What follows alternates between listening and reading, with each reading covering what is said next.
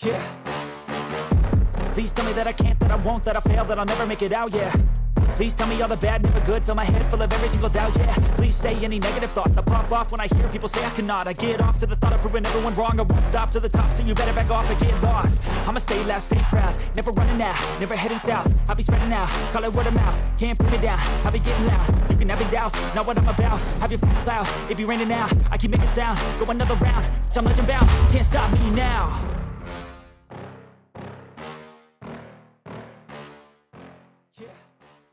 Good evening, BENXT faithful. Welcome back to the hottest wrestling show of the week. That is BENXT. Hello, PlayStation Nation. Are you there? Hello, PlayStation Nation. The answer is yes. Good evening, everybody. Happy Wednesday to you. It is time for BENXT. This episode may go longer than the average episode, and that is because we have got not one, but two tournaments to get through this evening. Next week, it is my full intention that we hit the ground running with WalrusMania. Next week is the WalrusMania stream, and that means that we have both this tournament and this tournament to complete. It's quite a few matches. I think we can do it. Yeah. We may go all night. We won't. I'll get sleepy. How was your day? It's Wednesday and you know what that means. It's BENXT, my dudes. Hope you're having an awesome day, my dude. Stephen, thank you very much for the bits. Had a good day, thank you. Yes, it's been pretty good. Appreciate it. Thank you to, let me see, what was this here? Number 27, 7-stream streak. Impressive, thank you very much. Give me a hell yeah, 7 whole strams. Hell yeah, it's pronounced tournament. Sorry, my bad. Additionally, unlike last week, all of the alerts seem to be working today. Tommy Gun 0151, thank you for the resub. 6 months, just popped in to do my sub. Catch you in the VOD. See you in the future, Tommy. See you there. So, yes, next week is WalrusMania. We have 3 weeks of television to get through. So that's, God, I think we're just at the beginning of an episode of Pip Down. Let me just double check. Let's consult the spreadsheet. Yes, we have to get through round 2 of the Butterfield tournament, then rounds 3 and 4 of the Butterfield and the Wide tournament, and then the finals of both as well. So we've got quite a lot to go at. So I'm not gonna waffle too much here before we get going. One thing I will say though is that next week, to sort of account for a slightly reduced stream schedule over Christmas and New Year's, you will get not one, but 2. Road to WalrusMania could salute. Absolutely, Iron. Absolutely. Thank you for the bits. You'll get not one, but you'll be getting 2 BENXT. Pretend you didn't say that. Next week, you're going to be getting not one, but 2 BENXT streams. Wouldn't that have been more impactful if I'd said it successfully the first time around? So you'll be getting a normal one on Wednesday, and then on Sunday evening, we'll have a second one. We'll have a second BENXT stream. That will be a festive, spectacular, complete with custom arenas. Maybe people will be wearing Christmas hats in the wrestling. Who's to say? I'm not sure. I am sure it's probably going to happen. And also on both BENXT and Pip Down, we will have a festive rumble of basically, I'm trying to work out what's going to be the prize, and I think I've got a pretty good idea. So, unlike the Rumble that we did earlier in the season, where it was separated by gender, that's not going to be the case here. We're going to have a BENXT Rumble for men and women, and cars and dogs, and the same on Pipdown. The winner gets to challenge for a championship of their choosing. Maybe a wheel will be involved. I'm not sure. Either way, it should be fine. We're going to have a... should be fine. It should be good. Hello? Help! I'm panicking. It should be good. So that'll be on Sunday after the Wednesday WalrusMania stream. Now, before we get cracking, I need to remind you all that this is a bumper week of streams for me as well. This is the third stream of the week. Still got 3 to go. I'll be live tomorrow morning at 11 a.m. with Batman Arkham Oranges. Then on Friday morning at 1 a.m. reacting to the Game Awards with Peter. And then again on Friday evening over on the Vidiots Twitch channel with the final Vidiots reunion stream. It should be acceptable. Yeah. Fingers crossed. So that's the rough outline of BENXT over the next week and a half. Please do come along and predict with your points. Leviaot, thank you so much for the resub, 2 months. And also Rosmus Prime 84, thank you for the resub, 6 months. Oh yeah, 6 months of PlayStation Nation and primarily on VODs at the moment, back on Victory Road on the Nuzlocke. Oh, enjoy it. It's not stressful at all. I don't have hot flushes thinking about it. And also Cyberslum, thank you for the resub, 2 months.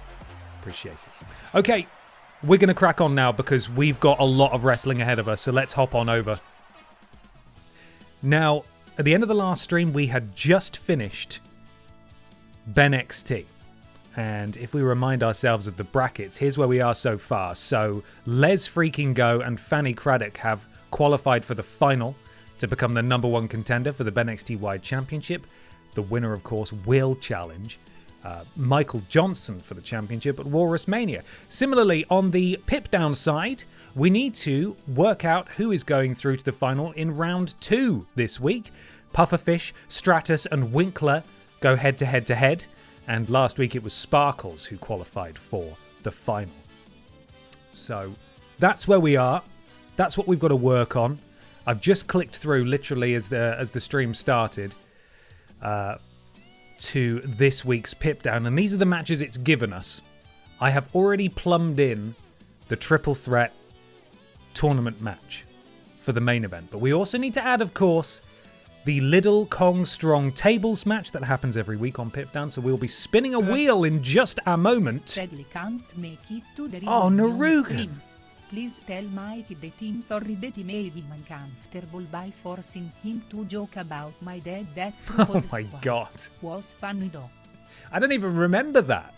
But I will tell him. Thank you for the bits. And you will be missed. Hopefully you can catch the VOD. It'll be going up on the channel. The Vidiots channel, that is. So, what we have been served by the algorithm today is the Chevrolet Matisse, who, crikey, I get the cars confused all the time. I shouldn't. Chevrolet Matisse is the current Pipdown. Let's see. The current Pipdown Women's Champion? Or BENXT? No, Pipdown. Yeah? Yes, the Chevrolet Matisse is the current Pipdown Women's Champion, taking on Biker Barbara Piss, who I believe, actually, Biker Barbara Piss will be challenging for the championship at WalrusMania. Biker Barbara Piss. How many times do I have to say that? Biker Barbara Piss won the Rumble a few months ago. So, we're getting an early meeting here. Feels like it shouldn't really be happening, but there we are. Jill Sandwich, the Butterfield champion, takes on Jack Anism. Danny DeVito goes one-on-one with Simon Miller. We've got a triple threat match, which I think I'm going to cut because we need the Little Kong Strong match. And then in the main event, this is the second round of the Butterfield #1 Contenders Tournament, Pufferfish, Pistratus, and the Winkler. So we're going to get rid of this match and we're going to spin a wheel. We're going to spin it. There we are. This is where we're going. Good evening, everybody who's just joining. Lovely to see you. Bumper night of action tonight, just as soon as I can work out what I'm looking for here. Tables match. 5-way. And the current champion, I think, is... I just looked at it and I've already forgotten. So let's go back to champions. Oh no, they don't show up on champions, do they? The current champion is... I think it's Danny DeVito, you know? I think it might be Daniel. There we go. So we'll stick him in. This is a titles match. And now, time to spin our wheel. Here we go. Who will be first to join the field? It is the T-Virus. Up next, we have got Jill Sandwich. Whoa, they've got a lot of history, these two. Jill Sandwich doing double duty tonight. Next, it is Pachiti Dust. It was nearly Sergeant Pachiti, but it's Pachiti Dust who joins the field. And the final slot goes to Rules Boss. Rules Boss joins the field. Wheel is going off. And there we go. Championship is the Little Kong Strong Championship. And here we are. Never watched before. What is this? Love the rest of your stuff. Oh, Barry. Thank you for the kind words. I hope you enjoy. This is our custom wrestling promotion full of nonsense characters and some real ones as well. I don't really know how to describe it. Basically, just by being in chat, you've got some channel points, which we call colloquially BENXT bucks, and we gamble. We don't really gamble. We predict on the outcome of who's going to win. So there'll be a prediction that goes around in chat that you can wager how much you want to put forward, and I think you get kind of invested because you've got channel points on the line. Welcome, Barry. Good luck. Exactly. El Matnerico. 5-stream streak. Can't remember if you have said, but will there be any BENXT awards before the end of the year? Oh God, no. That's a really good idea. I haven't done that. Maybe I'll try and get something sorted for next Sunday's stream. It's going to be a busy week next week, but I'll see what I can do. It's a good shout. Such a good shout, in fact. I'll write it down. There we are. I've written it down now. So hopefully it'll happen. Right, this is tonight's show. And we're going to start things off with a little preview of the WalrusMania Sunday main event for next week's stream. That being the current Pip Down Women's Champion against the Royal Rumble winner, Biker Barbara Piss. Predictions will be live in just a moment. Good evening, Trailing Badger. Hello, mods on deck. Appreciate your support. And another thing, Barry, just going to address you directly now, that's so great about this is that we've got loads of custom music because we can't use the music that's in the game because we'll get in trouble. So through a combination of music that wonderful community member in the chat there, Ben Cooper, has put together for us, and a little tiny bit from the YouTube audio library, each wrestler has their own custom theme, which is really fun. Really elevates things, I think. Okay, get your predictions in, everyone. You've got a minute and a half.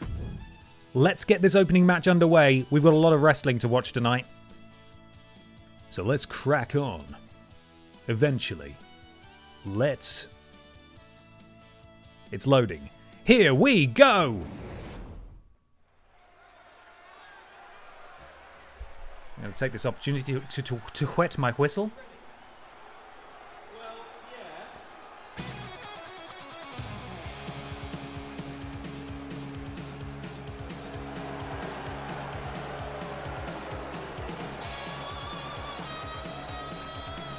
Here she is, the Pip Down Women's Champion.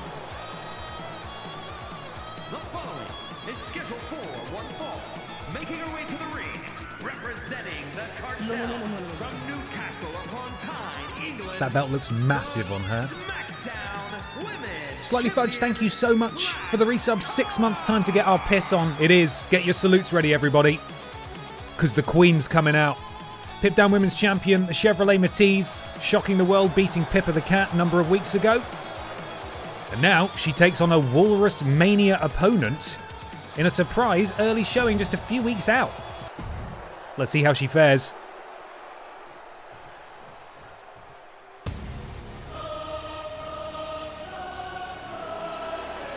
And her opponent from the other side of darkness, Big Evil Barbara. Big Barbie Piss on a Big Barbie motorbike. She's going to run over the Chevrolet Matisse at ringside, I think. Oh, very close. Very close to hitting her every time. Cuts quite the intimidating figure, does Biker Barbara Piss, former BENXT Women's Champion, Royal Rumble winner, soon-to-be WalrusMania main eventer. Will she join Pippa the Cat as the only other woman to hold the Women's Championship on both shows?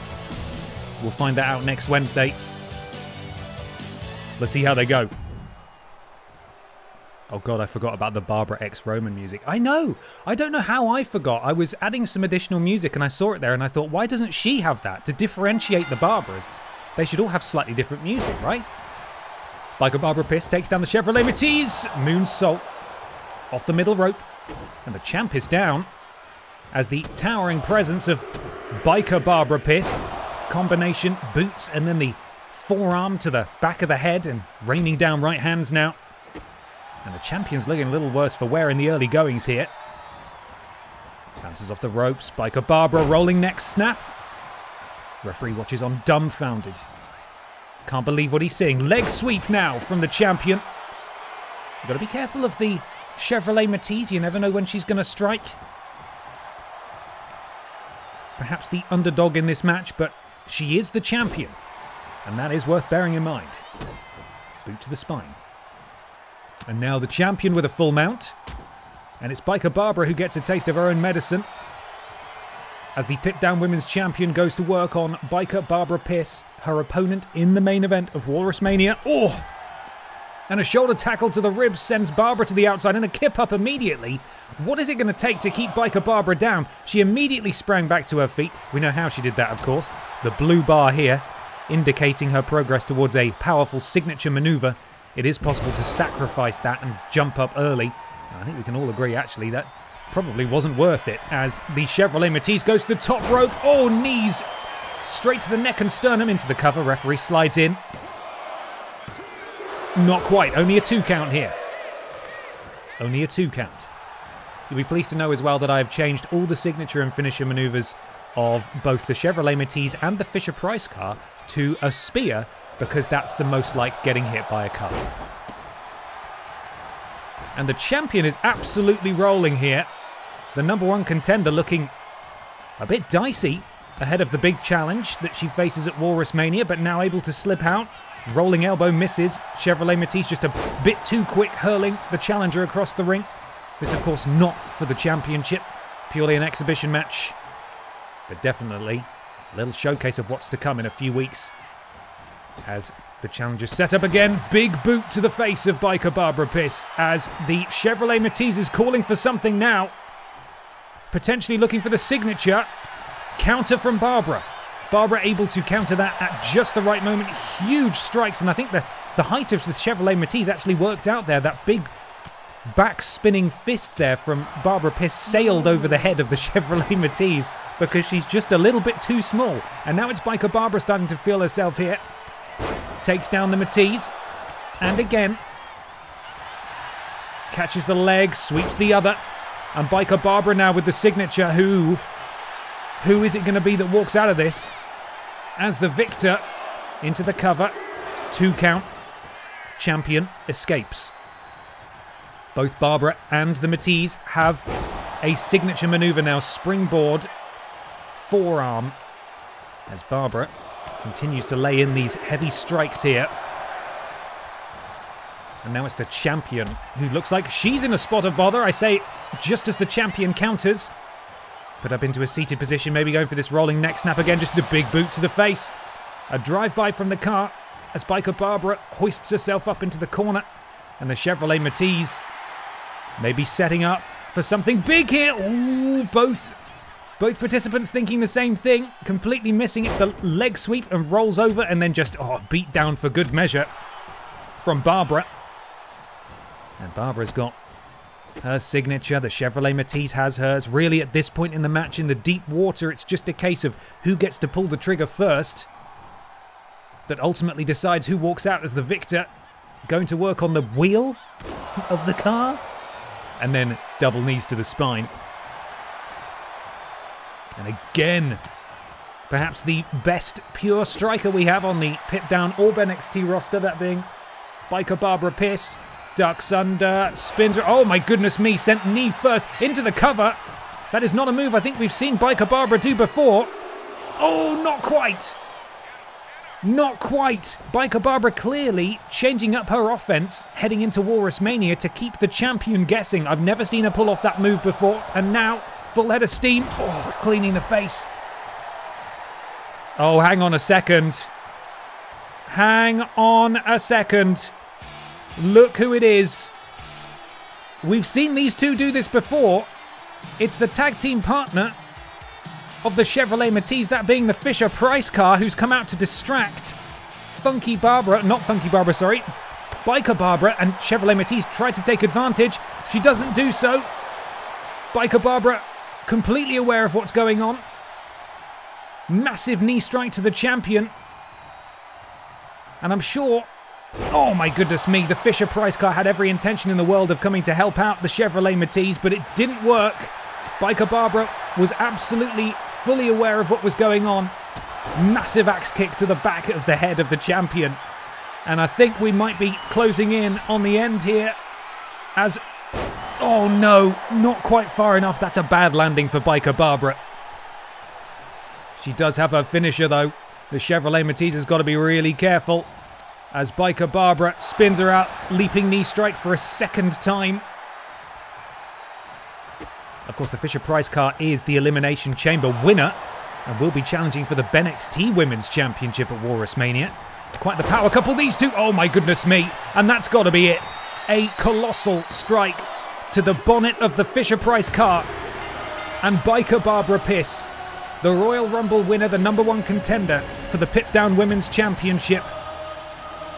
Despite some pretty spirited offense from the champion, has absolutely decimated the Chevrolet Matiz here in the opening match of Pip Down.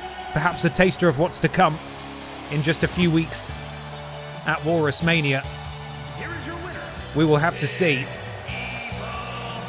what the Chevrolet Matiz has got to do over the next few weeks. Perhaps she needs to go away, study the tape, come up with some new offense of her own. But as it stands, Biker Barbara Pierce is walking into WalrusMania, or rather riding into WalrusMania, with all the momentum in the world. Have you turned it on, Barbara? Oh yeah, no, there she goes. It's fine. She's gone. It's okay. She's gone. There we are, opening match under our belt. Poor Chevrolet Matiz didn't really stand a chance, did they? Danji's Designs, thank you so much for the resub. 6 months. Hello, all you beautiful buggers. How's your week been treating you, Ben? I have some rough ideas for the final set of belts as well. I'm looking forward to working on for the next stream. Oh, very exciting. Danji, thank you very much for the resub. Danji, of course, has provided some phenomenal artwork for all sorts of stuff that we've done, including a lot of the belt designs for these streams. Go and check out Dan's website. Can I remember the command? I think it's ! Dan, there it is, danjisdesigns.com. Thank you, Dan. Okay, up next, it is Jill Sandwich versus Jackanism in a one-on-one match. Jill Sandwich, the current wide champion. No, Butterfield champion, sorry. And Jackanism, win here would do wonders for his career. So let's get going. Not wasting any time tonight. That was too close. We were almost a Jill Sandwich. The following contest is scheduled for one fall. Making our way to the ring from seasonal residencies, the cruiserweights and heavyweights and light heavyweights and champion Jill Sandwich. Jill Sandwich has had a quite lengthy reign now with that title, and she will be watching the main event with great interest this evening as another round of the Butterfield Championship title belt tournament continues to decide ultimately who will face her for that belt at WalrusMania next week. But she's got to get through Jackanism tonight. From overseas, Our very own swashbuckler.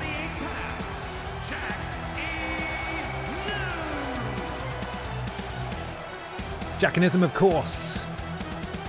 The pioneering quick-time event system that was in the Pirates of the Caribbean game. And now he wrestles on Pip Down.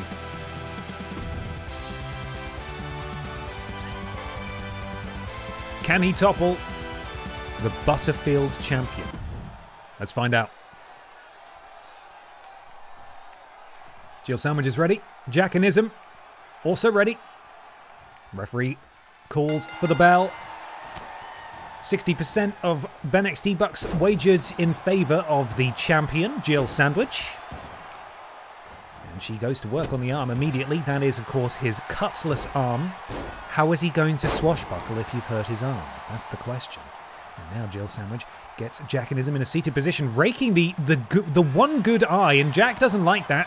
Powers out, sweeps the legs of Jill Sandwich, and then springboard moonsault to absolutely fucking no one. That's quite embarrassing, actually. Although he is vision impaired, and he did just have his other eye raked, which is not good. So, you know what? I'm gonna cut him some slack there.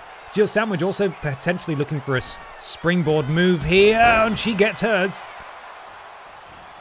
That missile dropkick landing flush on Jackanism as Jill Sandwich now just contemplates for a moment what she's going to have for her tea, maybe just having a think on the outside, and now continues the strikes here. Up to the top rope goes Jill Sandwich, massive splash, pancaking Jackanism there, and it has been one-way traffic as Jackanism kicks out at 2. I agree with that particular audience member. Do it, and then something else, which I didn't hear. Oh, Jill Sandwich misses there, catches him on the bum with that kick, though, still in control. Walking Jackanism now over to the ropes. Jill Sandwich spins him round. Oh, and just garrotting Jackanism, fighting quite dirty this evening is Jill Sandwich. Perhaps feels like she needs to put on a bit of a show, perhaps a show of dominance while this tournament ticks on over the next few weeks. Got to show that she's in control. And she is no pushover. Jackanism managed to get a counter in there, but Jill Sandwich fully back in control, and now Jackanism with repeated strikes to the legs and then a boot to the midsection, a chop, another boot. My God, Jack, stop kicking this woman, please. And Jill says no. Jill, no. Leaping flatliner, and Jackanism is down. I stand by what I always say. I will watch any amount of hours of BENXT, but regular wrestling is not my tea. Well, honestly, that's so heartening to hear, because I think a lot of people hear, oh, Ben streams wrestling on a Wednesday, I don't want to watch that, and then they don't come. But those of you who are here, you know the secret, and that's this isn't your normal wrestling, you know. This is ours. This is ours. Jackanism now in control. He does have his signature maneuver. Jill had better be careful, because if he can hit that, then it could be good night Jill Sandwich, and for the second match in a row on Pip Down this evening, we could see the champion defeated in an upset. Although arguably Biker Barbara Piss defeating Chevrolet Matisse is not an upset. Regardless, springboard from Jackanism, he gets it that time. Head scissors takedown. And now, choking the life out of that sandwich. Free Dad Hugs 90. Thank you for the subscribe. Welcome to the thickness, my friend. What a wonderful username. Welcome in. Jackanism again with the repeated strikes. Just a bit of a brawler, this guy, and a neck snap there. Bit of a stunner over the top rope. And now Jackanism to the top rope. He's going all the way out. Oh my goodness me. The full weight of Jackanism crashing down on Jill Sandwich. Feet first. And and a counter from Jill Sandwich at just the right moment. Jackanism ran right into that DDT, and now it's Jill. Up to a count of 4 now, the referee. Remember, they got a 10 count before they are disqualified. That was Jill Sandwich's signature maneuver there. She just needs to get him back in the ring. She's just chucking him around on the outside. She does not want to win via count out. Nobody likes to see that. She can break the count by rolling out after Jack, who currently shows no signs of life. Jack has until the count of 10. He needs to get back in. Oh, God, he's doing it. Oh, the bloody hell. He really left it to the last second there. A very inventive stunner maneuver, though, he manages to hit the champion with. Is this enough? Is Jackanism going to pin the champion? Not quite. Not quite.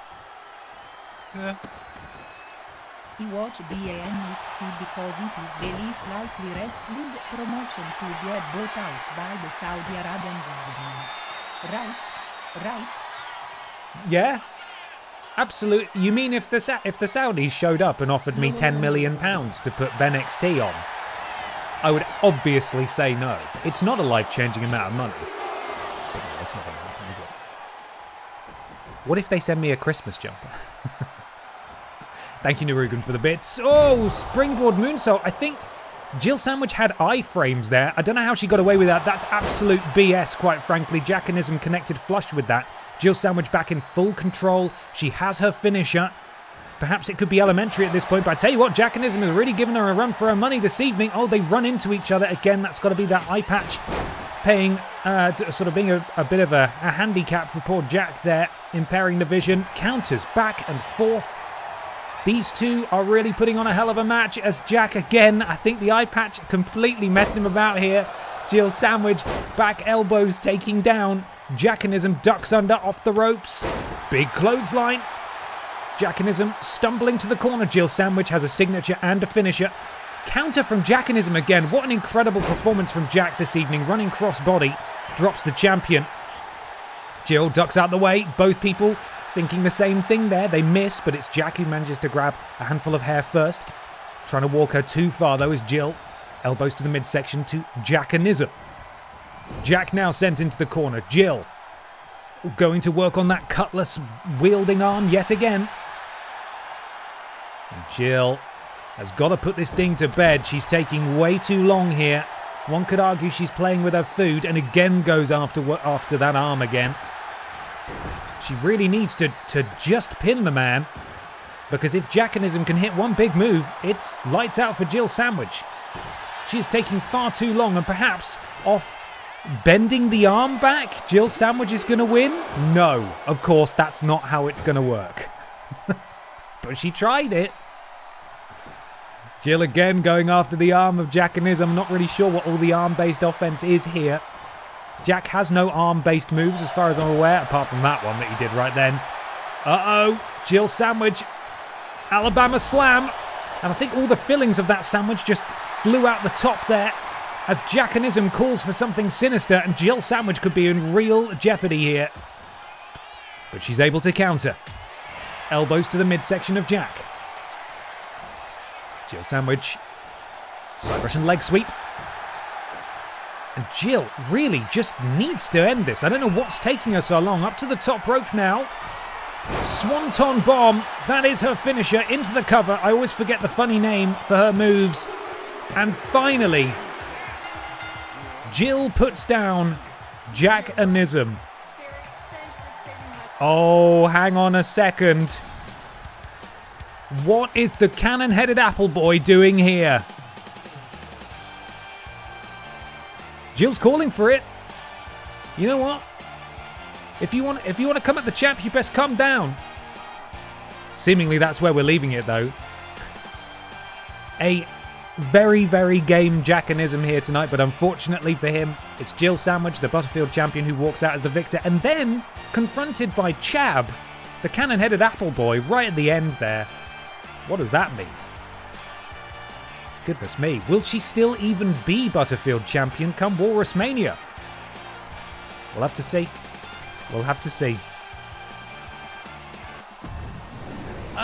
Where were we? Sorry, Free Dad Hugs 90. Thank you so much for gifting a sub to Basset Snake. Thank you so much, man, and welcome, Basset Snake, to the thickness. Welcome. Additionally, Biskeith, thank you very much for the resub. 2 months. Woo, BENXT is the best. I'm glad you like it. I'm glad you like it. Up next, we've got the Little Kong Strong champion, Danny DeVito, going one-on-one with Simon Miller. Don't really know why, but hey, should be a fun match, right? These two have met before, actually, if I remember rightly. These two had a tables match at one time where Danny DeVito sent Simon Miller into a table and the table just bounced and flew off out of the ring. So perhaps some unfinished business here between these two. Boo, boo, boo, boo, boo, boo, boo, boo. Predictions will be live in just a second, everybody. Let's get rolling.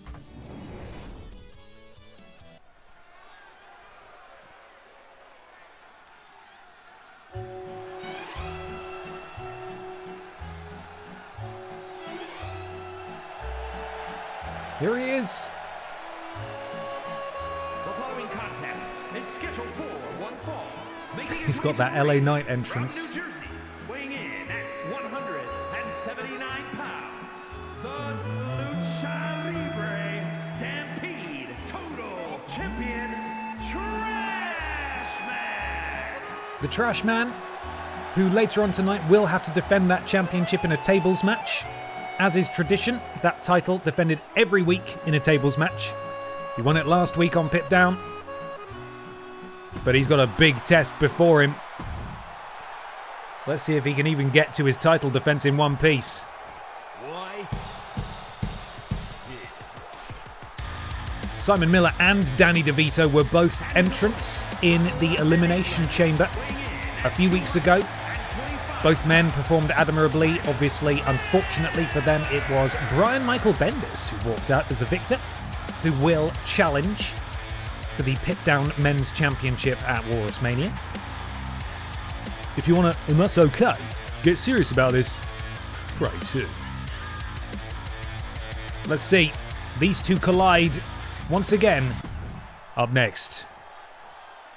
Simon got destroyed on the WCPW episode Ross is watching this evening. He has to win this, right? Yes, surely, right? He's gotta. And we're underway. Simon Miller immediately charges in. Takes down the Lidl Kong Strong champion. Stamp to the face. Boot to the spine. Miller misses with that, but still in control. Lifts up Danny DeVito. And Danny slips out the back door. Oh, and just chops him down at the back of the knee. Continues to work on that leg as well. Goes to the other leg now. Showing some power. Hoying him across the ring.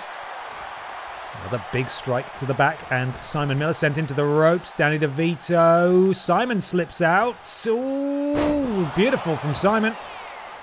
Big display of power and technique. As, who's this? Running down to the ring. It's Wosley with a 6-month sub-anniversary. That was a great transition, I think. Ooh, yummy 6 months. Don't mind if I do. Thank you so much. Simon Miller has been dominant in this match so far. A slap to the head for good measure as well. And now, Miller. Oh, the disrespect to the champion. I realise we've had 3 champions in action back-to-back here in non-title matches. As Simon Miller... Oh! What a bastard, eh? What a villainous boy. Just as the referee gives us a perfect view of the action. Big chop, spinning back fist. And then Danny DeVito finally able to get a counter in here as he shows off some serious power. Deadlift gut-wrench powerbomb from Danny DeVito. Oh, and a big strike, I think. I can't see. And I believe Danny DeVito just used his special move to get himself a finisher immediately. And Simon Miller's in a spot of bother here. Oh, he gets all of it. It's the Trash Man Slam. I don't know if that's going to do it, though, because Simon Miller has not taken any damage at all. Sorry, I'm in the way of Simon's HUD, but you can see there his little body thing here. Nothing done to it at all. So, while, yes, it may put Danny DeVito in the driver's seat, Simon is not ready to go down yet. He's not ready to sleep.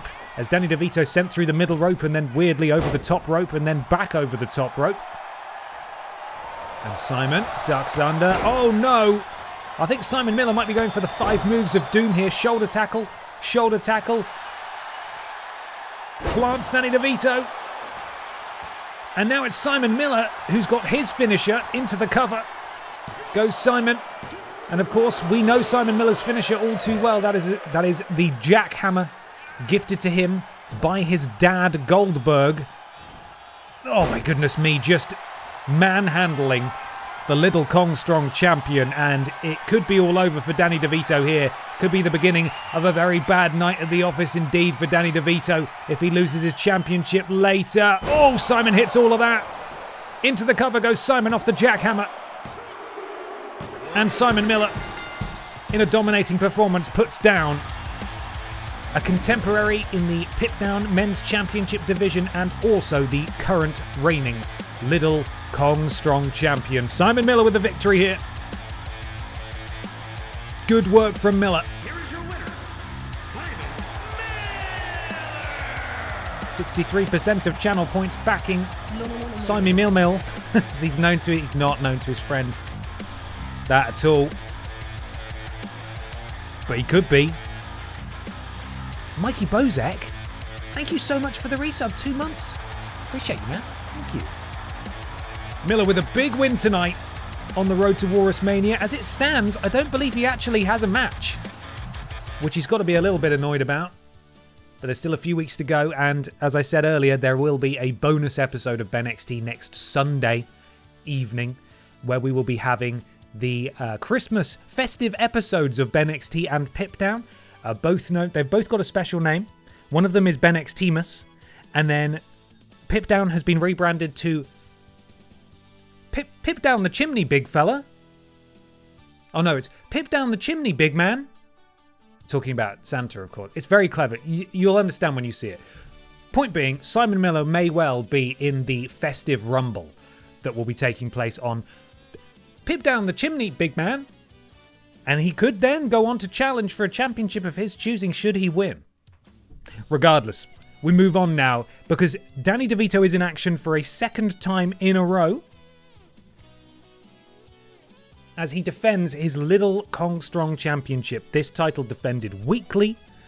Due to the nature of the match, it being a tables match, there's a very good chance he's going to lose. We normally have a new champion every single week, and I think we should get cracking ASAP. Don't you? Yes, I think we should, Ben. That's a good idea, Ben. Cool. Then I'll do it.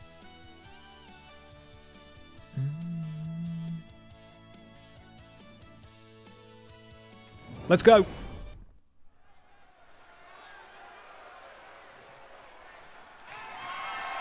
The following contest is a fatal five-way tables match and is for the Lucha Libre Stampede Total Championship.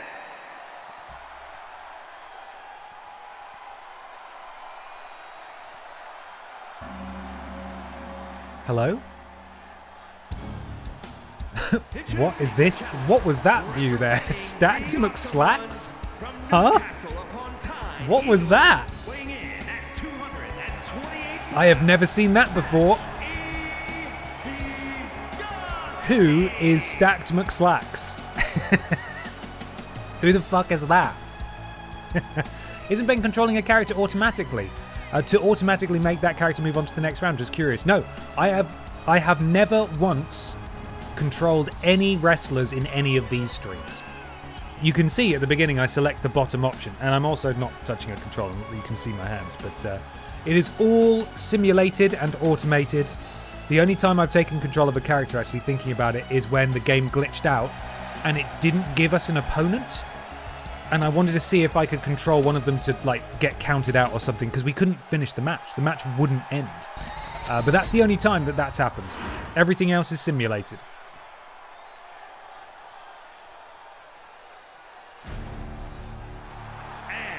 Here she is. It's the T-Virus from Resident Evil, who will in fact be meeting a familiar face in just a moment. Someone we saw earlier tonight who can't be in the best possible shape given the struggle she had against Jackanism. But the T-Virus is in this tables match. The wheel called for her. And perhaps a rivalry reignited here as the Butterfield title champion Jill Sandwich makes her way into this match, has the opportunity to walk out as a double champion tonight if she can capture the Little Kong Strong title. All she needs to do, of course, is put someone through a table. It's that easy. It's not that easy at all. It's not. Well, everyone's pulling double duty tonight because out next is another man whom we have just seen and is in fact the champion who stands to lose it all tonight. He looks knackered.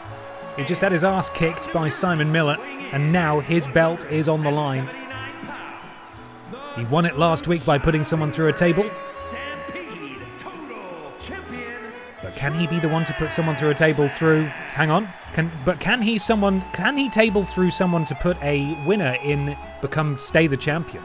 That's the real question. I will not be clarifying my statement at this time. Thank you. Right, out next is a former multi-time champion in his own right, albeit not in this division. And it's the boss. I'm fine. I can't smell toast. I'm okay. That's what I get for trying to talk over Mike Rome there, the ring announcer. Can't even hear what I'm saying. Former BENXT champion. I think he's held this belt before as well. I can confirm that. I have a spreadsheet. What do you mean that's big loser behavior? Hey, you shut up. Rules Boss is a former Little Kong Strong champion. He is a former BENXT men's champion. And that's it. Still, pretty good innings for Rules Boss, I would say. As the boss enters this match, looking to capture himself a second Little Kong Strong championship. But let's get it underway, shall we? That's what they're fighting for. That beautiful energy drink belt. Splat. Oh. And we're underway here. Tables surround the ring. You will not win this match via pinfall or submission. It is very simply the first person to put someone through a table will be the champion. As Rules Boss pairs off with Pachiti Dust. Oh, but walks straight into a huge punch there from Danny DeVito, the current champion. I believe a bit of tag team action here. Oh, double DDT to Rules Boss. That's not very good. As the T-Virus, of course, pairs off with long-time rival Jill Sandwich. And Jill looks like she got the worst of that exchange. Pachiti Dust being the first person to leave the ring. First person to remember, oh yeah, we're meant to be putting people through tables, aren't we? And he picks it up. Takes out Jill. And Rules Boss, oh no, completely misses with that missile dropkick. There is a table in the ring. And Pachiti Dust has fetched himself a second table, although he's intercepted by Rules Boss there. Oh, and I think that was a German suplex. I have no idea. We can see very little there. T-Virus pulling off some incredible maneuvers in the middle of the ring. Really taking it to the champion as she mocks him in much the same way that Simon Miller mocked him earlier. And now, Rules Boss and Pachiti Dust facing off against one another. Jill Sandwich is out there as well. As the T-Virus rolls outside looking for something. She's got herself a chair. Full head of steam. Oh, Jill able to, oh my goodness me, cut her off at the pass and then slam her down on top of that chair. And who's got that table at the top? It's Pachiti Dust again, who I think is the only man who's actually paying attention to what this match is about. A singular focus from Pachiti Dust here. He wants gold. He wants to walk out of here as the Little Kong Strong champion. Neck breaker to Rules Boss. Two tables in the ring, neither of which are set up. Rules Boss now sends Pachiti Dust into the ropes, bounces back. Rules Boss, oh beautiful there, Snapdragon suplex from Rules Boss to Pachiti Dust, who rolls out the way. Tables flying all over the place, but no one's going through them yet. Electric chair position for Jill Sandwich, spins round, takes down Danny DeVito. Pachiti Dust again, picking up a table, as is Jill Sandwich. Jill Sandwich gets clocked by a table. Pachiti Dust now sets up a table. This is a big development, and Pachiti Dust is the only person who's actually tried to put someone, or actually paid attention to the table the whole time. And of course, it should stand to reason that it is Pachiti Dust who is able to put Jill Sandwich through the table. And Pachiti Dust, just like that, is the new Little Kong Strong champion. He was the only man to pick up any tables this entire time. And unfortunately for Jill Sandwich, it's her who has the dishonour of being the one put through the table.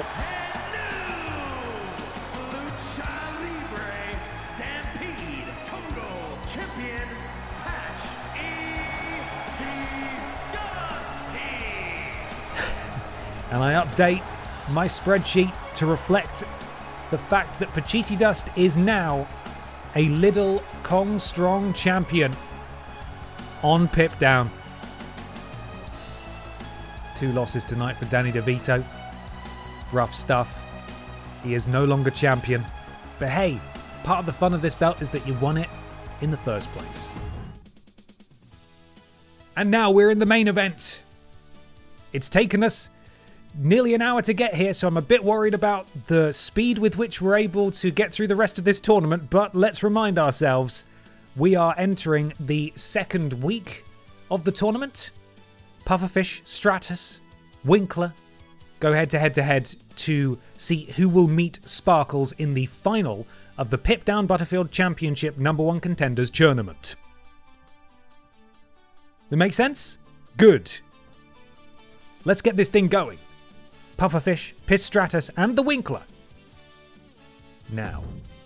I've said that way too early. It's got to load first.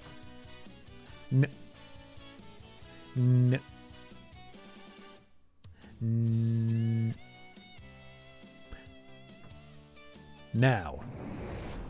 Let's go. Predictions are now live.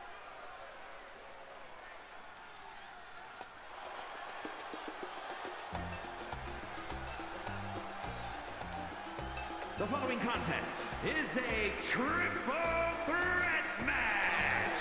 Making his way to the ring from the Great Barrier Reef, weighing in at 394 pounds, the rejected Fisherman. It's just an innocent fish. The redacted pufferfish enters the tournament. Can he make his wildest fishy dreams come true? I don't know. But I tell you what, he's got to face Piss Stratus. And his opponents, first, representing the Union, Toronto, Ontario, Canada,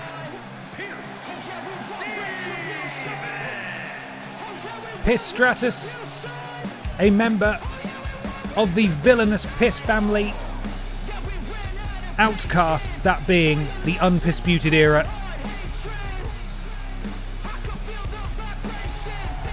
She would make her family proud tonight if she were able to advance to the finals.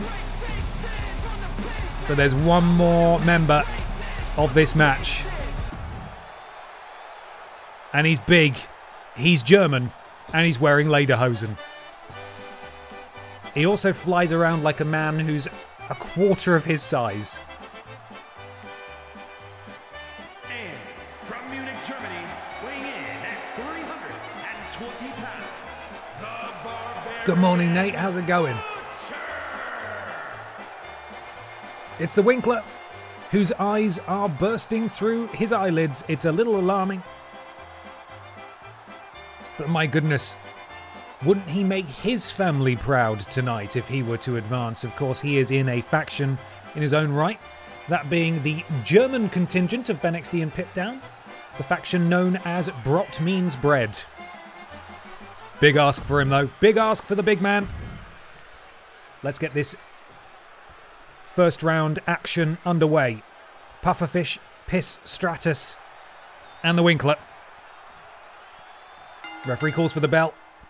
2 very big men in this match, and then there's Piss Stratus, who is quite notable by how much smaller she is.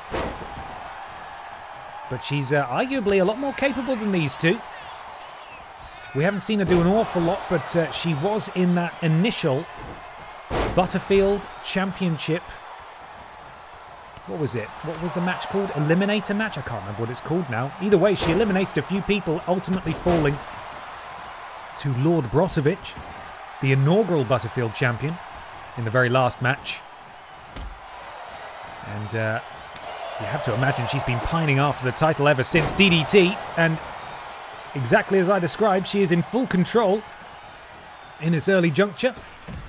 Mind the rules of a triple threat match, there's no disqualification, so weapons can be used, no count out either. Simply first person to pin or submit one of their opponents is the winner. It could be a bit tense. It could really go to anyone. There's the Winkler here. Or ties up the Pufferfish. Into the cover, kick out before even the counter one. Referee did not get there nearly fast enough. And Pistratus is retrieving a kendo stick from under the ring, and the Winkler is the first victim of it. She decides to put it down, immediately ducks out the way of the pufferfish, although the pufferfish able to grab her after the fact, slams her face first into the turnbuckle, big right hand, and now driving his shoulder into the midsection of Pistratus, and now the pufferfish turns his beady eyes to the Winkler. Turns him round, scoop. Oh. Lower back first into the turnbuckle, and now it's Pistratus who slams down the pufferfish.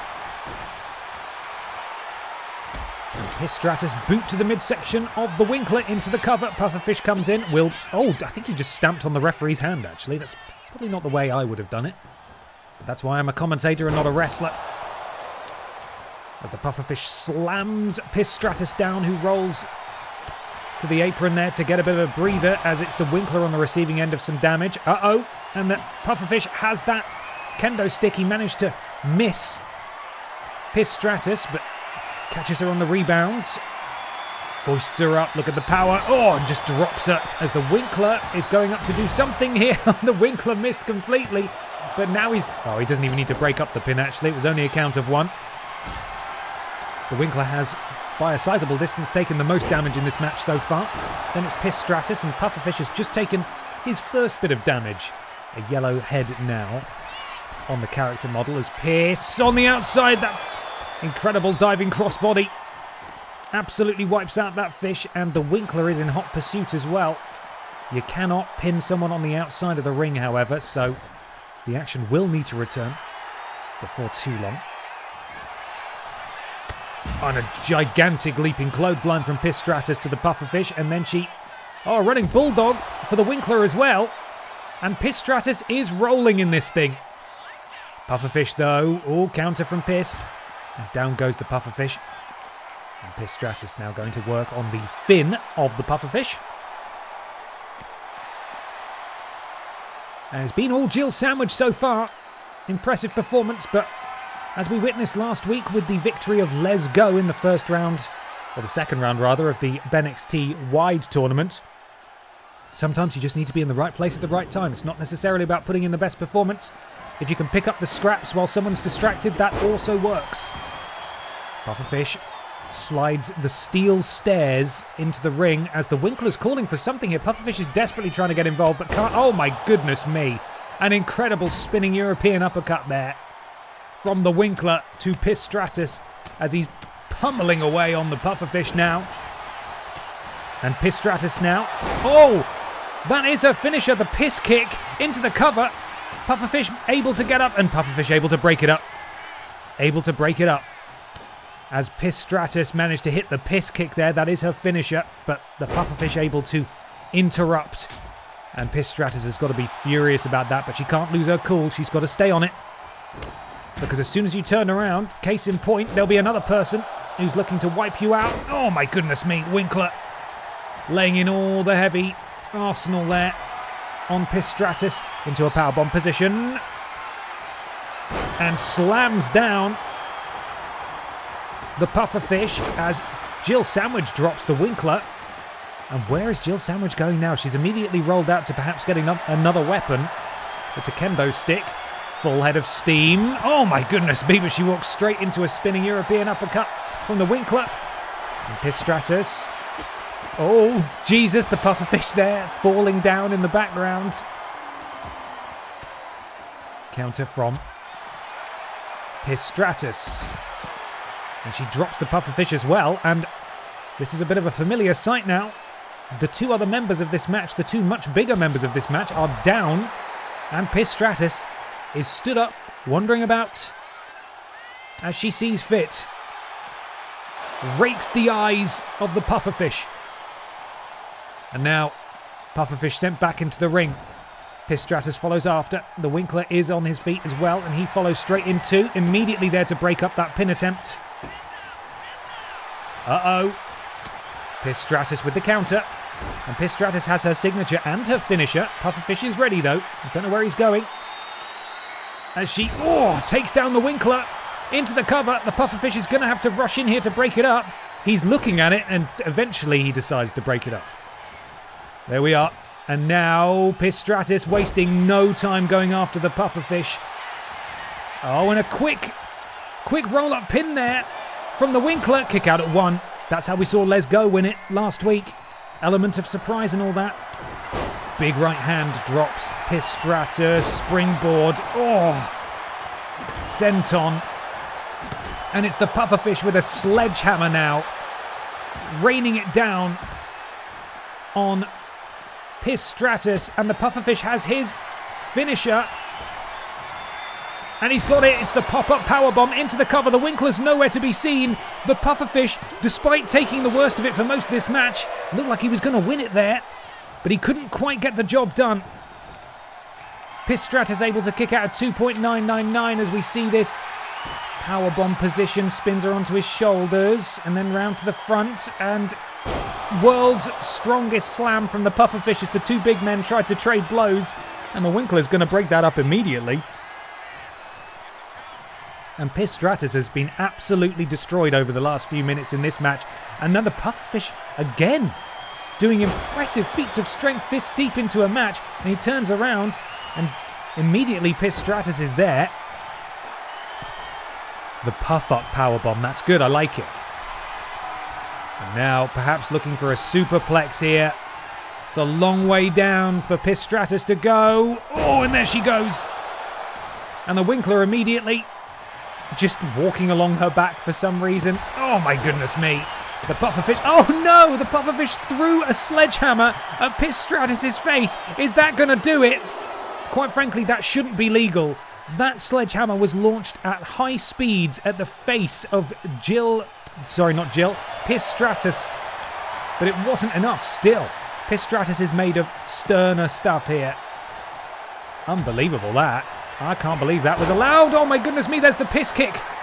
And again, the Winkler is there immediately to break it up. And Pistratus very slow getting to her feet there. She's taken an awful lot of offense. And the Winkler.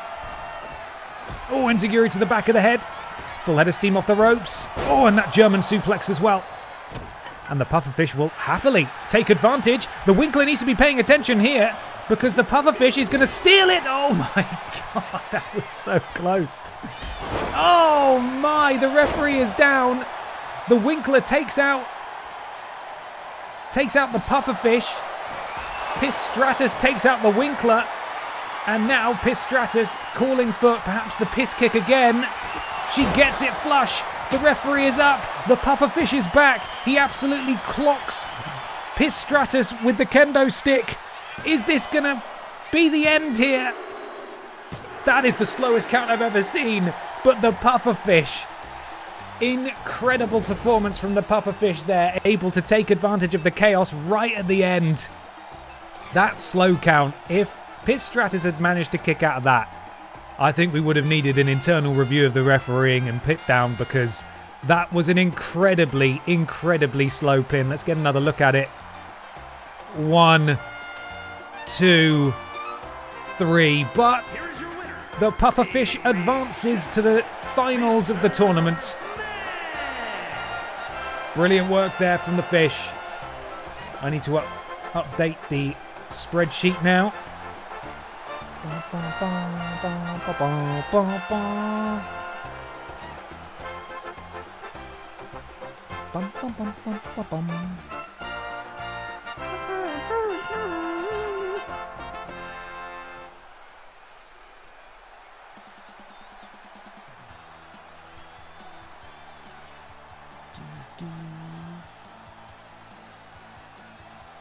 Right, there we go. We need to move on now. We've got a lot to be cracking on with. Here are the updated brackets now after that match. I didn't put the red on there, but you can see the pufferfish has advanced. 2 more weeks of tournaments remain.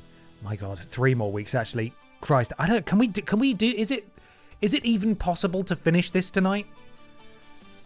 We really need to. We've got to do it. We've got to get there. So quick, let's get to BENXT. Come on. Come on.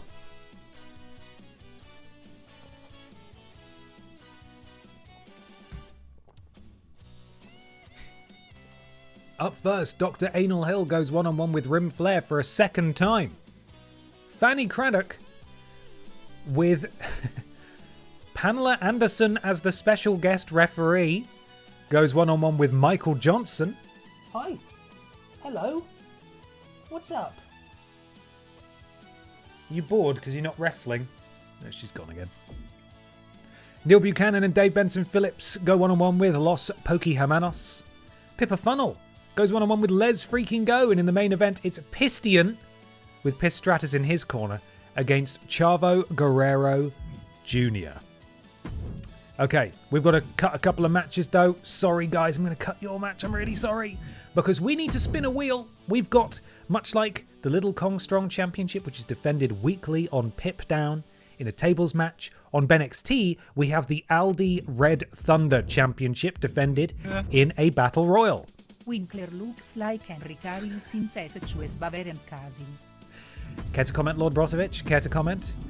Very good, thank you for the bits. The current champion is, of course,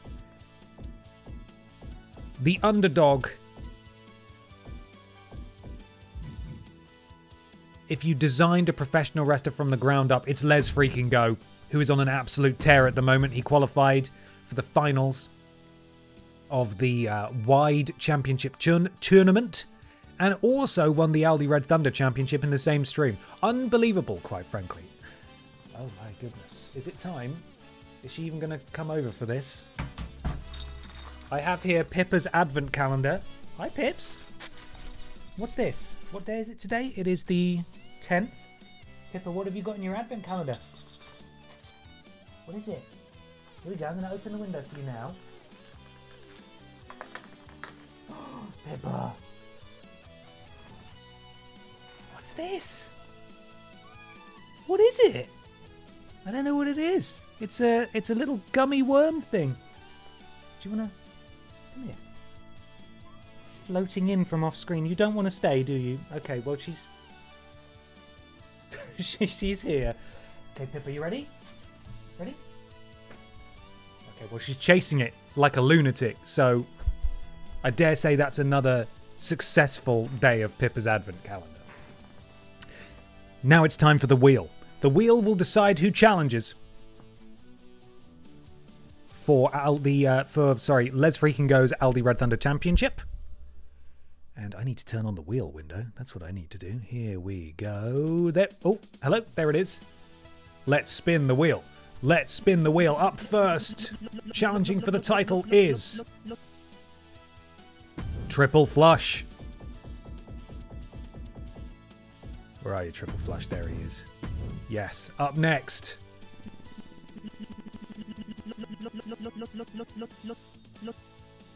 Grimace, the current BENXT Women's Champion.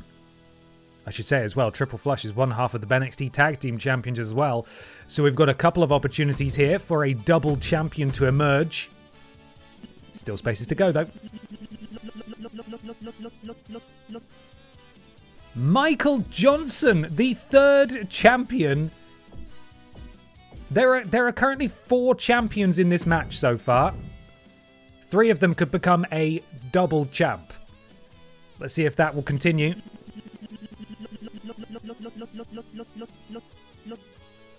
Chavo Guerrero is not a champion, sadly, but he could become one. And the final slot goes to Hannah Montana. Of course. She's been called by the wheel a few times, I think. There we are. And it's the Aldi Red Thunder Championship. And now I need to customize the main event. Or rather, cut another match. When are we going to do it? Which match should we cut? That's going to be so ridiculous. Fanny Craddock versus Michael Johnson with Pamela Anderson as special guest referee. I don't know what that's about.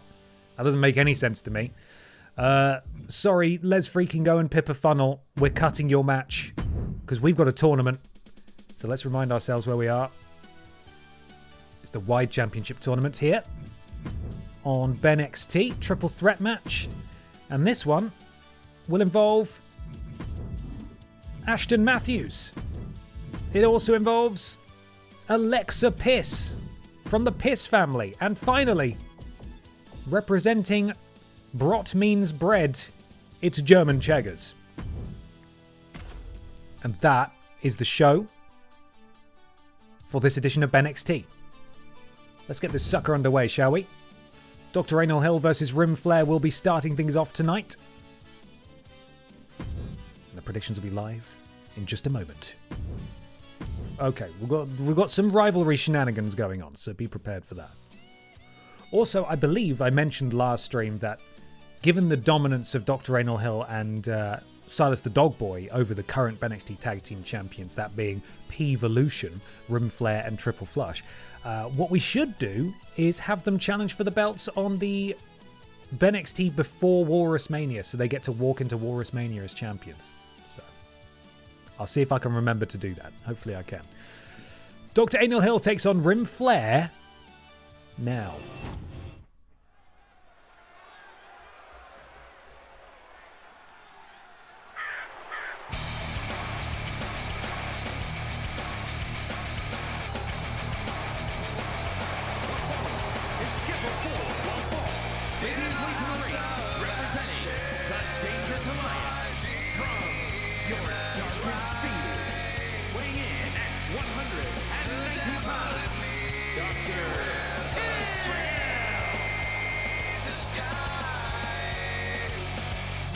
Do I have time, or is it too late? Jesus. Have I already decided my fate? I try to keep a little hope. Whoa, Pippa. Hanging on the rope. And all I see while I fall are dark pictures on the wall. Dr. Hill is here, and he's ready to take on Rim Flare for a second time. He beat him last week. I actually can't skip this entrance for some reason. It's been decided for me. Do I have time, or is it too?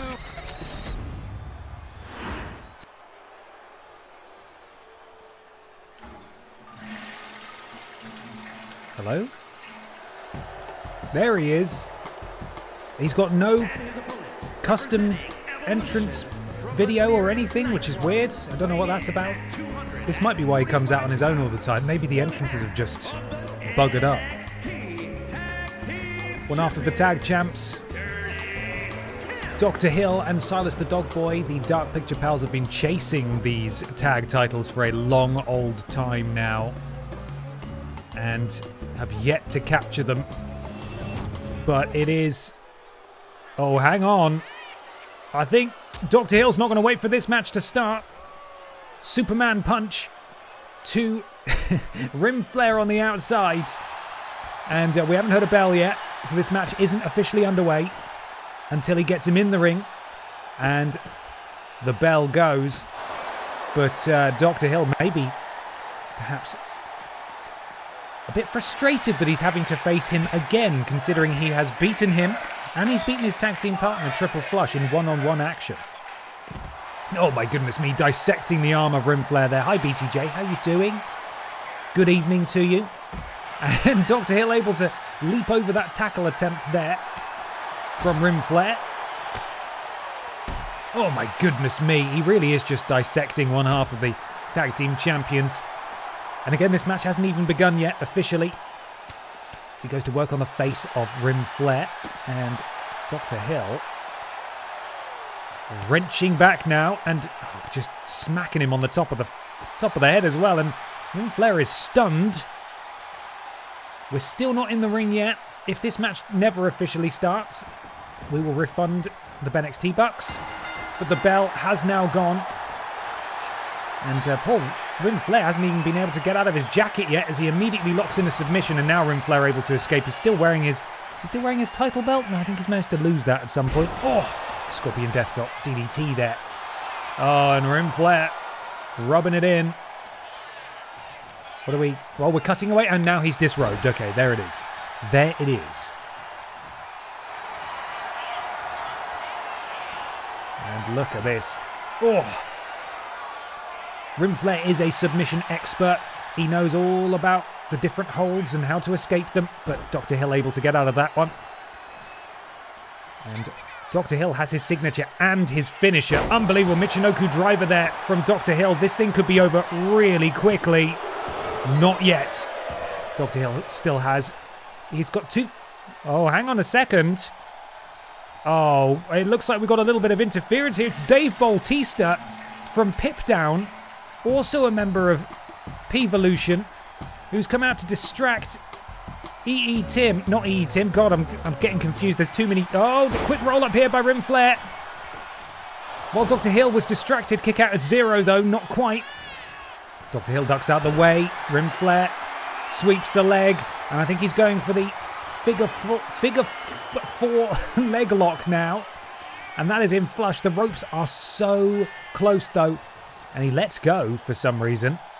And Dr. Hill's got to thank his lucky stars, quite frankly, as we see Ric Flair, the dirtiest player in the game, remove that turnbuckle pad, exposing that ring. Oh! That steel ring. Dr. Hill able to get out of the way. And Dr. Hill now big clothesline. Drops Ric Flair. And now, I don't know what the Doctor was doing there. He took ages. Oh no, Dr. Hill sent sternum first into that steel ring buckle. And then the neck breaker right off the back of it. And Ric Flair is playing a blinder here, although Dr. Hill clearly has too much in the tank still. Able to slip out of the ring. And now, Dr. Hill. Oh, eats a punch to the midsection. Snap suplex on the outside. Count of 10. Before he has to get back in the ring, of course. Drops the elbow. The point of the elbow, no less. Hi, Pippa. Do you want to come watch the show? Huh? Pippa, you're missing it. They're up to a count of 5 now. They need to hurry. Come here. I don't know where your new toy's gone. It's over there. I can't reach it, Pippa. You've got to bring it to me if you want me to throw it. I can't reach it. Dr. Hill scoops up Ric Flair. Can he get it? He can. There it is, the tombstone pile driver from Dr. Hill.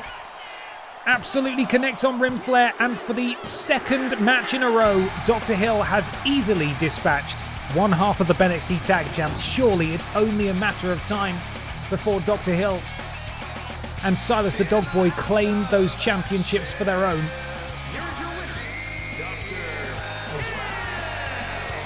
Leave that alone.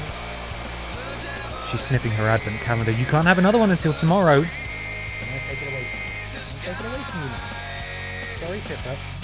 You can't have it tomorrow. You don't know how time works, do you? You sleep 12 hours a day. Big win on the road to WalrusMania yet again for the Dark Picture Pals. Up next, though, we've got a very strange match indeed. You're gonna want to come and watch this one, Pippa. Come on. Come on. She's looking mental. Okay. So, Fanny Craddock, who has qualified for the finals of the Wide tournament, takes on the Wide champion with former BENXT Women's Champion Pamela Anderson as the special guest referee. Now, I don't understand this at all, but it's happening. Now, Pamela Anderson might call this straight down the middle, or she might have a bias towards or against one of these two competitors. I don't actually know. I don't know. First BENXT prediction win. Congratulations. What are you going to spend your bucks on? More gambling? Great idea. Okay, predictions are now live. Fanny just learnt what a vegan is. She's mad. What do you mean he doesn't eat anything with gelatin in? Or in fact, anything in gelatin, because that's what they used to do, right? In the 60s. Anyway, Craddock versus Johnson is next. Let's go. Let's go. Will Pamela come out first? I think she will.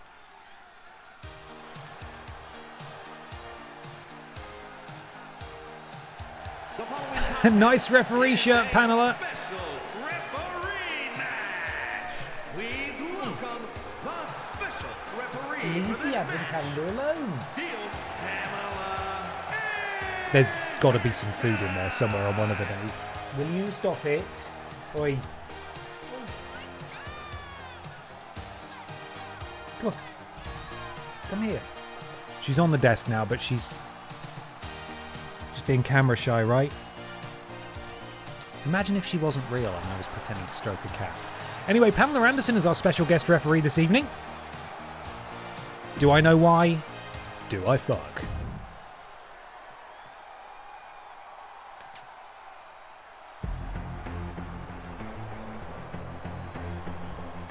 And she's gone.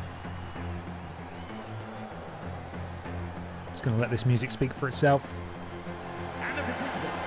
First, from the United Kingdom, Cook Fanny.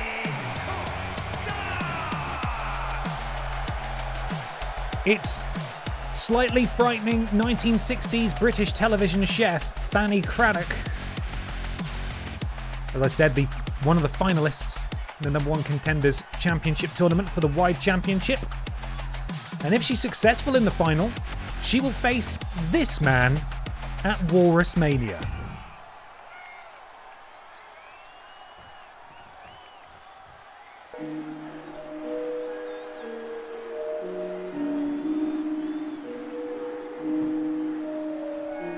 We got that doggy shit, nah, I ain't talking sexual. Walking round on all fours, they make me hit the floor. The floofers, the boofers, you know I'm talking about woofers. Woof woof, woof woof. Bring it down. I see them almost every day. You know I stop and say, hey, if that owner gets in my way, there's gonna be a price to pay. Smack a bitch, smack a bitch, smack a bitch. What? And I ain't talking about a female dog. Original Michael Johnson theme there. Craddock and Johnson go one-on-one. This is not for the title, of course, but goodness me, what momentum Fanny Craddock would earn if she manages to defeat the very champion that she's currently competing for the honour of challenging at WalrusMania. Thank you very much, the drinks fairy. Thank you very much, the drinks fairy. Thank you very much, the drinks fairy. Listen, drink has been reloaded. Fanny Craddock did something there, I wasn't looking. I'm now paying attention. Oh my goodness me. Very spry for a 50, 40. For people in the 60s looked a lot older than people their age nowadays.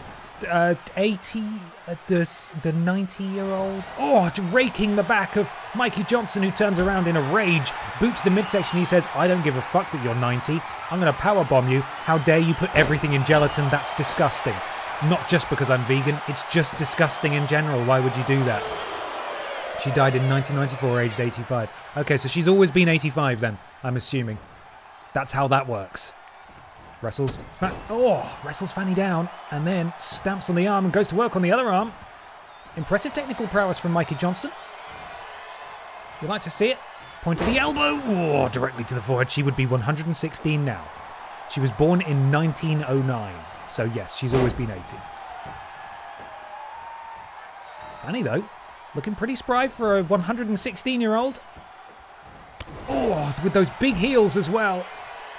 A leaping stomp to Mikey Johnson's elbow, and then she manages to connect with that leg drop as well, the springboard leg drop.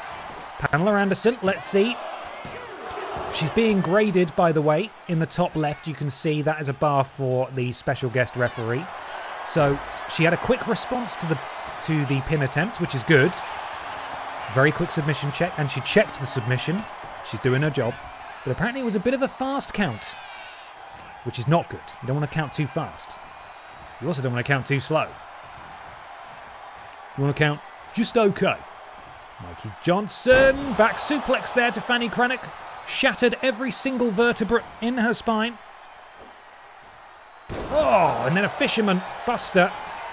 Or fisherman suplex, I should say. Kick out at 1. Perfect pin count.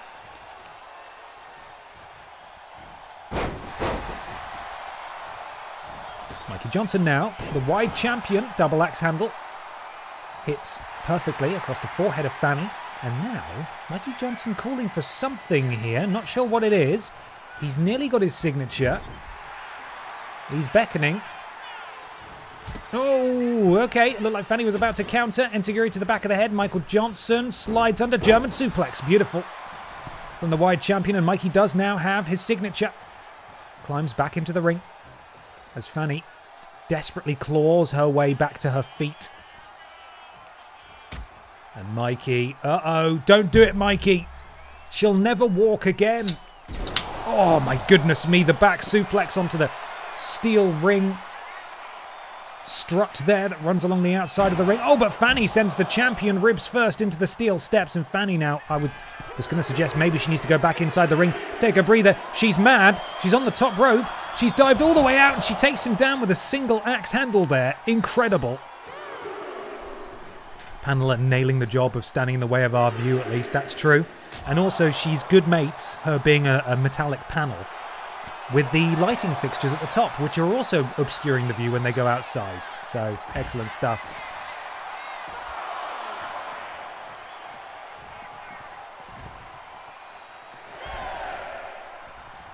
I might have missed it there. But Mikey had a finisher and now he doesn't. So he either hit it out there or he missed. Or Fanny countered, but into the cover goes Mikey Johnson. Referee Pamela Anderson not quite there fast enough in my opinion, but still only a 1 count. Oh, hang on a second. Pamela Anderson has attacked Michael Johnson from behind. I have absolutely no idea what that was about. And Mikey has every right to be furious at Pamela Anderson here. That was a completely unwarranted and unprovoked attack. And of course Fanny Craddock's going to be able to take advantage here. Shoulder tackling Mikey Johnson from behind. Pamela Anderson, despite calling a perfect match so far, leapt onto the back of Michael Johnson and started. And that is a fast count from the referee as well. We're starting to see a bias emerge here. I don't know what. Perhaps Fanny Craddock has bribed Pamela Anderson here. It looked like it was being called down the middle to begin with, but Pamela Anderson is definitely in the pocket of Big Fanny. And that is not what we like to see here. Michael Johnson, though, able to counter. He could still win this one, but it's going to be an uphill battle for him now that Pamela's true colours have emerged. Back suplex again from Mikey Johnson. And what's Mikey looking to do now?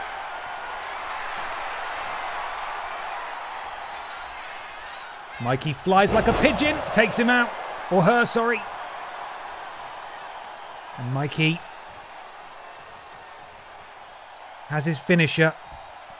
Oh, hang on a sec. That's the second time. Side Russian leg sweep from Pamela Anderson. She's very close to being disqualified herself here. And this is absolutely outrageous. As Fanny Craddock is basically participating in a 2-on-1 handicap match against Michael Johnson. Poor Mikey is facing 2 opponents, one of whom he's relying on to count his victory. And now Fanny continuing to work on the leg of Mikey. And it's not looking good for Michael Johnson at this point, I will say. She ducks out the way of that big slap to Michael Johnson. And another one drops him. And Fanny now has her signature. And poor Mikey, I don't think he really has a chance of getting anywhere in this match if he's got a crooked referee calling the action. Roll through. Rope break, though. That's not going to do it. And Mikey is absolutely stunned. Massive right hand drops the wide champion. Boot to the midsection of Mikey. Going for it. Oh! A cattle mutilation here. Will Mikey Johnson tap out? Hang on. I don't know that was actually a tap. I don't know that was a tap there. An awful lot to question about this match. I think Pamela Anderson may have called for a tap out when there wasn't one. We're going to need to revisit that. Let's have a look. Did Michael Johnson actually tap?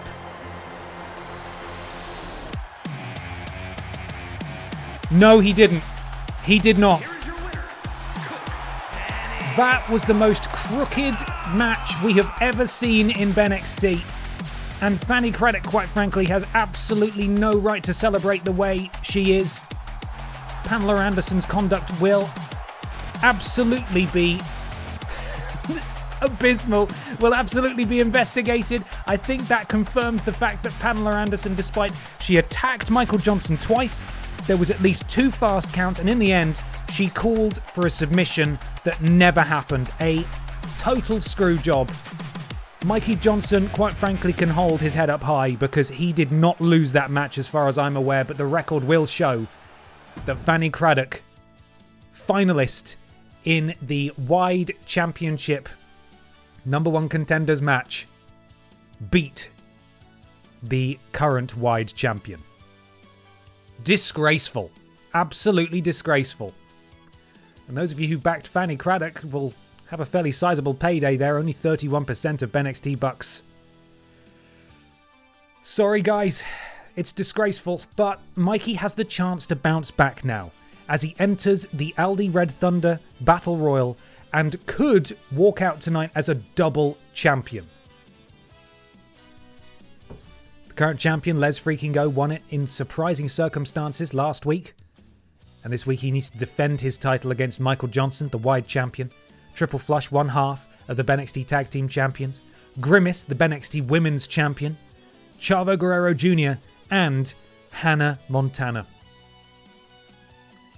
She has tarnished our sport. Sad. What a fall from grace, you know? She was a proud BENXT Women's Champion for many months. You hate to see it. You hate to see it. Well, let's get this Battle Royal underway. The weekly Aldi Red Thunder Championship defense is up next.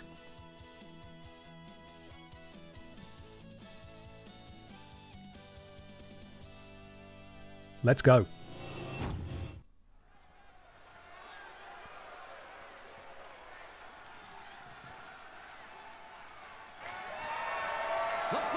But it was fine for Dr. Hill to attack Rim Flare for 2 minutes before the match started. Yeah, that stuff happens, you know. At least the referees still called it down the middle. Pamela Anderson. Poor boy is back out immediately. No rest for the wicked. Predictions are now live. We got that doggy shit, nah, I ain't talking sexual. Walking round on all fours, they make me hit the floor. The floofers, the boofers. However, as I said, he could walk out double champ tonight. That being said, he is not the only person in this match who could walk out as a double champion, because this next man could do it as well. And that, of course, is the other half of the BENXT Tag Team Champions. We saw Rim Flare earlier tonight. This one is Triple Flush. And I think Triple Flush has actually held this belt before. Let's consult the Oracle. Yes, Triple Flush is a former Aldi Red Thunder champion. Could walk out as double champ. But, and again, he is not the only champion in this match who could walk out as a double champ, as we welcome to the arena the people's favourite, I say that a lot, the BENXT Women's Champion, the all-conquering Grimace.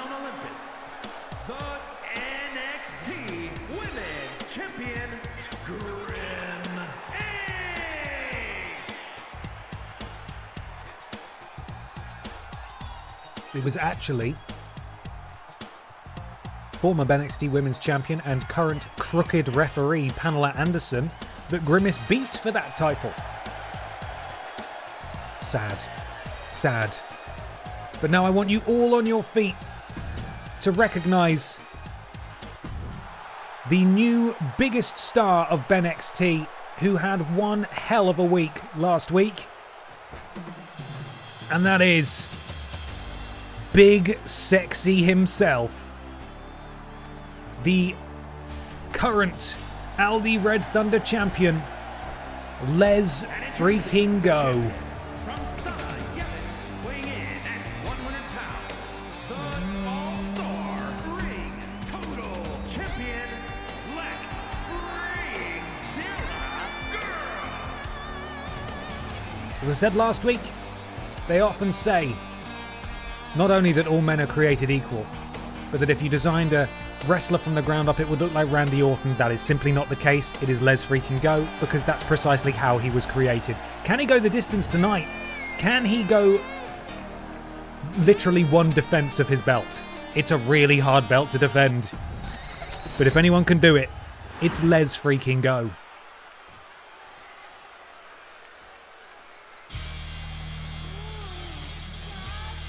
And introducing the challenger from El Paso, Texas, weighing in at 200. Can I get a Charlie Guillermo? Charlie Guillermo. Good, thought so. Chavo Guerrero has also held this title before, and I think he might have managed to defend it at least once. Which is pretty good going, quite frankly, for a belt you have to defend in a Battle Royal every week. Big Chavo enters the LD Red Thunder Battle Royal. Now out next, interestingly, is a woman who, despite her initial prominence on the roster, has never won a title in BENXT. And that, of course, is Hannah Montana. Brilliant segue. You can still vote for what game it is I'm going to play on my big Cancer Research UK charity stream on the 29th of December. One of the games, or one of the selections I should say, is a double feature of Shrek the Third and Hannah Montana, the movie, the game. You can go and vote now. I forgot again what the command is. Trailing badges on it. There it is. Go vote in that poll. I'm going to basically call it quits at the end of this weekend and then start preparing things, so go and vote now. Worst of both worlds then. Absolutely. Okay. Here we go, guys. LD Red Thunder Championship. Splat. Ugh. On the line. And we're underway. The goal here is to eliminate your opponents by throwing them over the top rope. Once they are thrown over the top rope, they are eliminated, and it is the last person standing that wins. Well, we've got some champion-on-champion violence here as Mikey Johnson running power slam from Grimace. Hannah Montana taking it to Let's Go. And Chavo Guerrero going after one half of the BENXT Tag Team Champions, Triple Flush. Maybe a minute before someone's eliminated here. That's usually how it goes. There's a sort of a wearing down and a working out process at this early juncture. Hannah Montana. Chavo Guerrero ducks the kick, and Grimace now interjects herself here. Oh, full away slam to Chavo Guerrero. He basically landed on top of Mikey there. And Grimace, gets her clock cleaned by Hannah Montana, and Triple Flush now. Big knee strike to Hannah as Mikey Johnson drops the elbow on the LD Red Thunder champion. Chavo Guerrero, arm drag counter from Mikey Johnson. Big overhand chop. And Chavo Guerrero's got to be close. He's getting close to those ropes, and Grimace takes out both Chavo and Mikey in one fell swoop and then hits them both with a massive splash as well. Are you craving my McNuggies? Indeed. Indeed we are, Grimace. Les freaking Go does not want to go one-on-one with Grimace here if he can help it, but it looks like Grimace might be the victim of the first elimination attempt, and she is, as Les freaking Go grabs a leg and tries to hurl the mass of purple anger over the top rope, but can't quite do it. And now, I thought Grimace was going to go for Les freaking Go, but didn't manage to do it. Oh, and Mikey takes out Grimace at the knees. Chavo Guerrero looking to eliminate Triple Flush. Triple Flush holding on. Oh, he's still in there. Chavo stays on it. And Triple Flush fights his way back in as Les Go looks to eliminate Hannah in the background. It's all chaos at this early juncture. Trailing Badger, you're a hero. Thank you for the stats there. Final bets were Mikey Johnson with 69%. Nice. Triple Flush 2%. Grimace 11. Les Go 9. Chavo 6. And Hannah at 3. And Mikey Johnson. Oh my goodness me. Oh, has Hannah gone? No, okay, that was just a weird angle. Hannah's still in it. And Chavo knows how to win this thing. If you have a finisher in this type of matchup, Royal Rumbles included, we'll probably see a bit of it at the Festive Rumbles next Sunday, and you have someone on the ropes or in the corner, you can use that Oh, Mikey Johnson's the first out. Michael Johnson is the first person eliminated. The odds-on favourite is gone. Poor Mikey. Bad night for him. But yes, if you have a finisher, you can basically get an immediate elimination. And Chavo Guerrero knows that. He's done it before. I wouldn't be surprised to see him do it here. Les Freakin go unsuccessful in eliminating Triple Flush. We're down to 5. As Les go on the receiving end of an elimination attempt now. And he needs to cling on because Triple Flush has got him. The champion is out. Les Go is gone. We are guaranteed a new champion here, and the only 2 people left who could become double champion are Triple Flush and Grimace. Oh, Les Go. So sad. Poor boy. Triple Flush, Grimace, Chavo Guerrero and Hannah Montana are all that remain in this battle royal. Grimace looking strong. Looking hench, looking purple.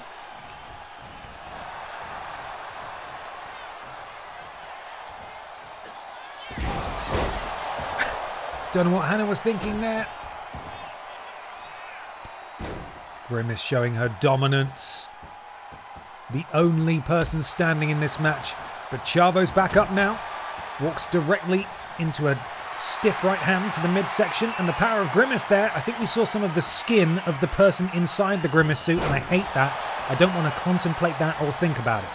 Don't make me think about it. Grimace.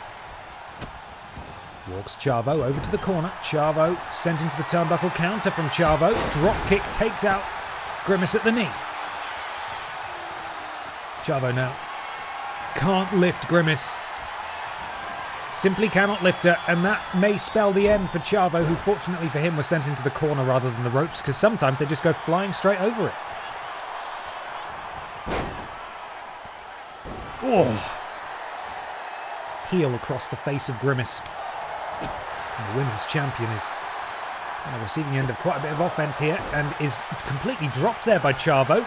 And Montana cuts Chavo off at the pass. And Triple Flush, if he were to win the Aldi Red Thunder Championship tonight for a second time, would surely make P-Volution leader and BENXT men's champion E.E. Tim very happy after the disappointing result last week, where the Pip-Down Tag Team Champions, that being P-Volution, represented by Randy Honking and Dave Bautista, were dethroned and they lost their tag titles. So bringing another championship. Oh, there goes Grimace. Grimace has been eliminated by Chavo Guerrero. If Triple Flush brings another title home to E.E. Tim tonight, Tim will be very happy indeed. Triple Flush is the only man in this match now who could walk out as double champ. Hannah Montana has never won it before. Chavo Guerrero has won it before. Triple Flush has won it before. Triple Flush is gone. We're down to 2. Hannah Montana and Chavo Guerrero Jr. Let me just consult my spreadsheet again. Hannah Montana is not on it. But my God, she's taking quite a beating here from Chavo Guerrero. It's not looking good for her. And Hannah, if she wants to win her first ever championship, needs to get ready, because she could be sent straight out by Chavo. Oh, Chavo brings her back into the ring. Now that is a very interesting tactic. We'll see if he regrets that, as he potentially now walks her over to the furthest reaches of the ring to eliminate her again. And he's not using his finisher, as I talked about. But Hannah is so hurt that I think it's going to be pretty straightforward for Chavo Guerrero, who eliminates Hannah Montana and becomes a 2-time Aldi Red Thunder champion in the process. Excellent work from all involved. Very sad for Mikey Johnson and, in fact, all of the champions who were in this match. Whenever a champion gets called by the wheel, you do think, could it happen? Could we get 2 champions on one? 2 championships on one champion? Not tonight. Les Go, the second man to go. Then Grimace. Then Triple Flush. And there went Hannah Montana. Which means that your new Aldi Red Thunder champion is Charlie Guillermo.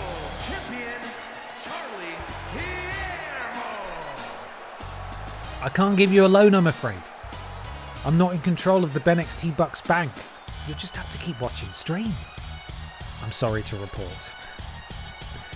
Congratulations to those of you who backed Charlie Guillermo, because that's going to be quite a fair few points, I would imagine.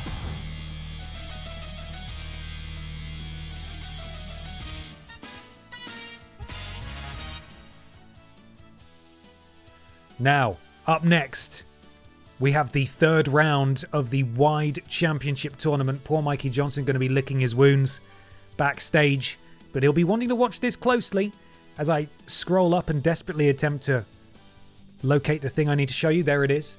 This is what we're working on. We are on round 3, I should say. Ashton Matthews, Alexa Piss, German Cheggers vie to join Les Freaking Go and Fanny Craddock in the final of the Wide Championship Tournament. And that match is coming your way right now. So predict wisely. And I didn't take a photo of the order that they came out in, so I don't know which order I'll have to play my music.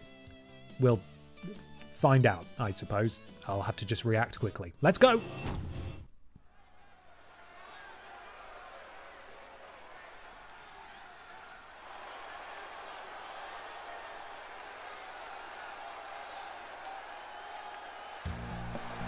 Thank you, Benson Boy. Ashton's out first. She has held a title before, I believe. One time Aldi Red Thunder champion, Ashton Matthews. The MILF Hunter is here. Can she take the first step on her journey to a second singles title?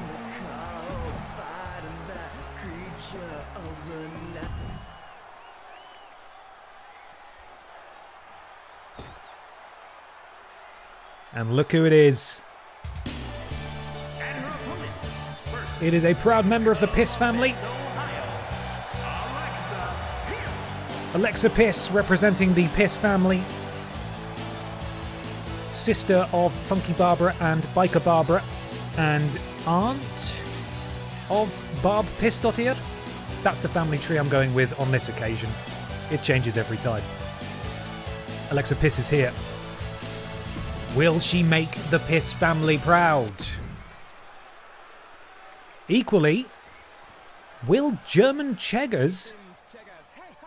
Hey ho! Will German Cheggers make Brot Means Bread proud? The Winkler couldn't do it over on Pit Down in the Butterfield title tournament. Will it be different for German Cheggers in the Wide tournament? Let's go, because I do actually really need the toilet, and I'm going to wait until after the match. And I'll go chat with EE Tim. BENXT, BENXT. And we're underway. German Cheggers, big swing, misses. Alexa Pierce. Oh, rabbit punch to the face. Ashton Matthews drops her from behind. Takes a quick stealth trim. Goes to work on the arm. A stab for Alexa Pierce. And a glove for Alexa Pierce. And then, oh, wheelbarrow into an arm drag. Beautiful stuff.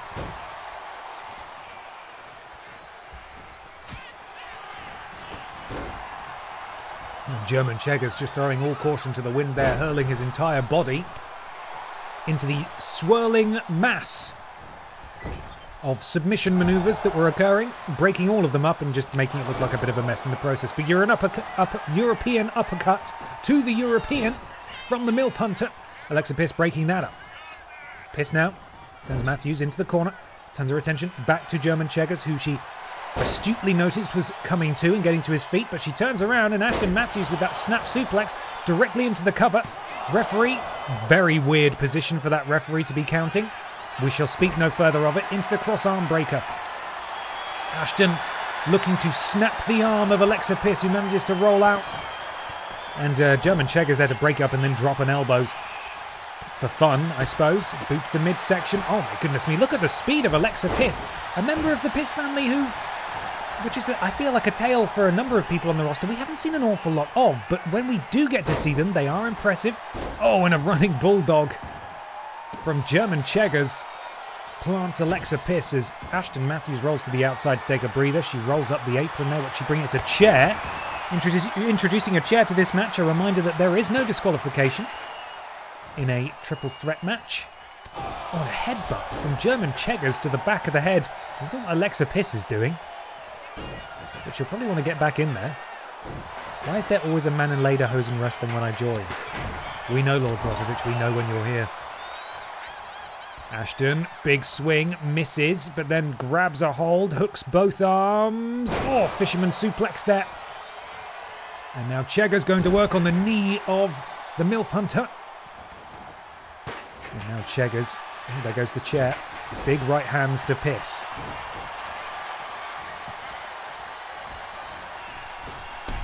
Oh, and a big boot to Ashton Matthews into the cover. Alexa's going to want to be on this. And there we go, manages to break it up.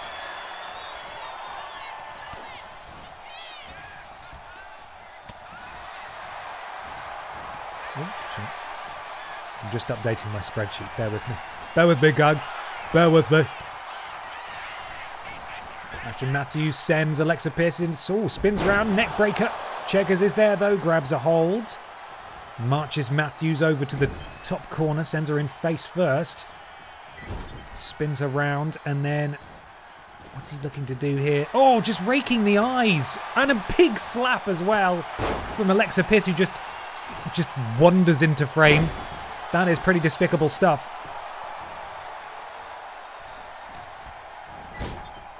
But it is allowed in a triple threat match, so what are you going to do about it?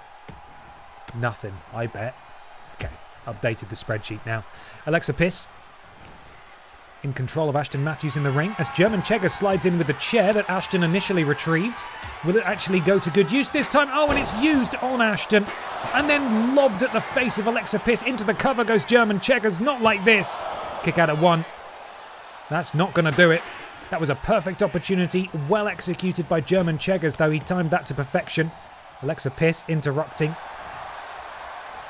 the grapple attempt from Ashton by running straight into German Cheggers. Oh, and there goes Ashton Matthews to the outside. Into the corner goes Cheggers.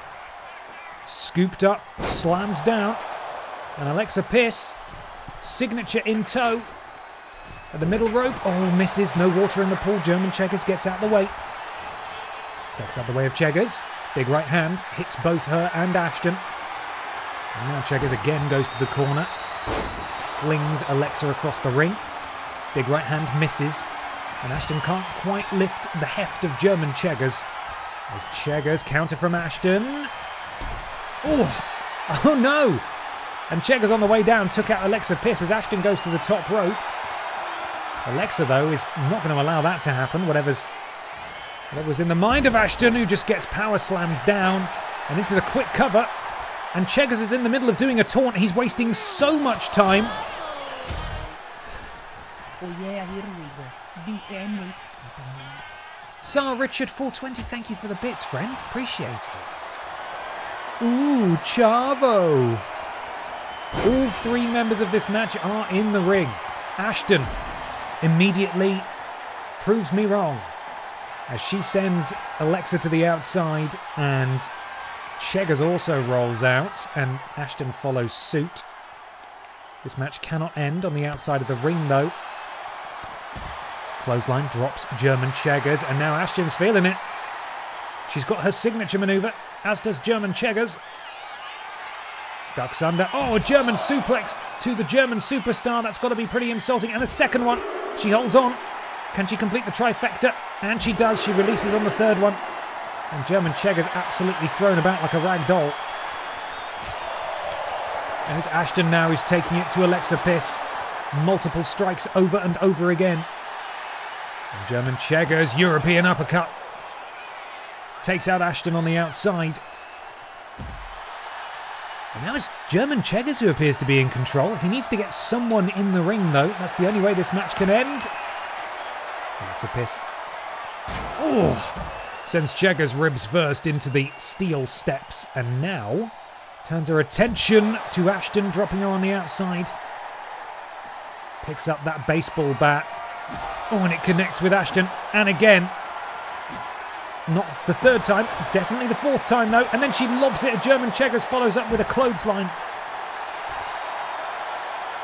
And I would argue she's taking too much time here.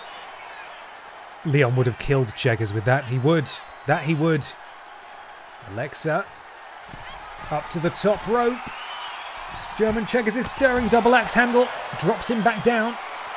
And Ashton now in the ring. Oh, goodness me. Impressive athleticism from Alexa Piss to German Checkers. Ashton's seen enough, though. She's got a chair in hand. Absolutely clocks Checkers with it. But weirdly, she didn't go after the woman who was still on her feet. Alexa Piss stamped to the ankle of German Checkers as she looks back at Ashton.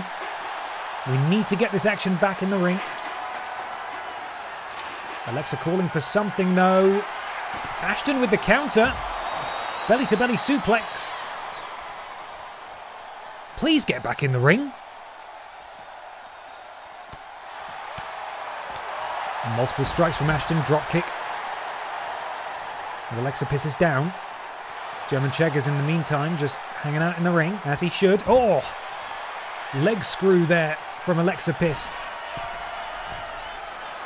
And German Checkers, oh my goodness me. Quite frankly, he might have saved Ashton there from being hit by a chair. No, oh no, he was going to hit her anyway. On a massive headbutt from German Checkers to Ashton Matthews on the outside. And Checkers again taking a moment to taunt, but may not be the best time for it as, oh, Alexa can't quite reach. Can't quite reach him with that slap attempt. Ashton staggers to her feet as German Checkers, oh my goodness, clawing the eyes. Oh goodness me. Was that sort of a choke slam, a claw choke slam or something? And Alexa Piss has got to follow Checkers into the ring now. Ashton is out for the count for the time being. Oh my goodness me. A huge slam from German Checkers, and not like this. A single foot on the sternum. Oh, and it's a very, very close there. Imagine if German Checkers won with a cocky pin like that. But it's Ashton who's got the fisherman. Oh no, rolls through. German Checkers now has rolled up Ashton. Is German Checkers going to win like this? No! Oh my goodness me. Ashton manages to roll it over just as Alexa comes to, and she breaks it up. Ashton now going for the cross arm breaker, and German Checkers is there to break it up, but he's having difficulty connecting. And German Checkers again now rolls up Ashton, and it's getting really hectic here right at the end. He's had it rolled up for a while, and a counter. It's Ashton who rolls through. Is Ashton going to pin Checkers? No, he rolls through again. This is absolutely absurd. And again they roll through, and finally Alexa is there to break it up. What an absolutely absurd display, back and forth. And these two, I think, are going to, oh my goodness, team up on Alexa Piss here.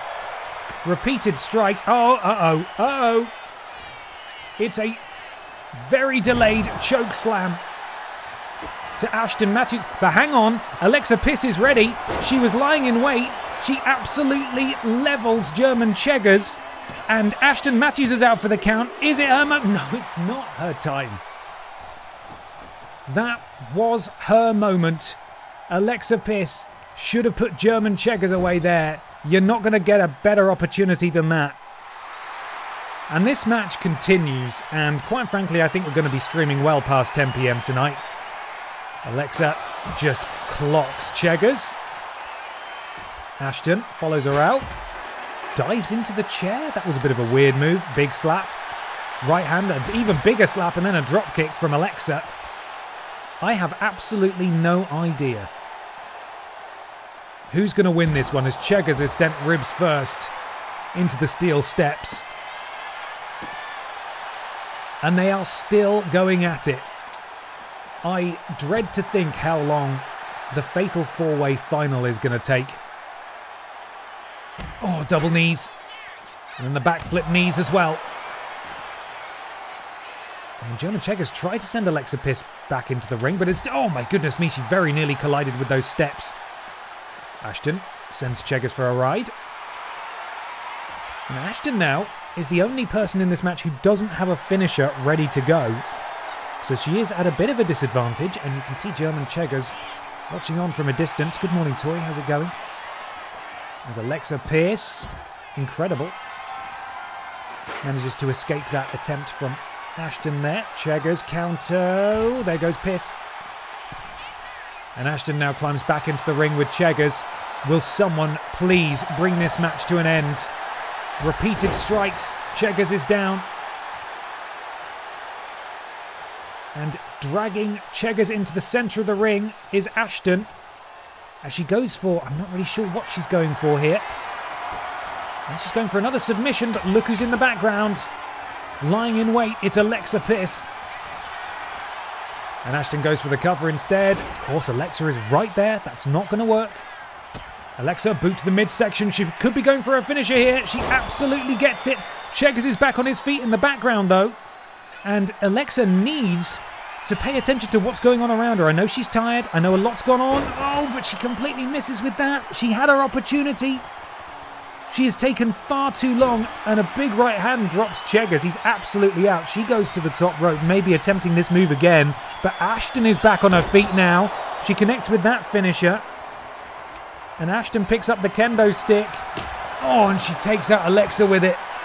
And she's going to go for the cover on Alexa. Is it Ashton who's going to be the winner here? Finally, we have a victor. And it is Ashton Matthews off the kendo stick to the forehead of Alexa Bliss. Ashton often looked like the underdog in this match as Alexa and German Cheggers with an awful lot of their heavy arsenal. The artillery coming out, the signatures, the finishers flying everywhere. But Ashton, again, able to take advantage when the chips were in her favour. And it's Ashton Matthews who advances to the final of the wide tournament. She's bloody done it.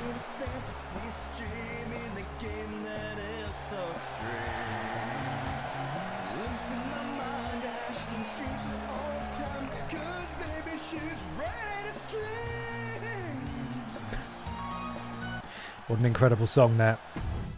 Ashton advances to the final. And let me update my brackets. Dun, dun. There we go. And let's take a look at them. That's where we are now. So far we've got Let's Go, Fanny Craddock and Ashton Matthews qualifying for the final. But we've got one more round to go. Seth Pissin Rollins, Nathan Cake and Pippa Funnel will be comprising the final round next week. But we've got a main event now as Pistian Cage with Piss Stratus in his corner representing the Undisputed Era take on Chavo Guerrero Jr., the new LD Red Thunder champion. Now, I am going to very quickly go for a wee because I desperately need it. And then we're going to crack on again. So I hope you're ready. Hold on to your hats. I will return in just a second. Hold on to your hats. What are you talking about?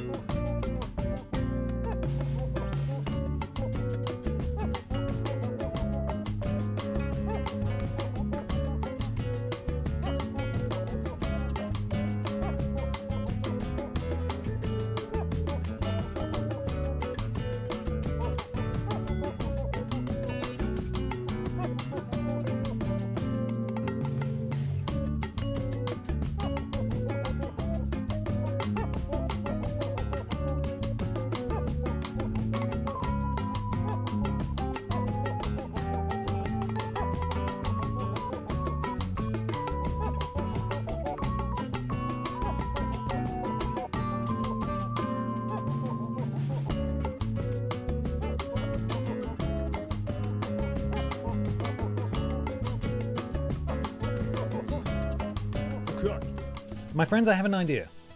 I have a cunning plan. So, as it stands, we have got, once we get through this match, we've got Pip Down to do for round 3 of the tournament. Then we've got BENXT to do for round 4 of the tournament. Then Pip Down to do for round 4 of the tournament. Then BENXT to do for the final. Then Pip Down to do for the final. My suggestion is as follows. We will do next week's Pip Down, i.e. the show after this match between Pistian and Chavo Guerrero, as normal. We will do round 3. And then when we get back to BENXT, we will front load the show with the triple threat. And then we will end the show with the Fatal 4-Way final. So it's all in 1 week. And that way, the stream doesn't go on too long.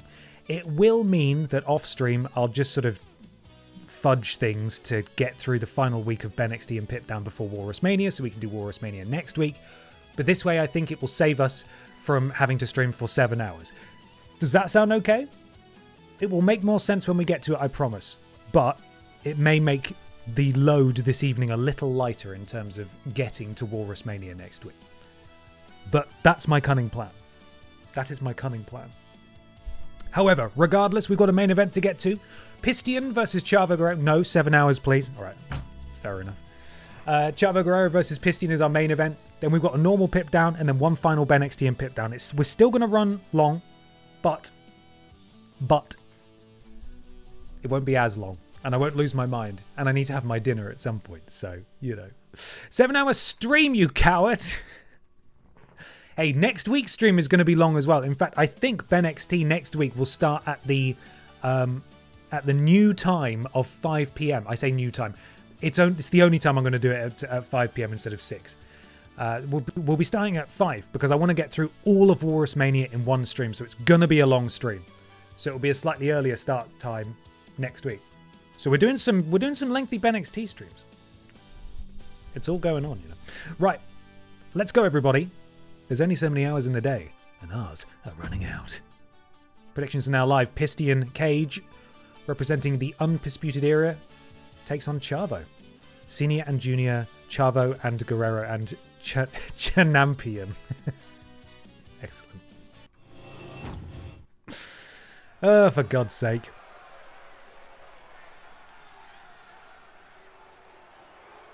I forgot. Who's out first? Who's out first? Taking a swing. Yo, that's it.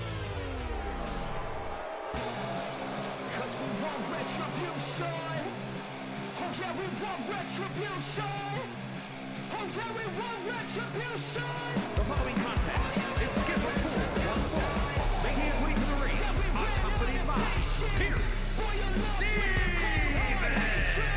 representing the Union from Toronto, Ontario, Canada, weighing in at 212 pounds. Pierce Stevens.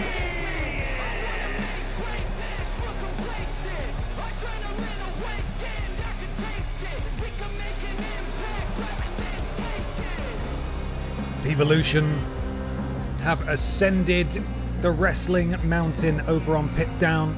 Piss Jericho is the Pip Down men's champion. Could similar success be emulated on BENXT? A win over the Aldi Red Thunder champion wouldn't hurt, I suppose. Pistion Cage making his singles debut tonight against Charlie Guillermo. Successful earlier on in the evening in capturing the Aldi Red Thunder champion, becoming a 2-time champion in the process. And look, he's so nonchalant. He doesn't even care. He doesn't even care, look. Look at him. Cool dude.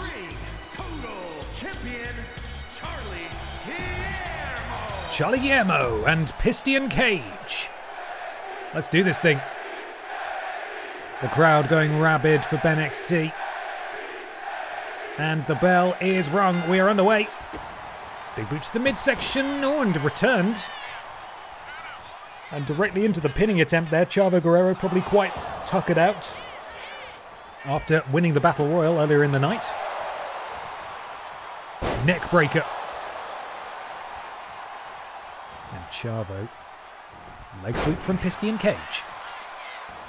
Pistion, big kick to the lower back of Charlie Guillermo.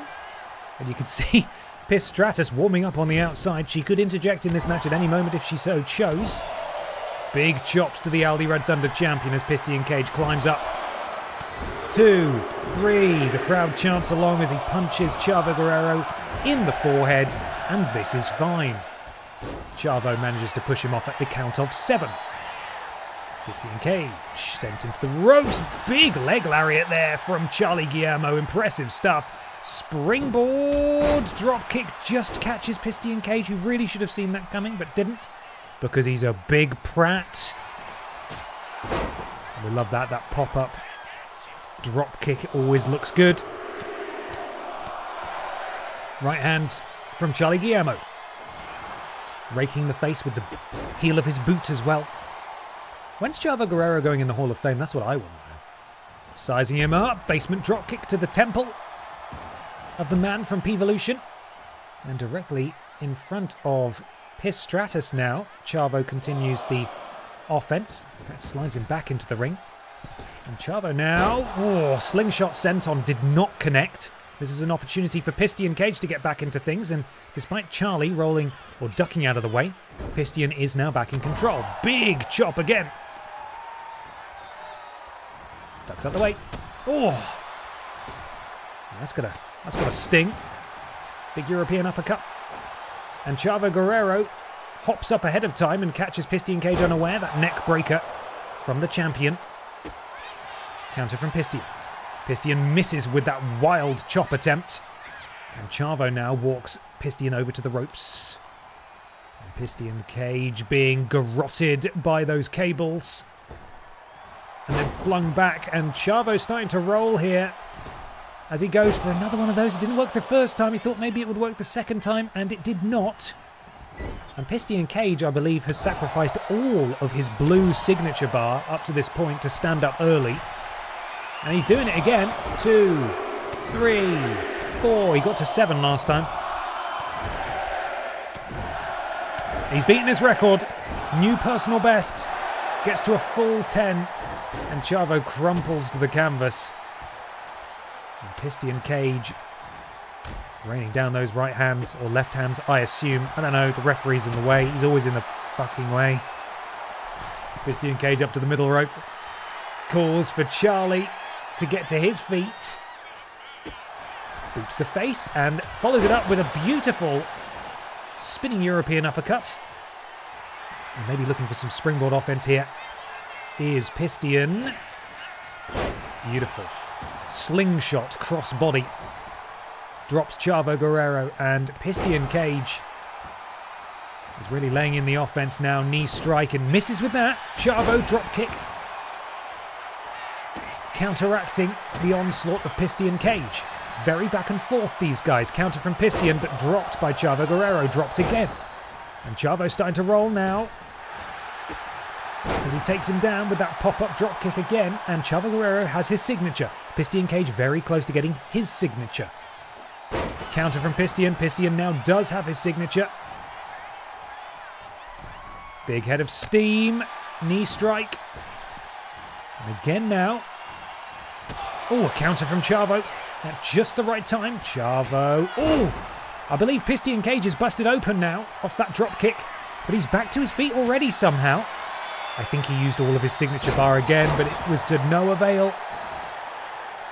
As Piston Cage busted open, crawling desperately for the corner. Chavo with his signature in tow. And Piston with the counter. Piston does have his finisher though. And Piston Cage. What's he looking to do here? Chavo is down. Piston to the top rope. Frog splash. That is insult to injury for Chavo Guerrero. The move made famous by his uncle. And it's a big win for Piston Cage in his debut solo match, as he puts down the Aldi Red Thunder champion with the Aldi Red Thunder champion's own family move, no less. That frog splash. Got all of it. And in comes Piss Stratus to celebrate with Big Cage.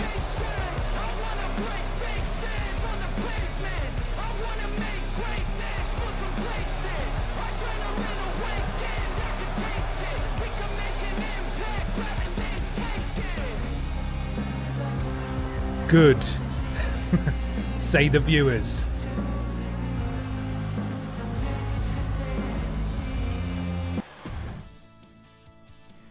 Time to move on though, chaps. We've got a whole other 3 weeks of wrestling to get through. So let's do it. Is thinking about letting me continue? We'll continue in just a moment, when it allows us to. Right, off we move to this week's Pip Down, Friday Night Pip Down. Oh, look who it is. I'm going to keep that promo because even though it's pointless, it means the show will go faster. Cannon-headed Appleboy, who interrupted Jill Sandwich at the end of her match last week. They're having a promo off. Simon Miller goes one-on-one with Leon S. Kennedy. Brian Michael Bendis, the Elimination Chamber winner, #1 contender for the Pip Down Men's Championship, goes one-on-one with Disco Gary. Pachiti Dust, the new Little Kong Strong champion, and his tag team partner Sergeant Pachiti take on Connor and Lieutenant Hank Anderson. And in the main event, it's Ben Potter and Peter Austin taking on Los Poki Hermanas. Interesting. They are, after all, the Pip Down Tag Team Champions. Right, we're going to need to cut a couple of matches. I'm going to cut this one. Oh, God, which other one do I cut? I'm going to cut this one. I'm going to cut these two. Because we need to have our tables match and we need to have our next tournament match. Sorry, guys. Sorry. This will be our tables match, which means it's time to spin the wheel. I am now broke and devastated. Pistion did me up like a kipper there. Okay. The Aldi Red Thunder champion, no, the Little Kong Strong champion is, of course, Pachiti Dust. Where is he? Why can I not find... Oh, Cruiserweight. I'm in the wrong category. Just show me my guys. There we are. Wheel time. Let's spin that pissin' wheel.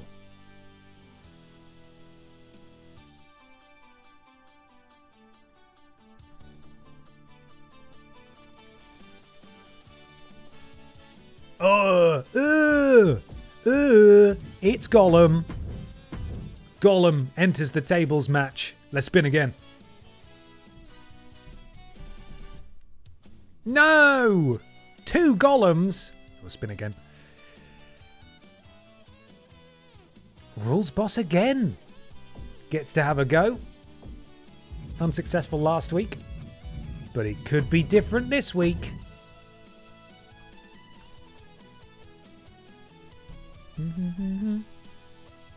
Dave Bautista, former Pip Down Tag Team Champion Dave Bautista. And the final slot goes to... Uh-oh.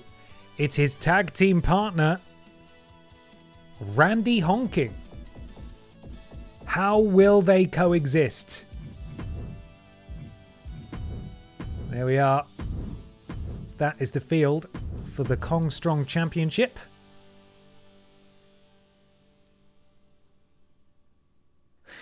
And then we also need to cut this match because this will be our Butterfield tournament match round. Let's remind ourselves what we're dealing with here. It is... Oh, God, it's Gollum. Gollum. Paul Schnauzer. And Commander Piss. There we are. And that is this week's Pip Down. Bum, bum, bum, bum, bum, bum, bum, bum. Okay, looks pretty good to me. And away we go with a promo between Cannon-Headed Appleboy and the Butterfield champion, Jill Sandwich. Let's see what on earth this is going to be. I have no idea. Predictions are not necessary for this because they're just going to talk on a microphone. And we'll see if we can decipher what's actually happening here. Let's give it a go.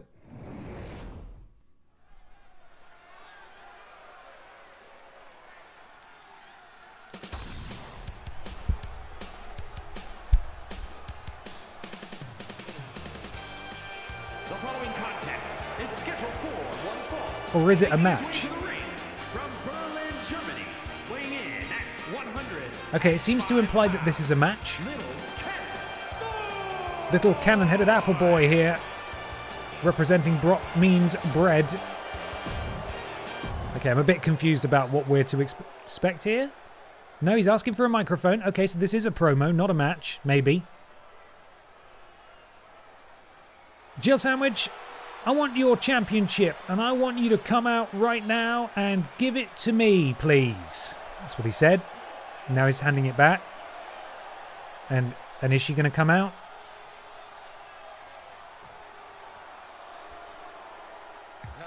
She is. I think this might actually be a match, guys. We may need predictions to be done. The cruiserweights and heavyweights and light heavyweights and champion Jill Sandwich. Jill Sandwich. And apparently her arch rival, Cannon-Headed Appleboy, going one-on-one here. Unexpectedly, I was sort of hoping it would just be a promo, because those are over quickly and we could move through the show. But apparently that's not allowed. And we're underway. Food fight. It is a food fight indeed. The Butterfield champion basically just executing Cannon Appleboy there. Chab, as we call him for short. And rolls him up. How that's not a rope break, I have no idea. In German, sandwich means sandwich. Interesting. Shining Badger, thank you for the quick work there. Back and forth, these two go with their pinning attempts. Eventually they dislodge, and Cannon Boy able to get out of the way of that dropkick attempt from old Jilly there. Jilly Sandwich.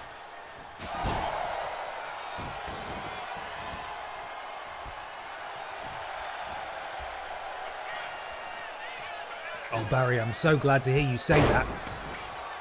Please enjoy. There are a lot of them, but you will get to witness the sort of evolution of this as it went. The custom arenas, the additional shows, the new wrestlers, the new championships, the music, the artwork.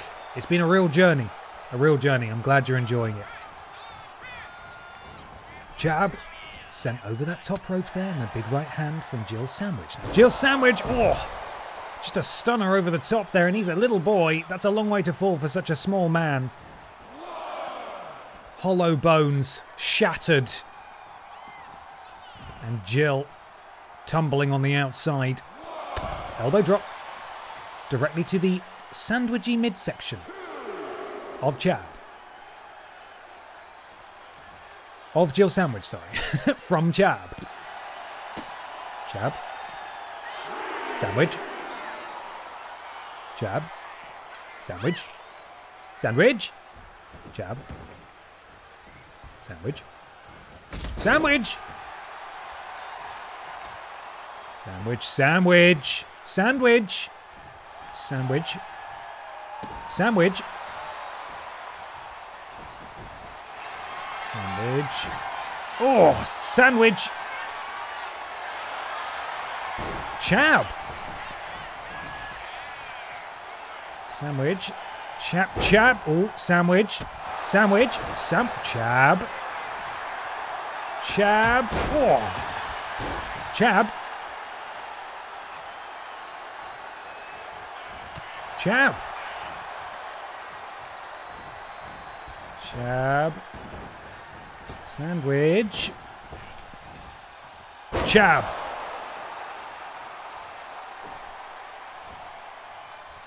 Cannon Appleboy lifts Sandwich back up now. He's got his signature maneuver. Oh my goodness me. He hits the Appleboy flush. And is that going to do it? Oh my goodness me. He was the one who called out Jill Sandwich after all. Imagine if he's able to put away the champion here. He's got his finisher locked and loaded. Is it going to be a huge night for Cannon-Headed Appleboy? Jill Sandwich with the counter though, and that is devastating. That victory was within the easy grasp of Chab, and Jill Sandwich able to counter the finishing maneuver. And that is going to set Chab back an awful long way. And Jill Sandwich now up to the top rope as Chab rolls over. Referee fully in the way. And incredible missile dropkick to the face of Chab, and she goes up again. Jill Sandwich now has a finisher. And she hits the Jill Sandwich, and she hits it real good. Chab survives. Fight forever, chant the crowd. Fight until at least 9 p.m, says me, because I would like to have my tea at some point.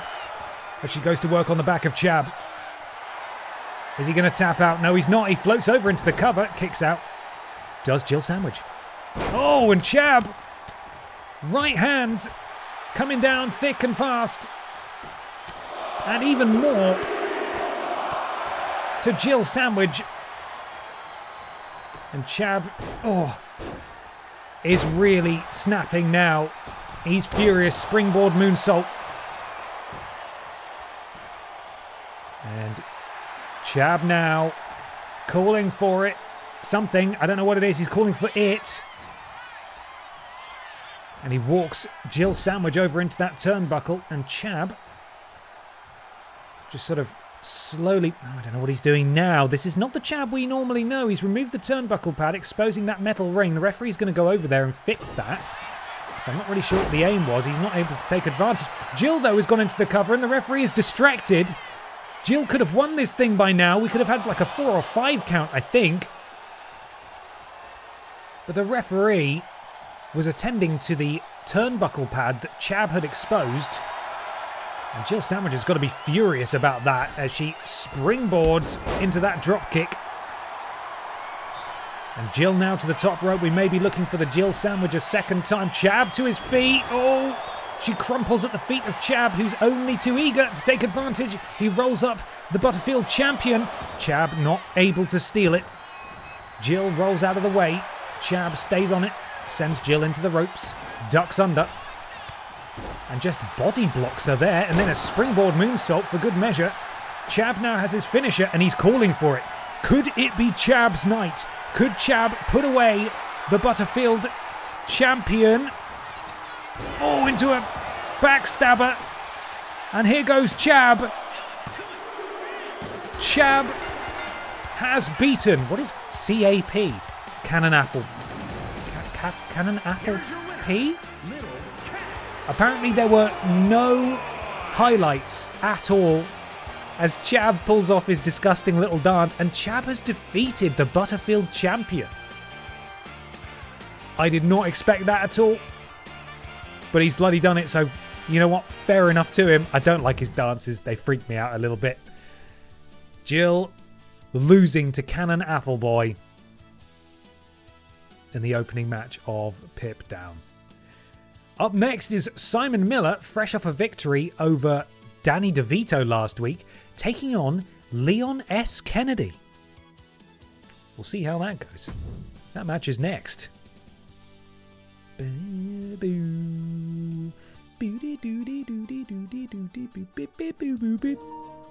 Oh no, my controller. Her mayo was spread too thin this stream. Yeah, don't you know Cannon Applepoi? Why is it CAP? Maybe it's because he's never won before and we've never seen that. We've never seen that image before. Right, let's do this match.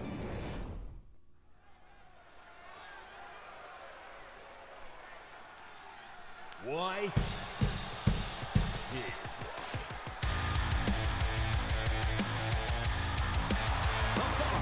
It's scheduled for one fall, making his way to the ring from London, England, weighing in at 225 pounds, Simon Miller!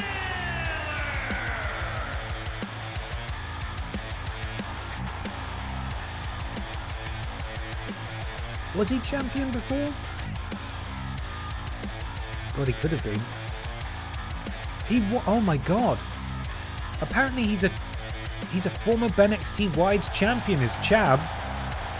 I'm so sorry, so disrespectful to Chab there, completely forgot. Anyway, Simon Miller's ready. And in comes Leon Kennedy.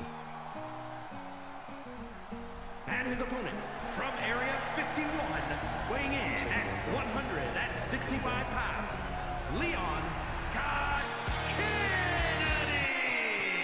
Leon S. Kennedy is here. And he's ready to beat down the competition. See you later, Swabi, mate. Look after yourself. Kennedy and Miller next. Simon looking to continue his momentum from last week. I'm late because of Christmas full plays but I'm here and I need to get much evos out. Please do. Ushavo, ushavo, ushavo, ushavo, ushavo, ushavo, ushavo, ushavo, ushavo, ushavo, ushavo. It's been a big Uchavo stream, Techiweo. I hope you enjoyed the Christmas plays. I hope they were good. Chavo, your new Aldi Red Thunder champion. Okay. Miller in full control of Leon Kennedy so far in the early juncture of this match. Boot to the back of the head. Miller. Oh, leg sweep there. Or leg screw, I should say, by Kennedy. Boot to the spine. And Kennedy. Oh, it's a right hand from Miller. Miller. Back to belly suplex. And then just doing a little twirly-whirly for fun. That's got to be embarrassing for both men because it looked pretty daft. Did you give Leon the German suplex yet? I certainly did. That is his signature and his finisher. At the very least, it's his finisher. Count of 2. Leon still in it. Simon. He's slapping his head. Look out. He's slapping his head now. Miller scoops up. Oh! And over the top rope goes Leon. Wrenching that leg all over the place. And now Simon. I think we're going to get a power slam. Here we are. And poor Leon has not got going in this match at all. It has been one-way traffic from the very start as Miller continues his incredible run of form, quite frankly. He has been absolutely dominating since the Elimination Chamber. Oh man, on the wiki not here. Do I need to do my Charlie superstitions and stay away? No shavo, no shavo, no shavo, no shavo, no shavo, no shavo, no shavo, no shavo, no shavo, no shavo, no shavo, no shavo, no shavo. Thank you for the bet. My Nana was German suplexed by that man. Oh my god, did he do that to Grandma's? I hope he doesn't. Because Leon's working up to something here. Whoa, incredible DDT there. Brilliant.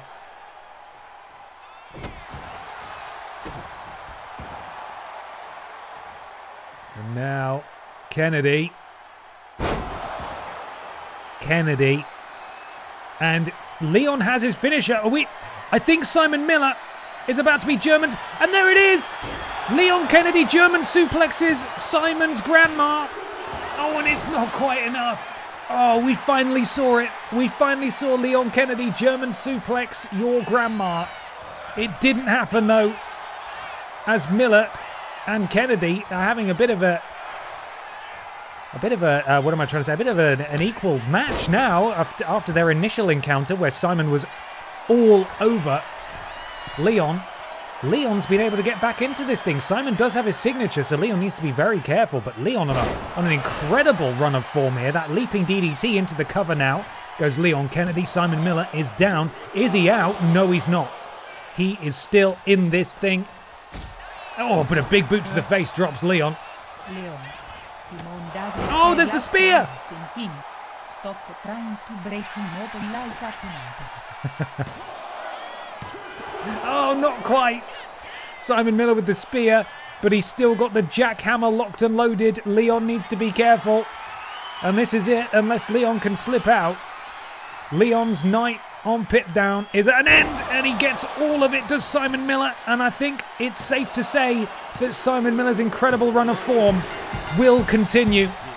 He's making a very good case for being included on the WalrusMania card in some capacity, but I don't know what it is.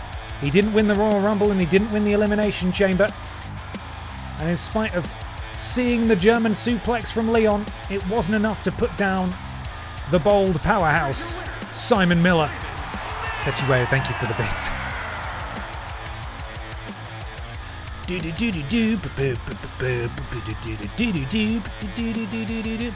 Guys, I'm thinking of doing something controversial. I know I suggested that we get through Pit Down, then we do one more week of BENXT and Pit Down and squeeze all the rounds into one. What I'm actually thinking now as we approach 9 o'clock is next week's BENXT, by which I mean in-universe, this stream. the BENXT after this pit down, we cram all the... We do like a crossover show that features the stars of both BENXT and pit down, and we get all of the rounds concluded on BENXT. So it's just one show, so it's all in one thing. How do you feel about that? You okay with that? That means the final round of the pit down and BENXT tournaments and the finals all in 1 week. That's my crazy suggestion anyway, because by the time we get to the end of this, it could well be pretty much 9 o'clock. And I'm happy to keep going. But I do need to eat my tea at some point. So, right, up next, we have got the tables match for the Little Kong Strong Championship. Of course, it was Pachiti Dust who captured it last week, cementing his first reign with the title. First person to win is the first person to put someone through a table. Both members of the Pip Down P-Volution contingent, the Pip Down contingent of P-Volution are in this match. So can Randy Honking and Dave Bautista get along? That's the question. That's the question. And a special WalrusMania Pip Down next week? Unfortunately, because we want to get straight into WalrusMania next week, what I will do is off stream, I'm just going to skip the next 3. Because if we do one more BENXT after this and get all the rest of the tournament in, there'll be a Pip Down, a BENXT, and a Pip Down between us and WalrusMania. I really want to start WalrusMania next week because we're on a tight deadline. So what I'll have to do is off stream. No championships will change hand, no stats will change, but I will have to skip those next 3 shows to get us ahead. But don't worry, the story will continue after WalrusMania, but this is just the way I've planned stuff going into the new year. So I sort of need to get to WalrusMania next week. So that's what we're doing. That's the plan. Hope that makes sense. Hope we're all okay with that. Because next Sunday, as I said, we're doing a bonus BENXT stream. And that'll be a Christmas themed one, which means we need to get WalrusMania done next Wednesday. So we're on a tight deadline. Tight deadline. The wrestlers just get a little holiday to prepare for Mania. See, I planned it all out perfectly, and then I decided I wanted to do a Christmas BENXT and Pip Down stream next Sunday, and I was like, oh shit, that means I need to get WalrusMania out of the way. Oh shit, that means I need a full stream for WalrusMania. Oh shit, that means I need to finish all of the tournaments tonight. So it's my fault. But this way we can hopefully hit everything that we want to hit. That's my hope anyway. Anyway, back to it. The first entrant in this Little Kong Strong match is the former Pip Down Tag Team Champion, Dave Bautista. Oh boy, would he love to win himself some singles gold.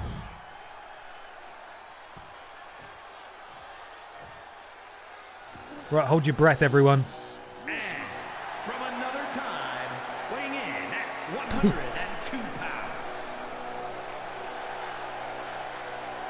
Who? Oh my god, I think the ring announcer was just so disgusted by the concept of Gollum that he didn't even say his name. Just gave up.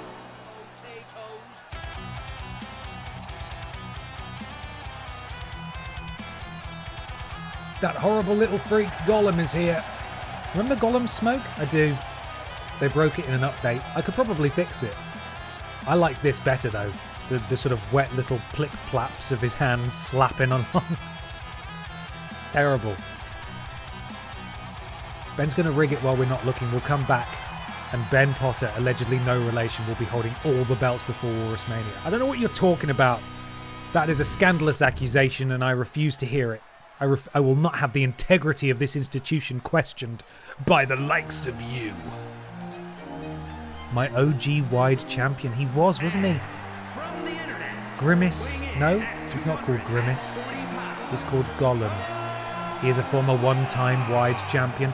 And Rules Boss, we've talked about his accolades already. He was in the tables match last week unsuccessfully. Has another crack tonight though. Could do it. But he does need to overcome the current champion, What was it that we saw full screen last week when he made his entrance? Jesus, a lot of, we're busting the pyro budget here. There was a weird video that popped up while he was making his entrance, and I have no idea what it was. It was very strange. Representing the awesome ones from Newcastle upon Tyne, England, weighing in at 200. GT Dust winning his first championship on this show last week. Almost an impossible task to retain it. Stank McSlacks or something. Something about slack. That was it, Stacked McSlacks. That was weird, wasn't it? Hasn't happened this week for some reason, but there we are. Anyway, final entrant incoming, and it is the other half of the former Pip Down Tag Team Champions. That being Randy Honking.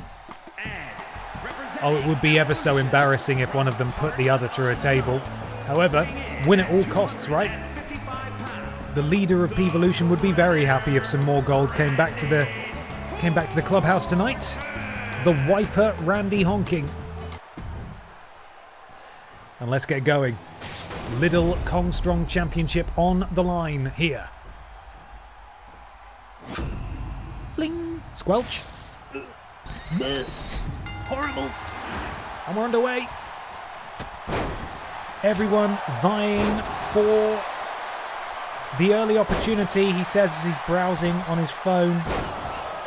I feel a lot like Booker T right now because I am actually looking at the dinner I'm going to order later while we're live on the air. Someone behind me is going to take a photo. Is this guy ordering fish and chips while he's meant to be doing commentary? No? The fuck are you on about? I take this job very seriously. You're ordering chips while you're doing commentary. You're ordering chips. Okay, it's fine. They're open until midnight, guys. We're going to be okay. I mean, they're continuing to fight in the ring now. And Randy Honking is taking it to Rules Boss. And Dave Bautista is taking it to the champion as Gollum watches on, which is all that Gollum does, really. Just sort of stares weirdly, upsettingly. Knees dropped by Honking. And Dave Bautista taking it to Gollum now. Rules Boss repeatedly striking Randy Honking, and now the Little Kong Strong champion takes it to Rules Boss. Now what this does mean, of course, by us skipping a couple of shows, is that the winner of this match will be walking into WalrusMania as the Little Kong Strong champion, defending it in a tables match on the biggest stage of them all. And similarly, the current Aldi Red Thunder champion, that being Chavo Guerrero, in all likelihood, could well be going to WalrusMania as well. We'll just have to see which matches we get served. In fact, we may get one more Aldi Red Thunder defense next week, and that person will be walking in as champion. Okay, there's a table set up in the ring.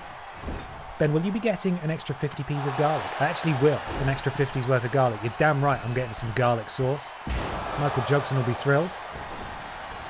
And Gollum has put... Oh, I thought Gollum nearly put himself through the table. What happens if Gollum goes through the table of his own volition? Does he win and lose? Oh my god. That would have been awful. Pachiti Dust setting up the table. Randy Honking. Oh, Gollum.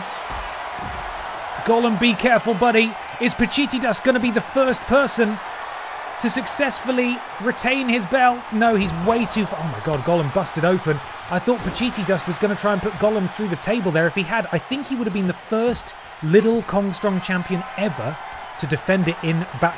Well, just to defend it once. Oh, Rules Boss hit with that table as Randy sets up a second table and then rolls out the ring as Dave Bautista slides in. He's only too happy to take advantage, I think. And it appears Dave is chasing Randy.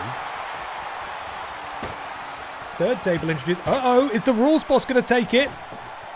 Pachiti Dust not paying any attention. Oh, and he does manage to get there in time. That would have been a second reign with the Little Kong Strong Championship for Rules Boss if he was able to take advantage there. But now, oh my god, please no. Anyone but Gollum. Anyone but Gollum. The champion is in real trouble here as it's Gollum. No! Gollum wins. And it's Gollum who's going to WalrusMania. as the little Kongstrong champion, that horrible little freak gets to be on the biggest stage of them all. It's Gollum, who'll be walking into WalrusMania as the little Kongstrong champion, and he'll be defending that title in a tables match. Oh no! Why is the referee not saying it? The ring announcer refuses to say his name. I don't know why. Perhaps if you say his name out loud, he will appear in the bathroom mirror at night, and you don't want that. Oh no, Gollum etches his name in history. He has won the Wide Championship, and now he's won himself a Little Kongstrong Championship as well. Truly, truly wretched stuff. You hate to see it. Oh no, and he's in action again now. Oh, Gollum, why? Gollum, Paul Schnauzer, Commander Piss. One of these three people will be going through to the finals, which will be next week. This stream, next week in Universe. And I'm trying to find the thing I need to show you. I've lost it. There it is. Penultimate round of the Butterfield Championship Tournament. Number 1 contenders now. Gollum, Schnauzer, Commander Piss. Who's going to the finals next week? Let's do this.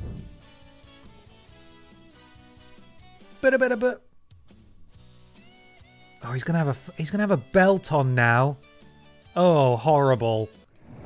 Here we go.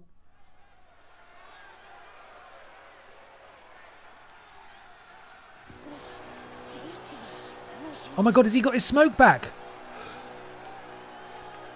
Okay, all it took was Gollum winning a championship and he's been allowed his smoke back.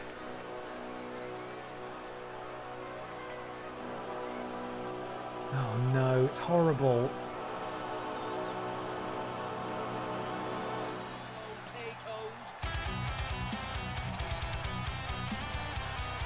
God, it takes 6 years to get to him. Where is he? Gollum! God, the frame rate's not enjoying this. Gollum, where are you?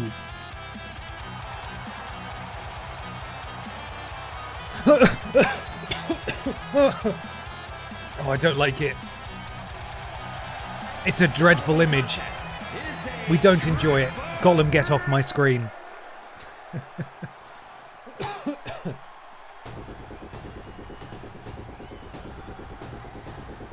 And his opponents, first, from no place in particular, weighing in at 281 pounds, Paul Paul Chandler. Schnauzer. Huge opportunity for this guy. Could he take part in the final next week? He'd love to, if he weren't so problematic, maybe. Oh god, he's going to go punch a child. We've had words with him. He's not allowed to punch children anymore, and he knows that. They both have some stiff competition tonight, though. In Commander Piss, proud member of the Piss family.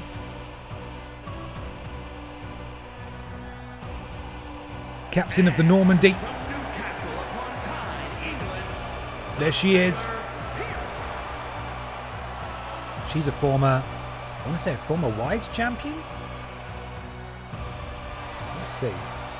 Yes, she is, former wide champion. Since being drafted over to Pit Down, she's been on the hunt for a championship, and tonight could be the first step towards that. Let's get this triple threat match underway. And this tournament advanced. Schnauzer, Gollum, Commander Piss wearing that bespoke dress there. And we're underway. And it's Schnauzer and Piss going at it early on. Schnauzer drops Piss. Oh my goodness me, it's that slippery little freak doing weird flips again. And Commander Piss doesn't like it any more than you or I. And just takes his head off there. Just takes his head off. Double axe handle to the spine of Commander Piss. Gollum perhaps astutely realising that he should probably just sit outside for a little bit, bide his time. Oh, my goodness me. Repeated kendo stick strikes to the back of both competitors. Into the early cover goes Golem. Please, Schnauzer, don't let him do it. Kick out at 1. Commander Piss back to her feet. Scoops up Golem. What are we doing here? Oh, a counter from Golem. DDT. It looked like it was running at about a third of the speed it should have done. And it's Schnauzer who knocks down Golem. Perhaps that's why he's problematic. He picks on small pale men with bird bones, hollow little bones, strange faces. Headbutt from Piss. Goes to work on the knee now of Schnauzer as Golem is doing something. Not really sure what it is. And Commander Piss up on the shoulders of Golem. Impressive power from this weird little man. Samoan drop there and an uppercut. And repeated strikes to Schnauzer, but Schnauzer says absolutely not. And I think we're going to... Yeah, these two have just... No, not the head clunk. Oh my god, Golem's actually really good, and I hate it how good he is. Why is Golem so good? Commander Piss now on the receiving end of some Golem offense. Goffense, as we call it. We don't. We will never call it that. And he hits her with a kendo stick, but Schnauzer's back in the ring. Oh no, what's he doing? Oh god. Oh no. And Golem's unconscious, I think. There's no way he's still alive after that. He rolls out for a breather and Commander Piss with a running neck breaker. Takes down Schnauzer into the cover. Golem slides back in. One thing Golem does have going for him, of course, is that he's very agile. Big right hand from Piss. Piss now with Golem up on his shoulders. Oh my goodness me, it looked like he was about to go face first. Rolls up. Commander Piss. Does Schnauzer kick out before even the counter one? The referee took about 6 years to get there, as we are used to. Schnauzer sent into the corner. Commander Piss lifts up Golem now and walks him over to the other corner. No, Golem slides out, takes her down at the knee. Golem rolls over Piss. Oh, and goes to work on the legs of Piss into that submission maneuver, and Schnauzer just watches on. I don't think this is one of those ones that they can actually tap out to. I think he's just hurting her legs. Schnauzer's enjoying himself on the outside as Golem continues to do his grim work. Headbutt there, and he does have his signature, as does Schnauzer. Oh my goodness me, rare miss from Golem there. Oh god, that didn't miss though, as the kendo stick snapped over the head of Schnauzer. He wipes out Golem, and now Schnauzer assaulting Commander Piss, and he lifts her up slowly, gingerly. Boot to the midsection. This could be Schnauzer's.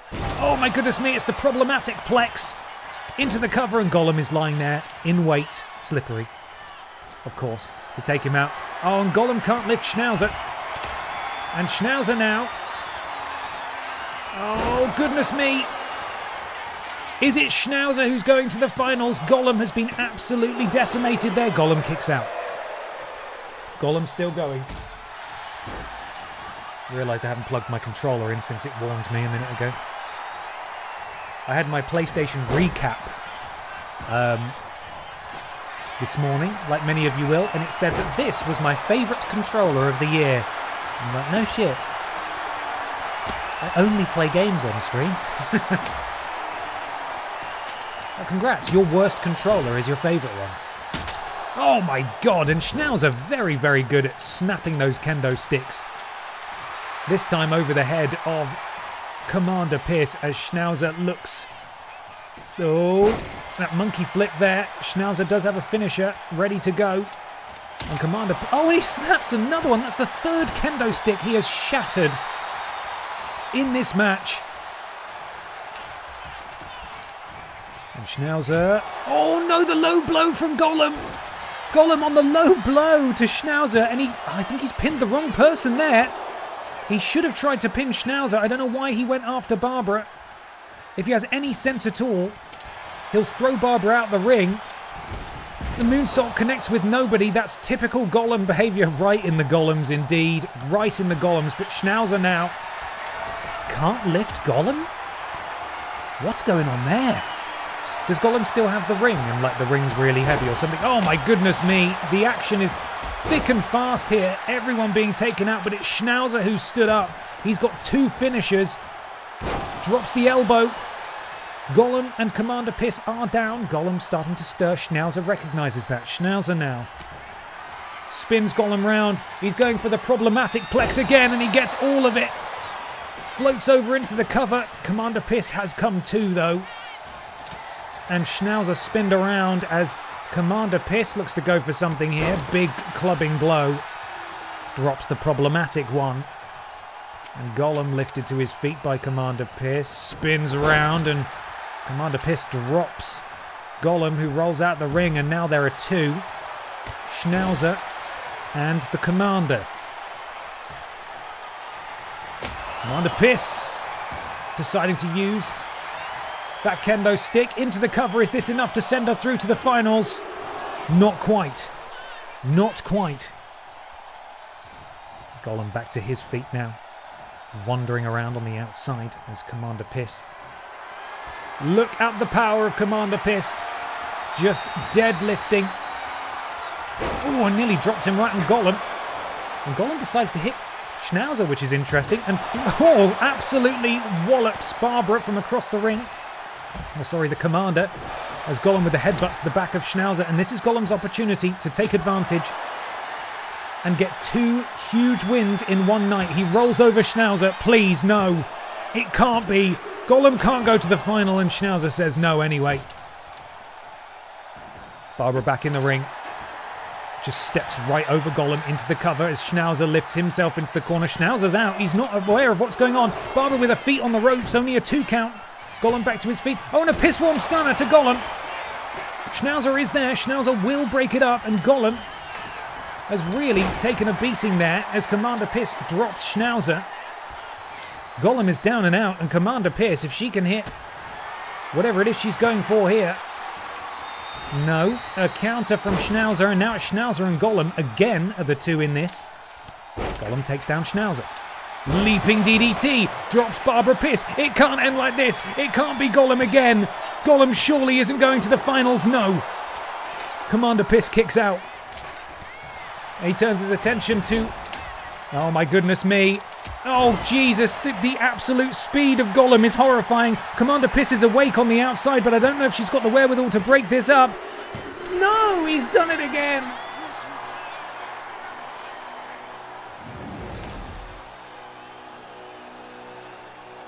The wretched freak will be going to the finals. The double head clonk was a bit much for me. Against all the odds, Gollum with his hollow bones in the space of one night has won himself a championship and taken himself to the finals of the tournament. You hate to see it? Question mark. You hate to see it? Do we? It's an instant classic, say the judges, by which I mean the viewers. Right, let's get a look at the updated graphics. This is... We're in the worst timeline, guys. It's official. We are in the worst timeline.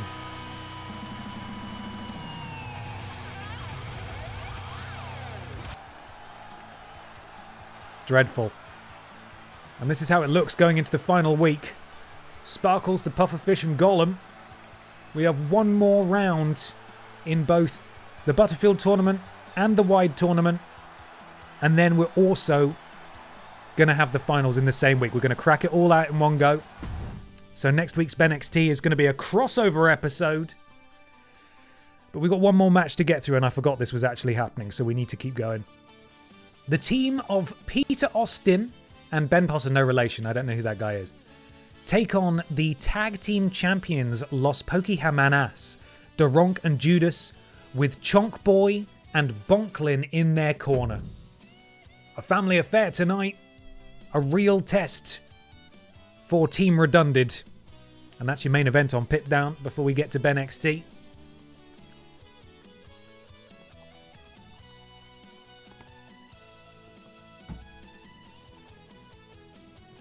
Don't forget about Simon Miller's title challenge. I don't believe I said Simon Miller would get a title challenge. I did say that the Dark Picture Pals would have a title opportunity. I don't know where we're fitting that in. To be honest, we don't have enough matches to put it somewhere. So I'll try and work it out. We'll try and work it out. But here we go. Team Redundant versus the tag team champions of Pip Down. Now.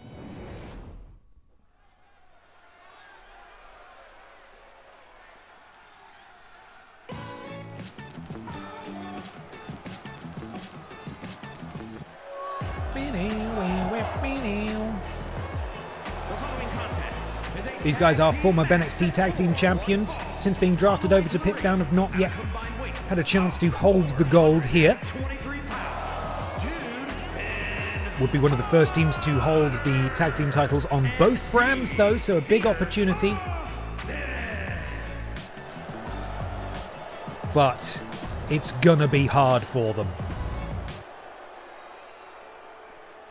Because this tandem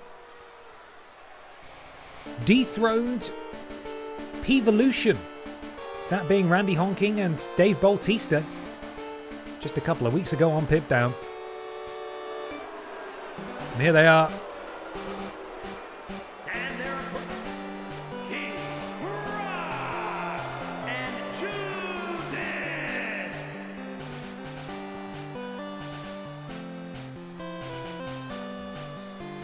Accompanied by their trainer, Bonklin, and by their big brother, Chonk Boy, Judas and Daronk march into battle. Title not on the line, of course, but it would be good for Ben and Peter to get some practice in ahead of WalrusMania, where both sets of tag titles will be on the line in a ladder match. And they have every chance of winning there, but you want to get momentum going into it. Peter looks like he'll be starting things for Team Redundant, Daronk for Los Pokehamanas. Referee calls for the bell and we're underway. Peter, probably the fastest person in this match, followed closely by Judas, Daronk and Ben Potter, no relation, certainly the powerhouses of their respective teams. Thank you, the drinks follow. As we enter our third hour of BENXT this evening. A third drink has been delivered, which is not something I've had on these wrestling streams for some time. We're doing it. Head scissors takedown from Judas. Standing shooting star press from Judas as well to follow it up. Catch you in a bit, Gemesis. Take care of yourself. Peter sent into enemy territory. No tag made. Peter with the counter. Judas sent into the corner. And potentially a tag made here. Yeah, in comes Ben Potter. No relation. As Ben goes up to the top rope. Peter with the assist. That hang time was unbelievable. Very impressive. Springboard leg drop as well. Follows up into the early cover here. And the referee... Ooh, okay. Daronk decided that she needed to come in here. And now it is time for me to explain, as I do every week, the rules of these tag team matches. In that you are allowed to come in and help out your friend, but only once per tag. So there is now a red X above Daronk's name, meaning that if Judas gets in a spot of bother and is either being pinned or in a submission maneuver, Daronk is not able to come in and break that up. However, once a tag is made like that, it resets and all is fair again. Daronk now the legal Pokémon in this match for her team. Ben Potter, though, still going after Judas, which is probably a tactical error here as Daronk is making him pay. Oh, big backbreaker. Judas still in the ring, will be escorted out by the referee, not allowed to stay in for too long. She leaps back out onto the apron. A massive slingshot kick drops Ben Potter, no relation. Into the cover goes Daronk, and a kick out at 1 for Ben. Daronk, of course, made of stone, so getting kneed in the stomach like that is absolutely no fun whatsoever. Ben sent into enemy territory. Could a tag be made now? Yes, it is. And Ben's going to be on the receiving end of some tag team offense now as he's sent into the ropes. And a double shoulder tackle will drop one half of Team Redundant. Diving tag made.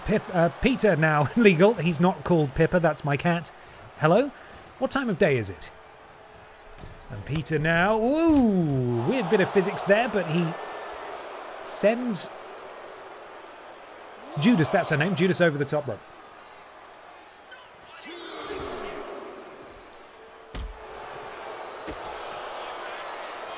Peter leaps out. Judas sends Peter ribs first into the steps. Petper, that's it, Peteper. Tiny Pipper. She is tiny, to be fair. Referee up to a count of 3 now.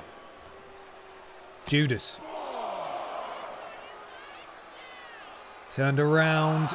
Peter, what's he looking to do here? Oh, up to a count of 6. We need to get this back in the ring. Only got to a count of 10. Please do not end this via count out. Peter sends her back in the ring. Follows suit. This match will continue. Peter now makes the tag. Ben up to the top rope. And we're doing this again. Seen this before. Assisted diving shoulder tackle. Battering ram from Ben Potter. Bonklin briefly inserted himself. Got on the apron there. Not sure why. Ben calling for something. And it looked like Durunk was about to get involved, but she didn't get there in time. Ben able to absolutely flatten Judas into the cover. And Durunk has elected to come and break it up. So again, red X above her name now. She's not able to do anything going forwards until a tag is made. Hi, McCurndy Gaming. How you doing? Good to see you. Into a powerbomb position. And he does it. God, absolutely sends her flying down. And he walks over and makes the tag. Peter comes in now. And Peter lifts up Judas. Judas in a spot of bother here as she's sent back into that corner. Tag made again. Another bit of tag team offense incoming. Judas on the receiving end of the double shoulder tackle. And Ben, counter from Judas, able to roll through some forearms. And very timely as well. As I think she should really be going for a tag here, but she's decided not to. Maybe she wants to get a bit of tag team offense. She does. Tag now made. Durunk legal. And now Ben is in a bit of a tight spot as he eats a double shoulder tackle. Ben, though, straight up to his feet. I believe he sacrificed his blue signature bar there and he walks straight into a flatliner. And Ben is in real trouble here. That was Durunk's signature. And Peter's come to break that up, which means that Durunk has a finisher and Ben Potter is all on his own. Peter cannot come in and save him. But if Durunk is going to make errors like that, Ben might not be in so much of a tight spot. But Ben needs to be careful. If Durunk hits this finisher, it could be all over for him. But Ben connects with that back elbow into a cover.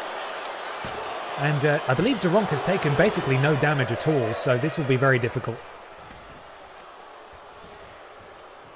for Ben to get a pin here. What he really needs is to get Judas back in the ring because she has taken the most damage, as you can see there.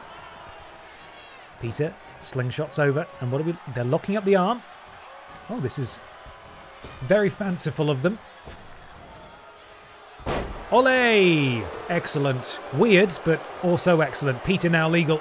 Peter does have his signature, so... Ooh, that Snapdragon suplex into the bridge. And Judas is going to have to break that up. But now it's Durunk who's all alone in here. As Peter has his finisher. Judas is still really not hurt enough to be pinned. But it wouldn't hurt. The chances of team redundancy. Oh no, that is Durunk's finisher. And I think Peter's going to have to come to... Sorry, Ben's going to have to come to Peter's rescue here. No, Peter still has enough wherewithal to kick out under his own steam. That's good. That means he still has an interference of Ben in his back pocket. The people are chanting for tag team wrestling as Peter leaps to his feet. Oh, and walks straight into a boot from Judas. And the tactics of Judas again are shining through. Los Pokehamanos, the pit-down tag team champions, are clearly tag team champions for a reason. As Peter now, on the receiving end of a tag team maneuver, and Judas goes for the crucifix pin. Oh, and they're being really silly. These guys are rolling all the way through, but it's Peter who's on the receiving end of the pin in the end. Kick out at 1. And Judas had better watch out now, because it's Peter who has his finisher, and she is in a spot of bother. Oh my goodness me. Gutbuster, and she makes the tag. That's probably a good idea. Peter desperately needs to make a tag to Ben. But Durunk is probably not the person you want to be in there with. Definitely the stronger of the two Pokemon in this match. Oh, and she connects with that splash as well.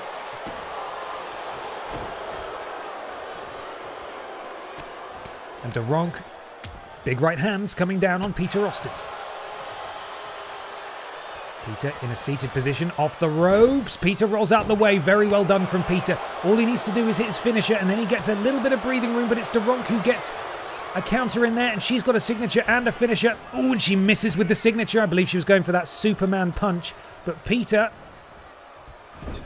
Oh, he's been distracted. I think that might be Bonklin on the apron there. Referee needs to step in here because Bonklin is distracting Peter Austin, and Peter has been absolutely wiped out from behind, and that is not fair. But I think he's got an opportunity here to maybe dive and make a tag if he can get close enough. But Daronk sees it. Daronk sees what he was going to go for there. And Peter, oh, it's a flatliner. And Daronk now has 2 finishers, and it's not looking good for Team Redundant. Ben will come in and save that. But Peter now has to survive with a Pokemon that has 2 finishers, and knowing Daronk, she's going to go for it straight away into the ropes, and there goes Peter. And I think it might be good night for Team Redundant in this one, as Los Pokehemanas continue to roll, heading into WalrusMania next week. A spirited and valid performance here tonight from Team Redundant, but in the end, it's the Pit Down Tag Team Champions who will walk out the victors. The real question is, however, how will Los Pokehemanas handle a 4-way ladder match for their championships? They don't even need to be involved in the decision. But it's nice to see the whole family together, celebrating the victory. We've not seen that before. And thus concludes tonight's Pip Down. Meaning, we are now officially moving on to BENXT, and we are finishing out these tournaments, these churnaments. We're going to do it in one go, sort of. Another question for you, right. So, obviously, we have round 4 of the Wide Championship and round 4 of the Butterfield Championship. But that final, with the 4 people in, it doesn't have to be a normal match. We could make it a tables match. We could make it a battle royal. What do you guys think? Do we change it up? Do we maybe make it a tables match or something like that? Not just because it means the match will be over sooner, although that's mainly my concern here, but also because it might change things up a little bit. What do you think? These guys have had enough matches, quite frankly. Dr. Raynal Hill, bless him, keeps having these matches. Let's see what we would have had before we changed the whole show. Dr. Raynal Hill versus Rim Flair, Fanny Craddock versus Zombie Cheggers, Ashton Matthews versus Pippa Funnel versus Frank Ham, Billy Ray Walrus versus Dick Mychinko, and Chavo Guerrero versus Pistion with Piss Jericho and Dominic Pisterio in his corner. We are absolutely not doing an ambulance match, mainly because I think that's only one-on-one, and also those matches go on for 6,000 years. So, right, here we go. We've got 4 tournament matches to do, and the Aldi Red Thunder Battle Royal, and that's the one we're going to put in the middle to break up the final 2 rounds of the tournament, and then the finals at the end. Okay? Deal? Deal. So, Battle Royal up first. It's Chavo. See, we can do a 4-way Battle Royal, and I think that might be quite fun for the final of the tournaments. Just my 2 cents, just my 2 cents. How about making them all 1-hour Iron Man matches? I tell you what, actually, here's what we should do. So, Wide Championship, obviously we've got to do the triple threat with Seth Pissin Rollins, Nathan Cake, and Pippa Funnel. The winner, in the spirit of BENXT, in which the Aldi Red Thunder Championship is defended weekly in a Battle Royal, the final will be a 4-way Battle Royal. And then, for the Butterfield Championship, the final, in the spirit of the Little Kong Strong Championship, should be a tables match. Does that sound alright? I think that could be pretty good.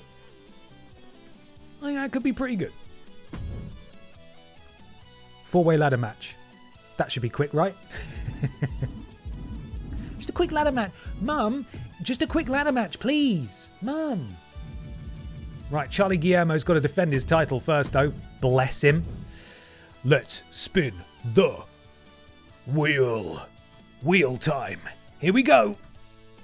who challenges Charlie. Remember, the winner of this match not only is the Aldi Red Thunder champion, but also walks into WalrusMania as the Aldi Red Thunder champion. So high stakes indeed. This guy had a shot last week. He didn't do it. Very nice overall, though. Very nice overall. Spin the wheel. Hang on, how can you do the finals on the same show if we don't know who will win the final qualifiers? Well, we're going to do the final qualifiers first, Pup Wheelie. And then at the end of the show, we're going to do the finals. We're going to do it all in one go. Wheel again.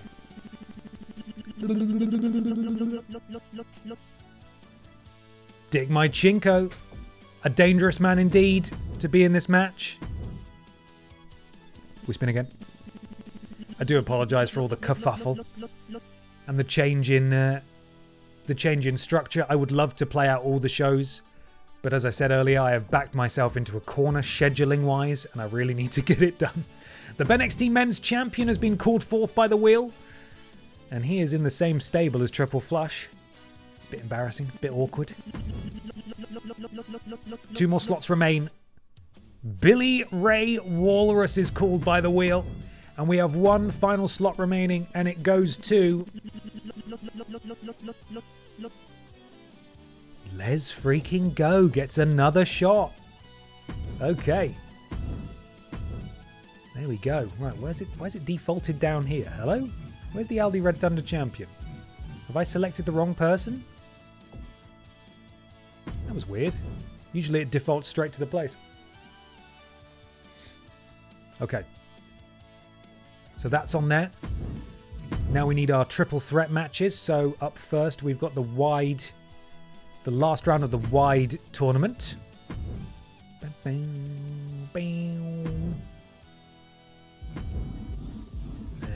that consists of Seth Pissin Rollins. There we go. Nathan Cake. And finally, Pippa Funnel. No relation to my cat. There we are. And then we have the Butterfield one. Oh, I think I see what you mean. How can we... Because we're going to have to play through these matches before we can change these. Yes, I think we can customize matches at any point, in answer to your question. So yeah, we'll play through the opening 2 final rounds of the tournament, and then we'll go back in and edit the final space. And if we can't, we'll style it out. We'll style it out. Meatface, Eggsbudden, and Jackanism. Okay. Let's get him in there. Where is Meatface? Meatface? Oh no, it's because they're a pip down wrestler. We can't have them on here. Shit. Gonna need some creative problem solving for this. I think I can add them temporarily to the roster just for the sake of tonight. Bear with me, gang. Creative problem solving is required for this one. So we need to add Meatface to the roster. Fucking hell, just give them our custom superstars. There we are. And Meatface is on. Can I put them on both? Yes, I can. Cool. I will need to update this later. Meatface. Eggsbudden. It's time for admin.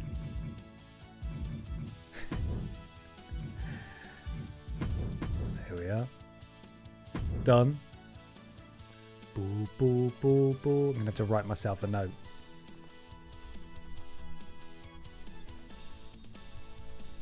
T roster. There we are. I'll remember to do that now. Eggsbudden and Jackanism. Where are you, Jack? There you are. And then I also need to add the other finalists, Sparkles, Pufferfish, and Golem, who will also be taking part this evening. Pufferfish, where are you? Pufferfish? Fucking hell. There you go. Pufferfish. Pufferfish.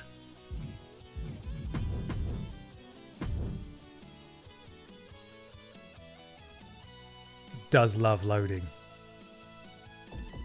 Sparkles.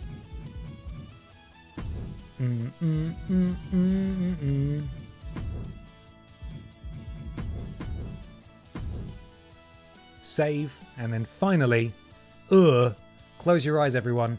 It's Horrid Boy Gollum. Gollum.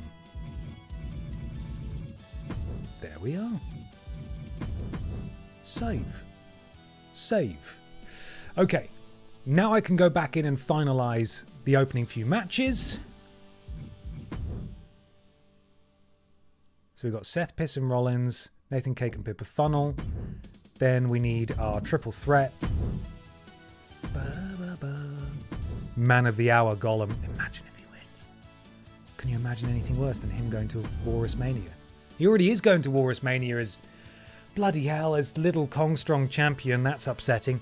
Right, now we can finally do this. Meatface. Eggsbudden. And Jackanism.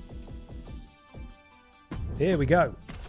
Finally, it's done. I can get rid of that thing that's on the screen now.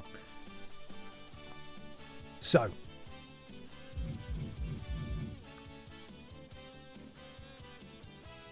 What's this? The last round of the qualifiers for the Wide Championship #1 Contenders Tournament. The last round... Hang on. I forgot what I just said. The last round of the qualifiers for the Butterfield Championship #1 Contender Tournament. Chavo Guerrero defending his Audi Red Thunder Championship, and then these two spaces are reserved for the finals of both tournaments. We will return to those once we have got through the first two matches. Okay, I think we're all caught up. I think we're ready to actually do this now.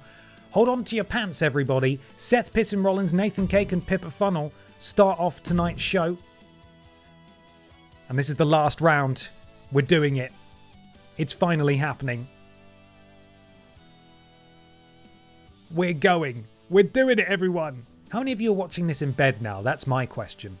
Do people go to bed at 9:30? I usually go to bed at 9:30, so you know, not to brag.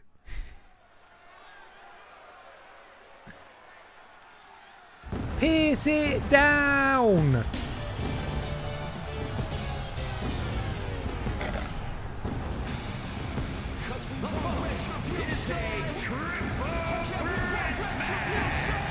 Making his way to the ring, representing the Union from Davenport, Iowa, weighing in at 224 pounds. The Royal Rumble Iron Man himself, the leader of the undisputed era, Seth Pissin Rollins, looking to qualify for the finals of this tournament.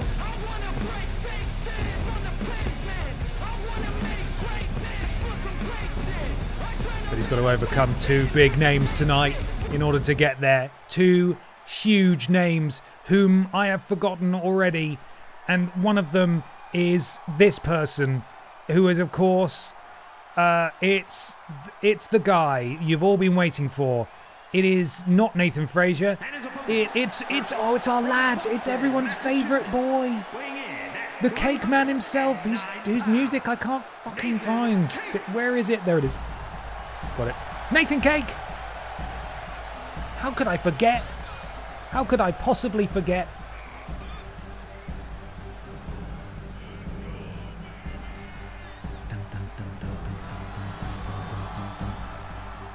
He hasn't won a damned thing, but we love him anyway. It's Nathan Cake.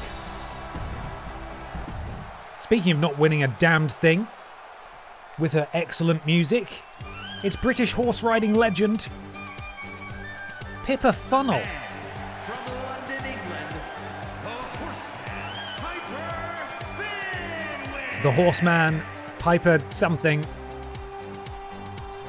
The final round, a lot weighing on these three competitors' shoulders. All on the line.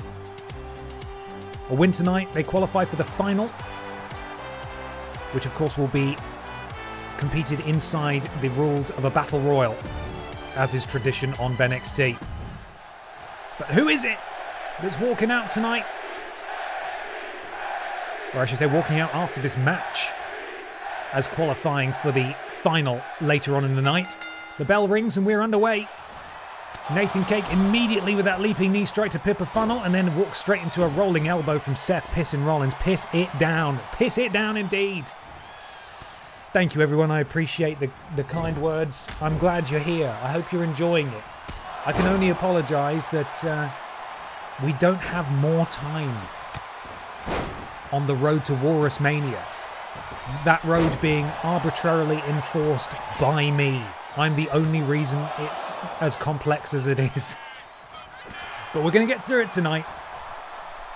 And just think, the pip down, the BENXT, and the other pip down that we ultimately skip before getting to WalrusMania will make up for it next Sunday with a special festive edition of both shows.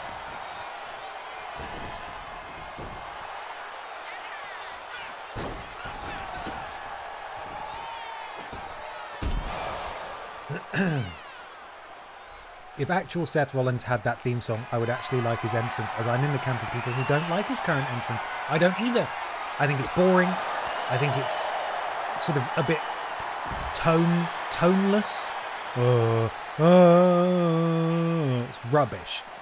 Especially considering that his last theme, while arguably a bit simpler in terms of not having any vocals whatsoever, was actually fucking sick.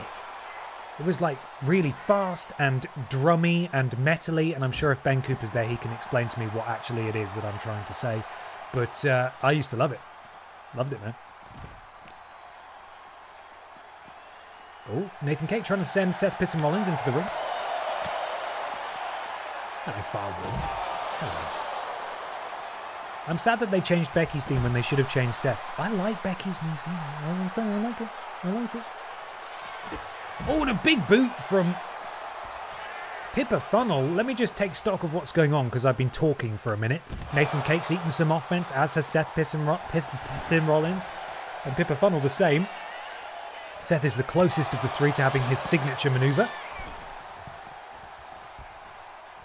It had a lyric. It went burn it down. It did. You're right. Pippa sent into the ropes. Seth Pissin Rollins jumps over the top. And now Pippa Funnel looking to take advantage of Seth Rollins there while Nathan Cake just watches on, which is weird. Oh, and there we are. Nathan Cake involving himself after all. Plus, it's got the cardinal sin of baked-in chanting along with the woes. Yeah, it does. It's like, do this chant. No, rubbish. Rubbish.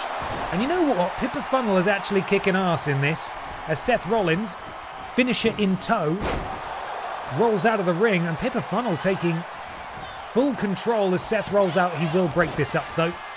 Only a one count as the referee rolls around on the floor like a beached whale. I'm not entirely sure what happened there. Oh, but Seth Rollins just drops on top of him as Pippa Funnel continues to roll here. And now Seth Rollins is surprisingly the most hurt person in this match.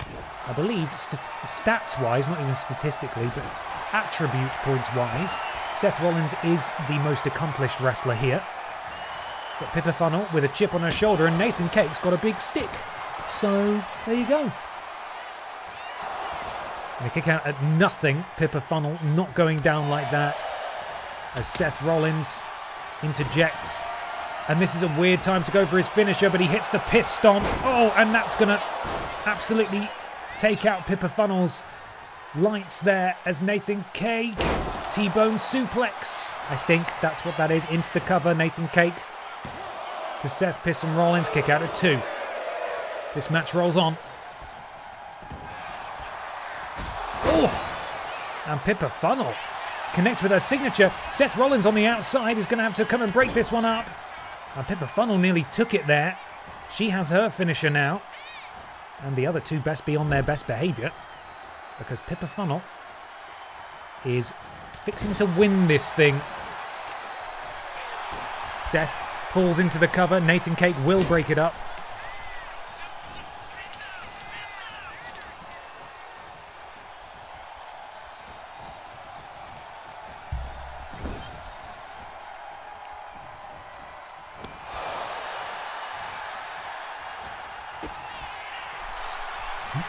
Excuse me.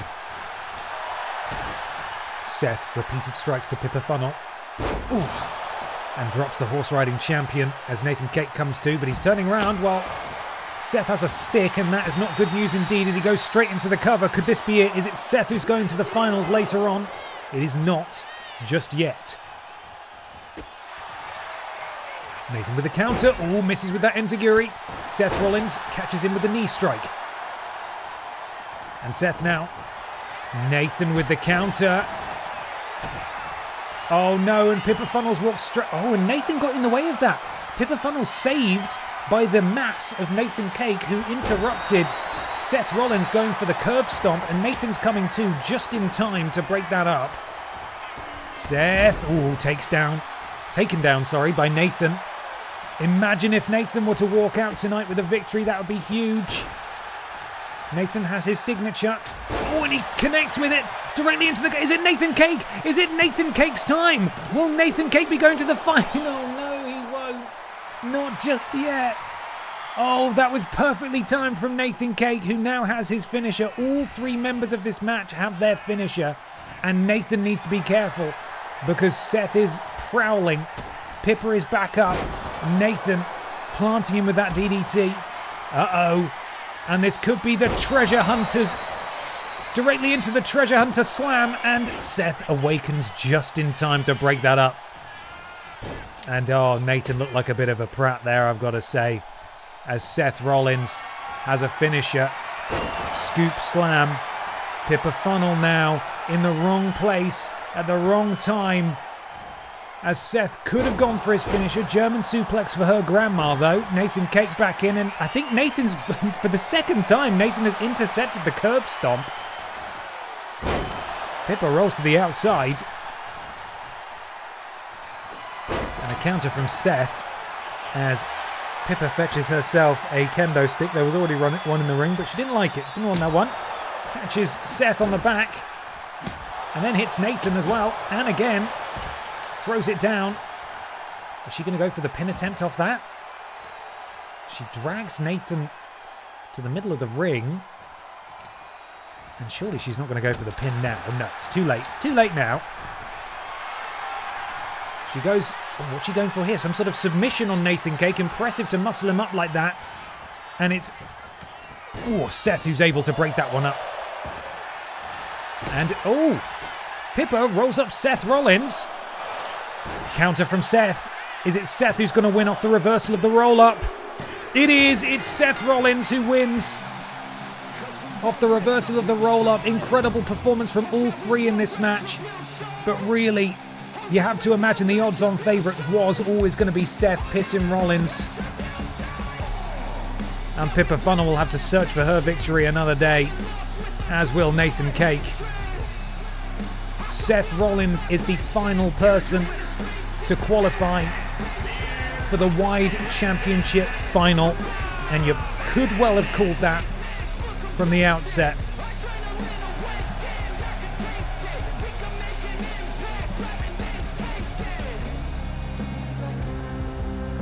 I'm just updating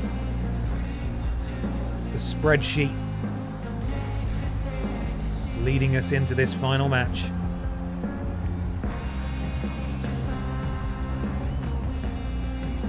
Here we go.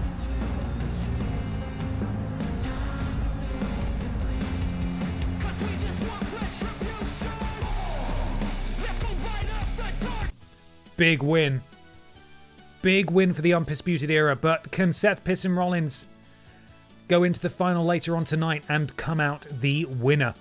Up next, though, we have the final round of the qualifiers for the Pip Down Butterfield Championship #1 Contenders Tournament.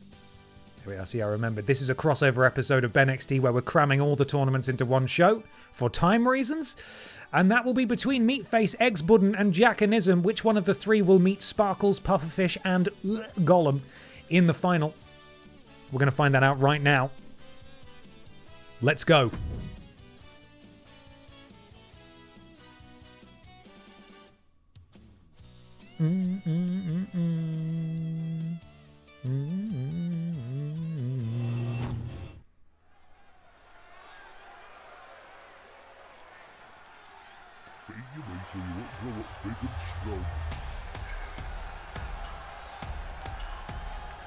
The meat face. The following contest is a triple threat match. Keep smiling is awful. Making his way to the ring I hate that. from every man's nightmare, weighing in at 400 pounds, the Meathead. I do enjoy that you can have a custom camera in this during the entrances. Can I move it?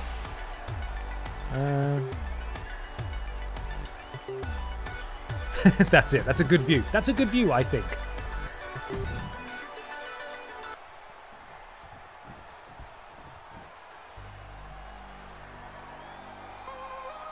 Press the X button. There he is. And his opponents, first from Tokyo, Japan, weighing in at 190 pounds, a luchador, Luchador. The X button is a former Little Kong Strong champion over on Pip Down. If he wins tonight, though, he'll go on to the finals and could challenge for the Butterfield title at WalrusMania.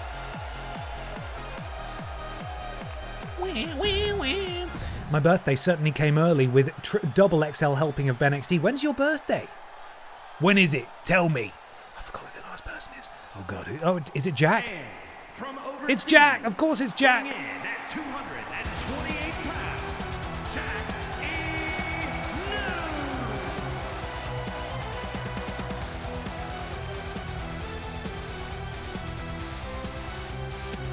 Imagine getting BENXT tickets and when you get there, it's a super show Pip Down crossover. Your birthday's on Thursday. Oh, amazing. I hope you have a fantastic day tomorrow. If you're able to come along to the Batman Arkham Oranges stream tomorrow, I wish you a big happy birthday on the day itself. Right, let's get this thing underway. Jackanism put up a spirited performance last week on Pip Down against the current Butterfield champion. And he got very close to beating her on multiple occasions, so he's going to be extra motivated tonight. He will want to go to WalrusMania and have a second crack at the whip. Is Jack trying to communicate somehow by having the blue X on his eye patch? Maybe these two are in cahoots. Maybe Jackanism is in the pocket of Big Eggs Button. Meatface and Jackanism. Oh, Jackanism wiped out by Meatface there. And now, a stamp to the hand of Jackanism, repeatedly by Meatface. Headbutt to Meatface from Eggs Button. Eggs Button now, goes for the leg drop, misses. Jackanism slaps his ass twice, 3 times, 4 times. 4 times he slaps his ass. Sorry, what's happening in the ring? Eggs Button, DDT to Meatface. The Meatface of Meatface splattered all over the ring and repeated big kicks from Jackanism there. Just disrespectful boots to the side of the head of Meatface. And Eggs Button now is up, he's awake. Double kick to Meatface as Jackanism. Beautiful springboard tilt-a-whirl DDT. And he's mocking the Eggs Button now. And he misses with that chop again. That might be the profiterole vision that is impaired by the eye patch. But you never know. Sits up Eggs Button, rolls all the way around. Meatface is awake, rolling neck snap inside the ring. Meatface just having a little taunt out there. A little chill time. Just hanging out, you know. And a big splash there by Meatface. Meatface is looking strong here as Jackanism asserts himself. Axe kick to the back of the head of Meatface. Eggs Button, repeated chops and kicks and boots, hoists up Jackanism onto his shoulders. Wasteland from Eggs Button turns his attention to Meatface. Meatface sent into the corner. Eggs Button looking good so far, decides to completely ruin his momentum by rolling outside and then coming back out again. Just laughed to myself when I realised that Nicolas Cage being in Spider-Noir could end up looking like Meatface. Oh, the mist! Meatface with the... just got misted by Jackanism. Oh, no. But can Eggs Button even take advantage? Both members of this match are outside the ring. Eggs Button has got mist all over his face now. as the Eggs button, diving crossbody to the outside. And then follows it up with some strikes to Jackanism. And I'll tell you what, Eggs button is rolling here. Absolutely rolling. He's got to pick his target though. He's got to stay focused. And he's very close to getting his finisher as he looks under the ring and he grabs himself a kendo stick and he wraps it over the head of Jackanism and the midsection and then the legs of Meatface.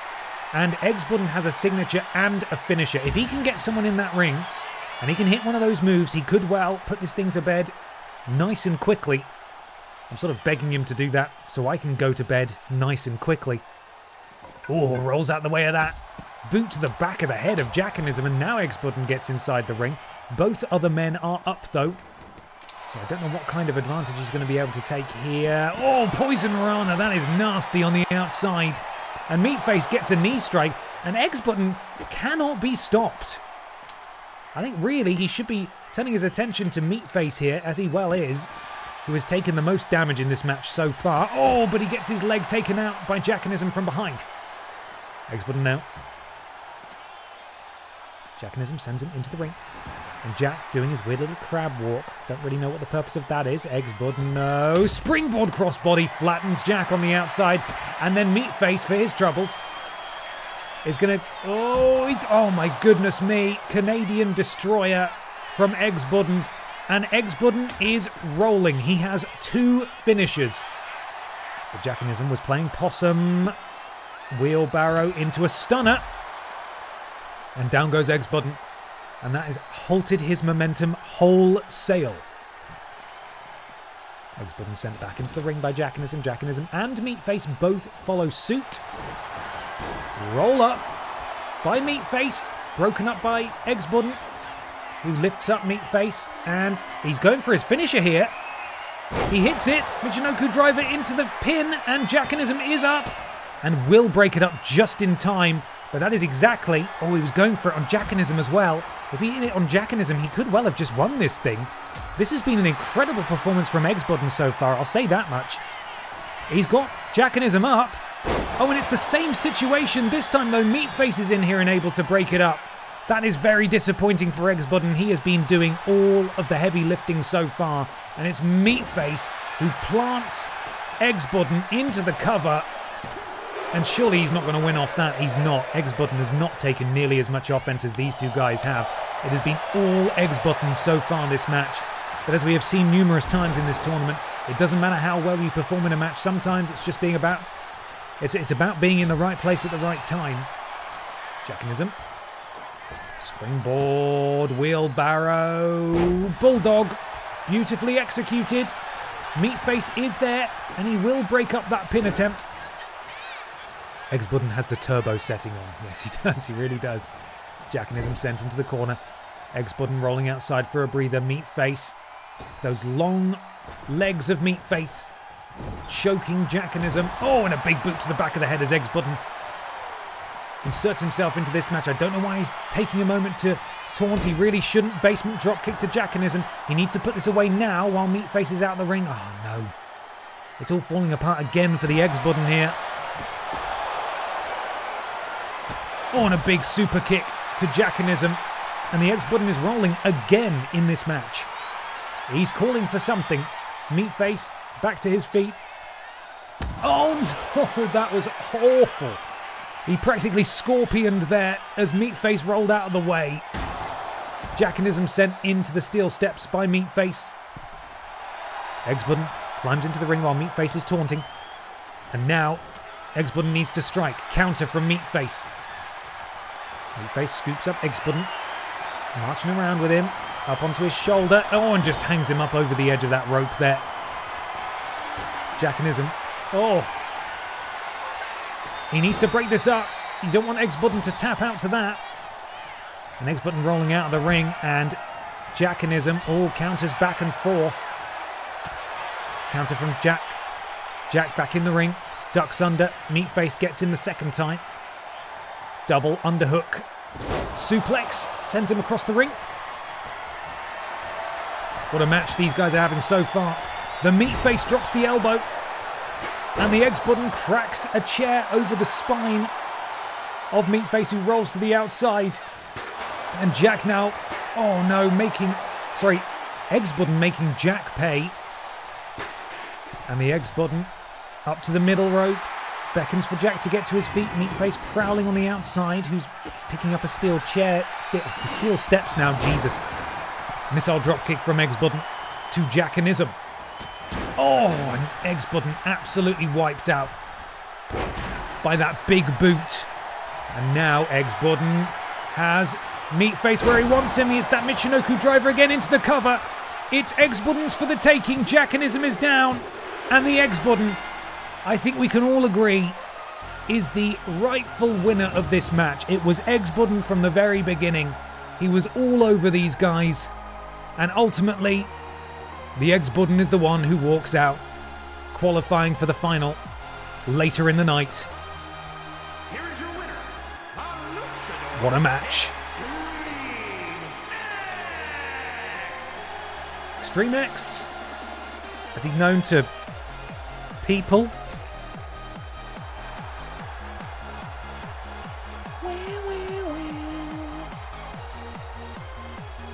And that means we have finalised our field. We're close, gang, we're close.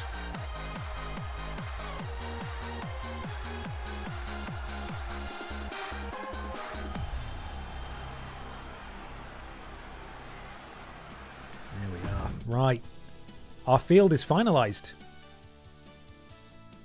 Which I think means, once it's finished loading, edit matches, here we go. Customize match. These will be our finals. So let's sort the BENXT Wide Championship Tournament final first. We're making this a battle royal. It is a 4-way battle royal, and it will be between Les Freaking Go, who won, Fanny Cranach, who also won, Ashton Matthews, who also won, and get this, Seth Pisson Rollins, who also won. That's one of the finals. And now,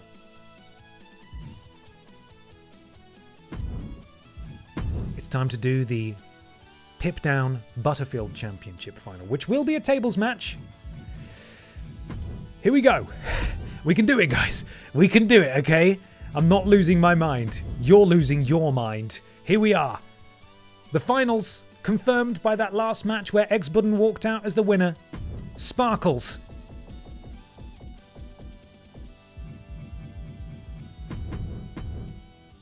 Pufferfish.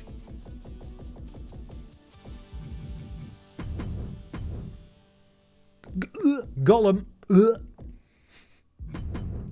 And, as we just saw, the Eggsbudden. And there we are. We might be fast-tracking the tournament slightly, but we've done it. Up next, however, the Aldi Red Thunder Championship is on the line. EE Tim, Triple Flush, Dick Mychinko, Billy Ray Walrus, and Les Freaking Go challenge Chavo Guerrero in a battle royal for his Aldi Red Thunder Championship. Not only do they win the championship, but they will be walking into the Aldi Red Thunder Championship match at WalrusMania as champion. So this is huge. And also, I need you all to bear with me one more moment while I quickly run to the toilet, because I need a wee again. And then we're going to do this thing, all right? We're going to do this thing. It's going to be fine, okay? By the end of this week, I will have streamed for a stupid amount of hours. Let's see, 12 hours, 13, probably 13 and a half, including tonight. And then Game Awards will be like 3.5, 4 hours. So that's like 17. And then there's video. So about 20 hours of streaming this week by week's end. But I'm going to go for a wee now. And then we're going to come back and we're going to do this bloody Battle Royal, all right? So do bear with me. Please don't go anywhere. I'll return in just a second.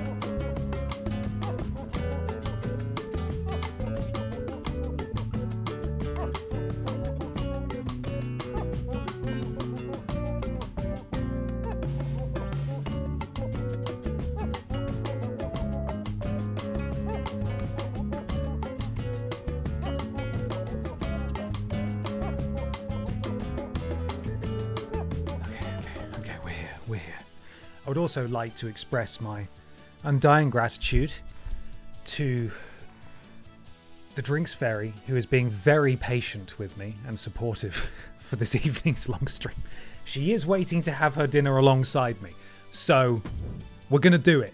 We're going to finish this tournament and we're going to start now. Okay? Are you ready? I didn't take a photo of the running order of the music, so we're just going to do our best to remember what the hell's going on.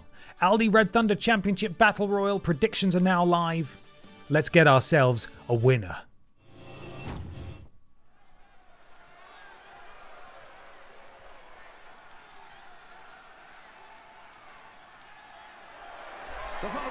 The following contest. Six-man battle royal, and is for the All-Star Ring Total Championship. Sam WJMC, thank you so much. You've gifted 10 subs. That's incredibly generous of you. Really, really appreciate it. Thank you so much. It means an awful lot. I will name every single one of those people in just a second. But out first, we've got the BENXT Men's Champion, EE Tim, who could become a double champ tonight. Imagine walking into WalrusMania with 2 belts. It would mean that he does have 2 belts to defend. As it stands, he will be defending his World Championship against the winner of the Royal Rumble, James Jenkins. So, he's got that to look forward to. Welcome to the thickness. Peppermint Luck.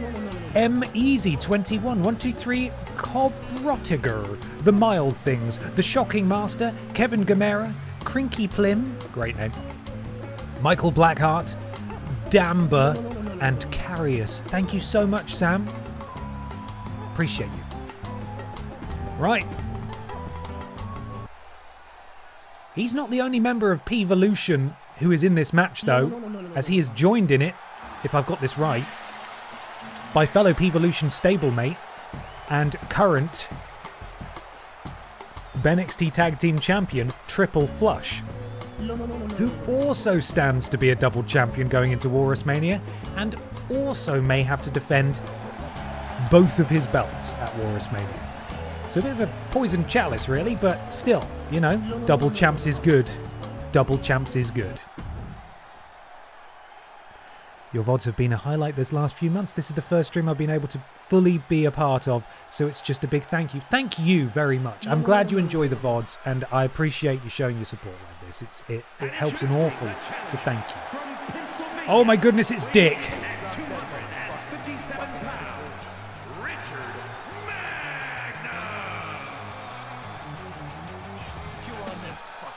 Chew on this, fuckhead.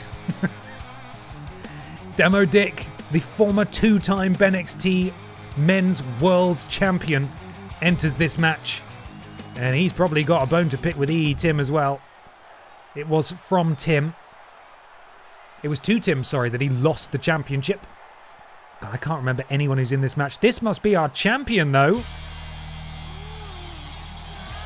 It's Charlie Guillermo. The champion from El Paso, Texas, weighing in at 225 pounds, the All-Star Ring Total Champion, Charlie Guillermo. On his second reign with the Aldi Red Thunder Championship. Can he do what he did in his first reign and successfully defend it at least once? Boom.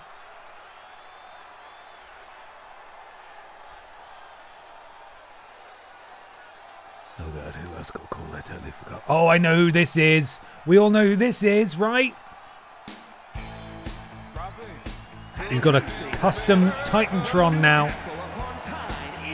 which I have made for Never You Mind. Whatever you do, don't watch the Vidiots reunion stream on Friday. Big Billy challenges for the Aldi Red Thunder Championship as well.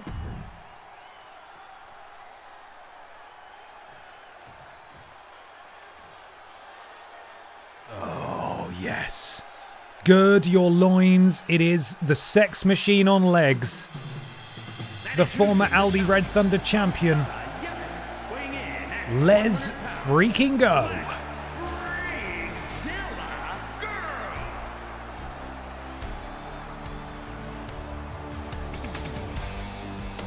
He's so handsome. And he's in the finals of the Wide Championship Tournament up next. So, God, what a night for him if he were able to win back the Aldi Red Thunder Championship and then become the #1 contender for the Wide title as well. Huge. Huge. And there it is. Let's hear that squelch.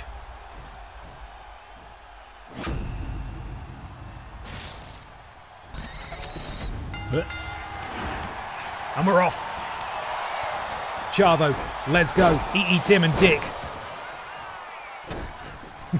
God, what a sentence. Billy Ray and Flush. Here we are. Let's go. We've got 2 pink boys in this match. 2 pink boys. 2 members of P-Volution. Will they work together? Probably not. I tell you what, that is something I would like to see them introduce in the future. If you're doing universe mode and you're in a match with 2 members of the same faction, that they either try to work together or actively try to avoid each other. And maybe if they do have to fight each other, it shows like a little scene of them like giving each other a knowing nod or like a little handshake, and then they crack on, you know? That would be a cool little thing. Oh my goodness me. Aldi Red Thunder champion Chavo Guerrero launching himself across the ring as Triple Flush takes it to stablemate EE Tim. They do already, well, they're not in this. And that's exactly what I'm talking about. Triple Flush in a dangerous spot here. First time chat from Monkey Gear. Hey, buddy. Hope you're having a lovely time. Give each other... Exactly. Do they give each other a little kiss, though? Oh, no, there goes Flush. Oh, and there goes Billy. Billy and Flush have been thrown out. But yeah, if they don't kiss each other in WWE 2K25, then what's the... Quite frankly, I don't mean to be rude, but what's the point? We're down to 4 very quickly as Dick Mychinko looks to eliminate Lesgo. Lesgo clinging on for dear life, and Lesgo is gone. Les gone. That's probably, honestly, a good tactical decision for him, because he will be at full strength going into the Battle Royal he's in next. They will avoid each other until left alone. Is that right? I mean, I'd love to believe that's the case. I have witnessed a lot of these guys just leathering the crap out of each other, but it might be user error, to be honest. Okay, EE Tim, Dick Mychinko and Chavo Guerrero are all that remains. Demo Dick would like a slot at WalrusMania. EE Tim would like to be double champ, and Chavo Guerrero would like to retain his title. Oh my goodness me.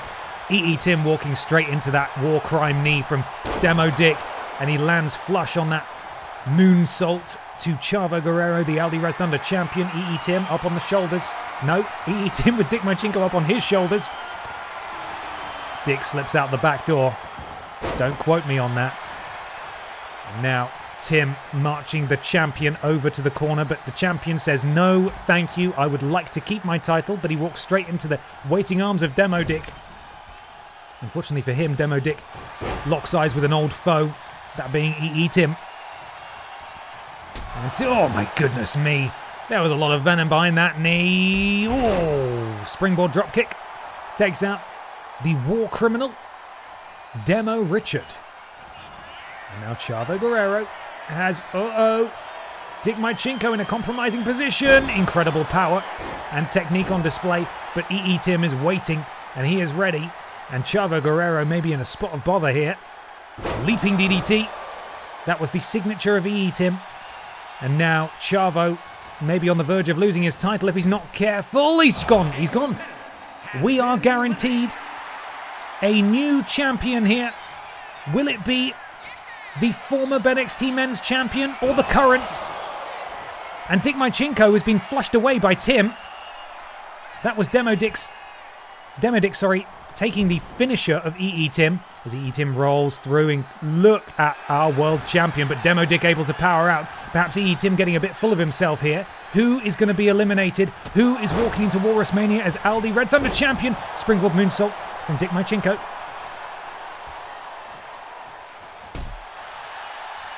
Dick Mychenko has never held the Aldi Red Thunder Championship. Tim has held it once before, when, of course, a few weeks ago we were on the front page of Twitch, and he was known colloquially as Front Page Timmy Two Belts. And these two are going back and forth here. Tim is feeling it. He's feeling alive. Could Tim be walking into WalrusMania as double champ, having to pull double duty Samoan drop to Richard Mychenko? Frog Splash now delivered by Tim, and the world champion is rolling here. It's not looking good for Dick Mychenko. Tim could win this thing for a second time if he can just get Demo Dick over the top rope, sends him into... Oh, he's just gone! It's Tim! Tim is a two-time Aldi Red Thunder champion and returns as Timmy Two Belts. Backpage Timmy Two Belts rides again. And that means, unfortunately for poor Chavo, it's Tim who will be on the WalrusMania card not once, but twice. Now, we will go to great pains to make sure that at WalrusMania, when we spin the wheel, we respin if it draws someone who is already on the card. We want to give those opportunities to people who are not already on the card. And new, it's Timmy Two Belts. Look at this boy.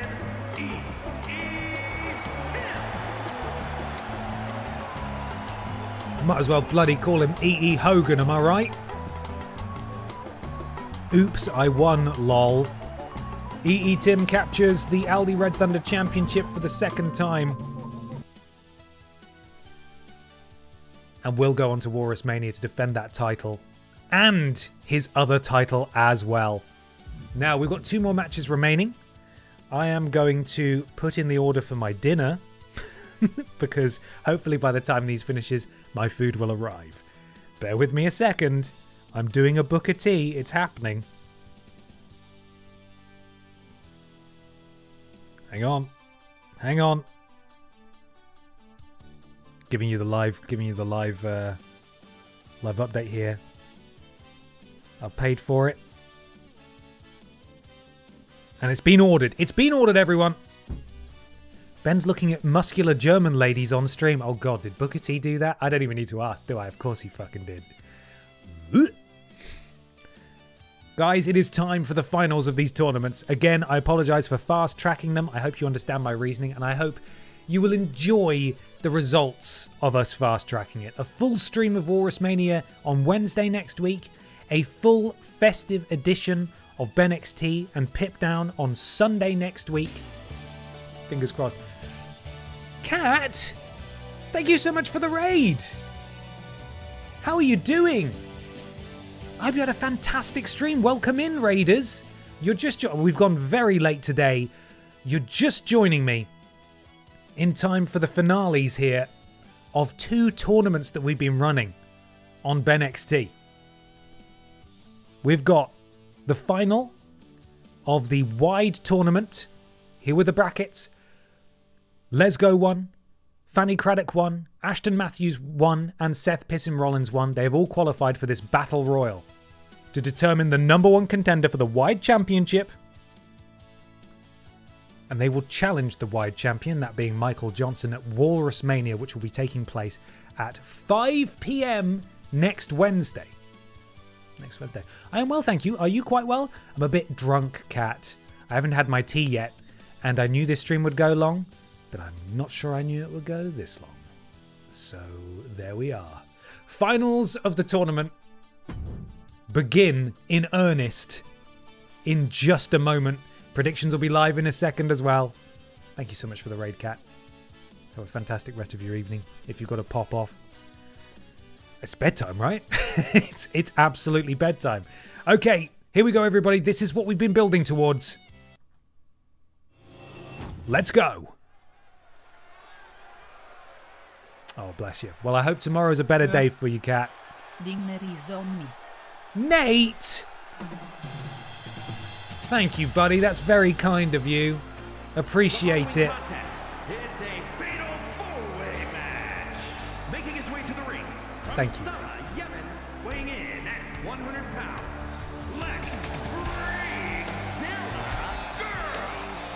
Let's freak Les Freaking Go was the surprise victor in his triple threat qualifying match. And then went on to win the Aldi Red Thunder Championship. In fact, I think I just heard someone in the crowd say, let's go, which is close. It's Les Freaking Go, but, you know, we'll allow it. He may not have the Aldi Red Thunder Championship anymore, but he has all the momentum in the world and stands every chance of winning this Battle Royal. He has proven, at least, that he can win Battle Royals. Hi, James. How you doing? Are you excited for your title match next week? James Jenkins, Royal Rumble winner there in the chat. Oh, God, this is Fanny, isn't it? The cheating, awful Fanny Craddock, who conspired with guest referee Pamela Anderson to take advantage of poor Michael Johnson, the wide champion, for whom this entire tournament is for, to decide a #1 contender for his title. The winner of this Battle Royal challenges Michael Johnson next week at WalrusMania for his championship. Craddock is ready. I do wonder, actually, looking at the field, who has won a Battle Royal before? We've only had Battle Royals for the Aldi Red Thunder Championship. Les Go's won one. Ashton Matthews has won one. And that might be it. Fanny Craddock is in uncharted territory here in terms of winning matches before. I think this might be Ashton. I didn't take a note of who was coming out when. I'm going to take a swing. It is Ashton. Ashton winning her tournament earlier in the stream. Her round, earlier in the stream. And she now enters this match.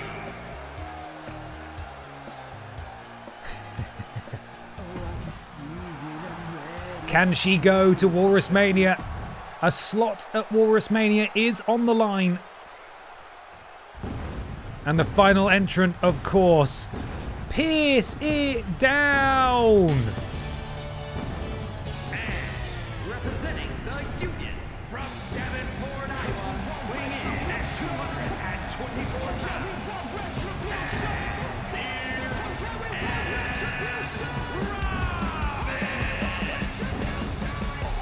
Seth Pissin Rollins, representing the undisputed era. Will it be Seth Pissin Rollins who goes to WalrusMania to face Mikey Johnson? #1 Contenders Battle Royal for the Wide Championship begins now. Let's go. Fanny Craddock, Ashton Matthews, and Seth Pissin Rollins. Only way to win is by eliminating every other person in this match by throwing them over the top rope. Let's Go partners off with Ashton Matthews, Fanny Craddock, and Seth Pissin Rollins. Seth Pissin Rollins may be a little knackered because he did win his qualifying match earlier tonight, so double duty for him. Seth Rollins springboard moonsault, and not to be outdone, Let's Go follows suit. And again, Fanny Craddock now being particularly spry for a 119-year-old.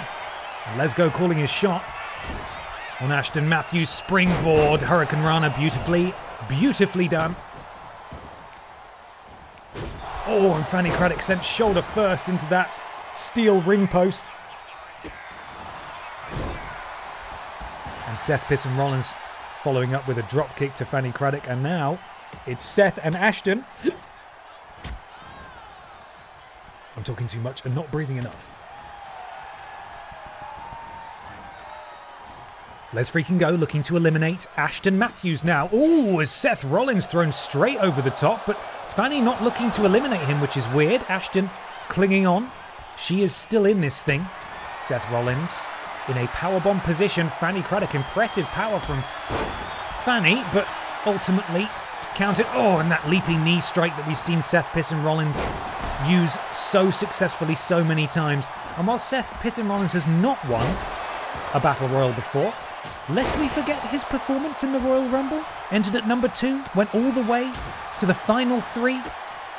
He may not have much success with winning these matches, but he knows how to survive them. That is for sure. Don't forget to hydrate with a nice alcohol and LD Red Thunder. Thank you, James. I'm good. Whoa, we're still going. We're nearly done. We're nearly done. This is the final of the Butterfield. No, this is the final of the wide tournament for BENXT. Contested in Battle Royal rules. Ooh, Ashton nearly took Seth out. And then after this we have the main event, which is the final of the Pip Down Butterfield Championship. Number 1 contenders tournament, which will be contested in a tables match. Fanny Craddock looking to go for a suplex there, and she locks the arm as well of Ashton, causing her to fall on the arm. Extra damage there. Seth Pisson-Rollins has Fanny up on her shoulders. Fanny powering out, a lot on the line here. And Fanny, oh, incredible power there from Fanny Craddock. Let's freaking go.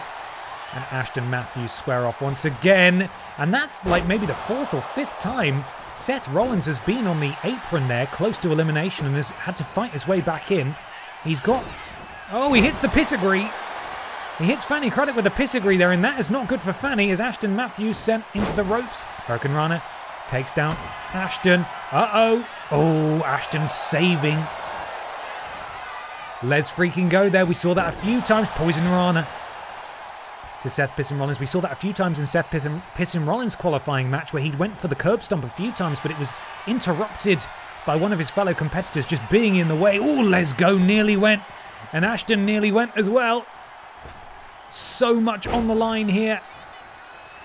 Not just a shot at the Wide Championship, but also, of course, a slot on the WalrusMania card. A huge opportunity. And there's the curb stomp in the background to Les freaking go as Fanny Craddock fights for her life against Ashton Matthews.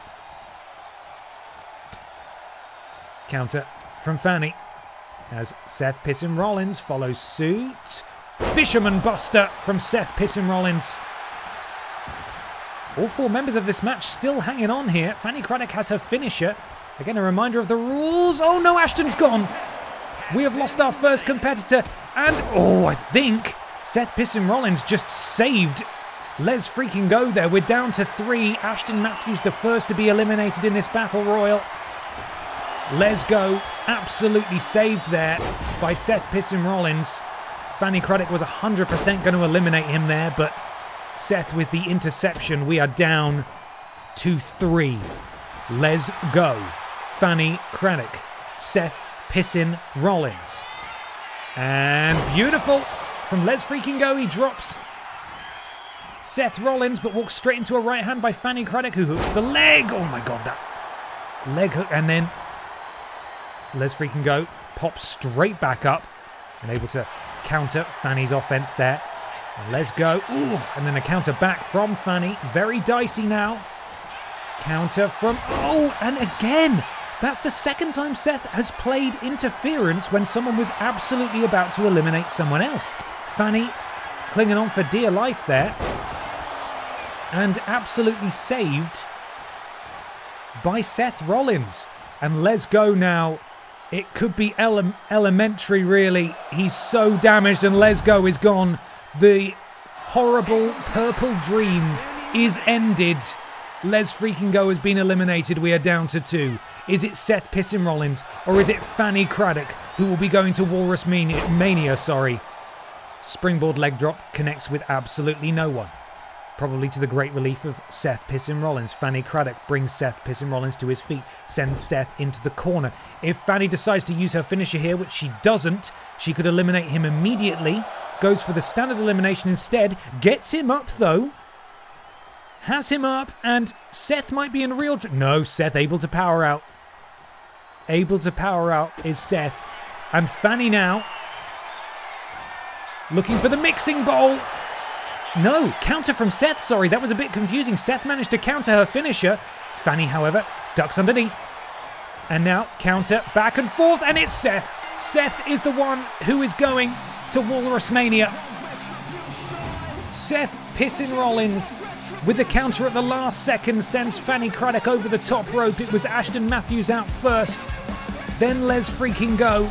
And at the very last juncture, there goes And here it is. Counter and Fanny sent straight over the top rope. And it's Seth Hissin Rollins representing the Undisputed Era, who will be going to WalrusMania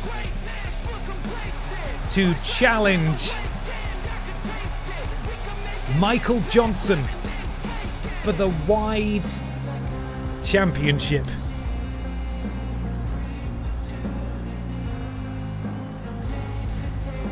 And thus concludes the BENXT Wide #1 Contenders Tournament. But we've got one more. And that is the final of the Pip Down Butterfield Championship #1 Contenders Tournament. Sparkles, the Pufferfish, Gollum, and the X Button in a traditional Pip Down tables match. First person to go through, the first person to put someone through a table wins and goes to WalrusMania. 2 tournaments ended in quick succession.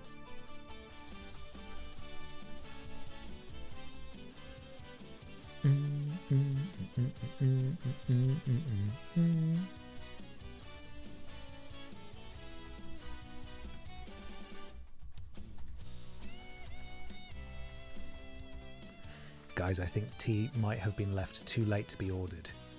A refund has been sent. Bear with me. Dinner logistics are underway. Not Anna logistics, dinner logistics. Fuck.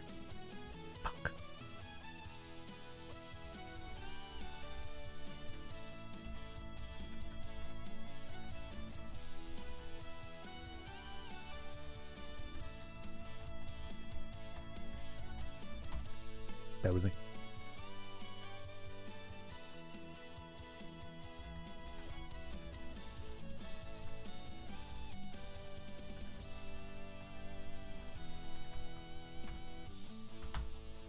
Okay.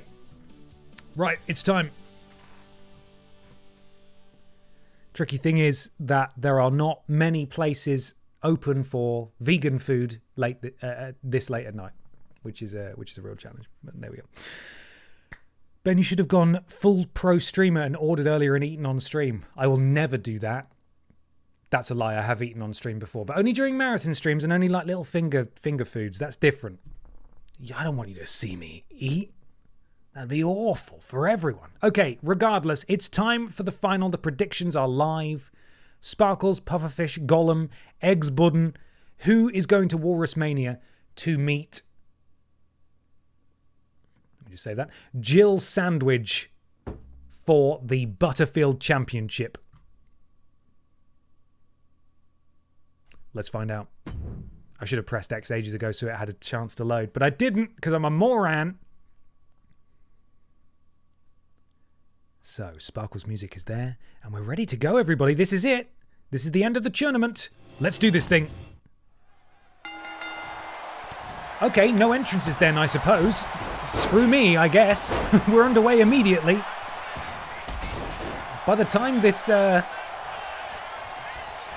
prediction ends, the bloody match might have ended. Either way, all 4 of these competitors fought their bloody hearts out, winning their qualifying triple threat matches to get to this final.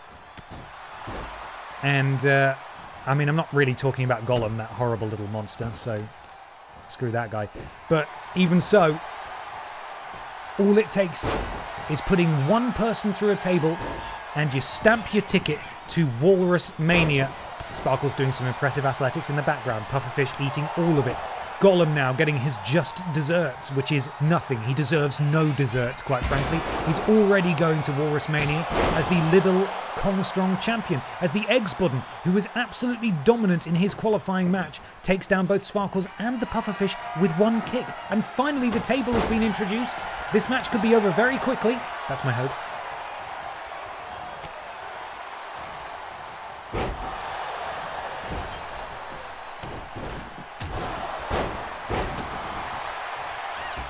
Gollum up to the top rope. Moonsault to the Eggs Budden. Sparkles. Oh, absolutely. Wiping the Pufferfish grin off the Pufferfish. Yes, that'll do. And Gollum now to the outside. And Gollum now to the inside. And Gollum now ducks the kick. And Gollum now gets faced busted. And now the X button, boot to the spine. Thank you, Charlie Badger. And Sparkle's showing some impressive moves. Not a shock contender as such, but certainly the field that she won, I was expecting perhaps one of the more established wrestlers to come out on top.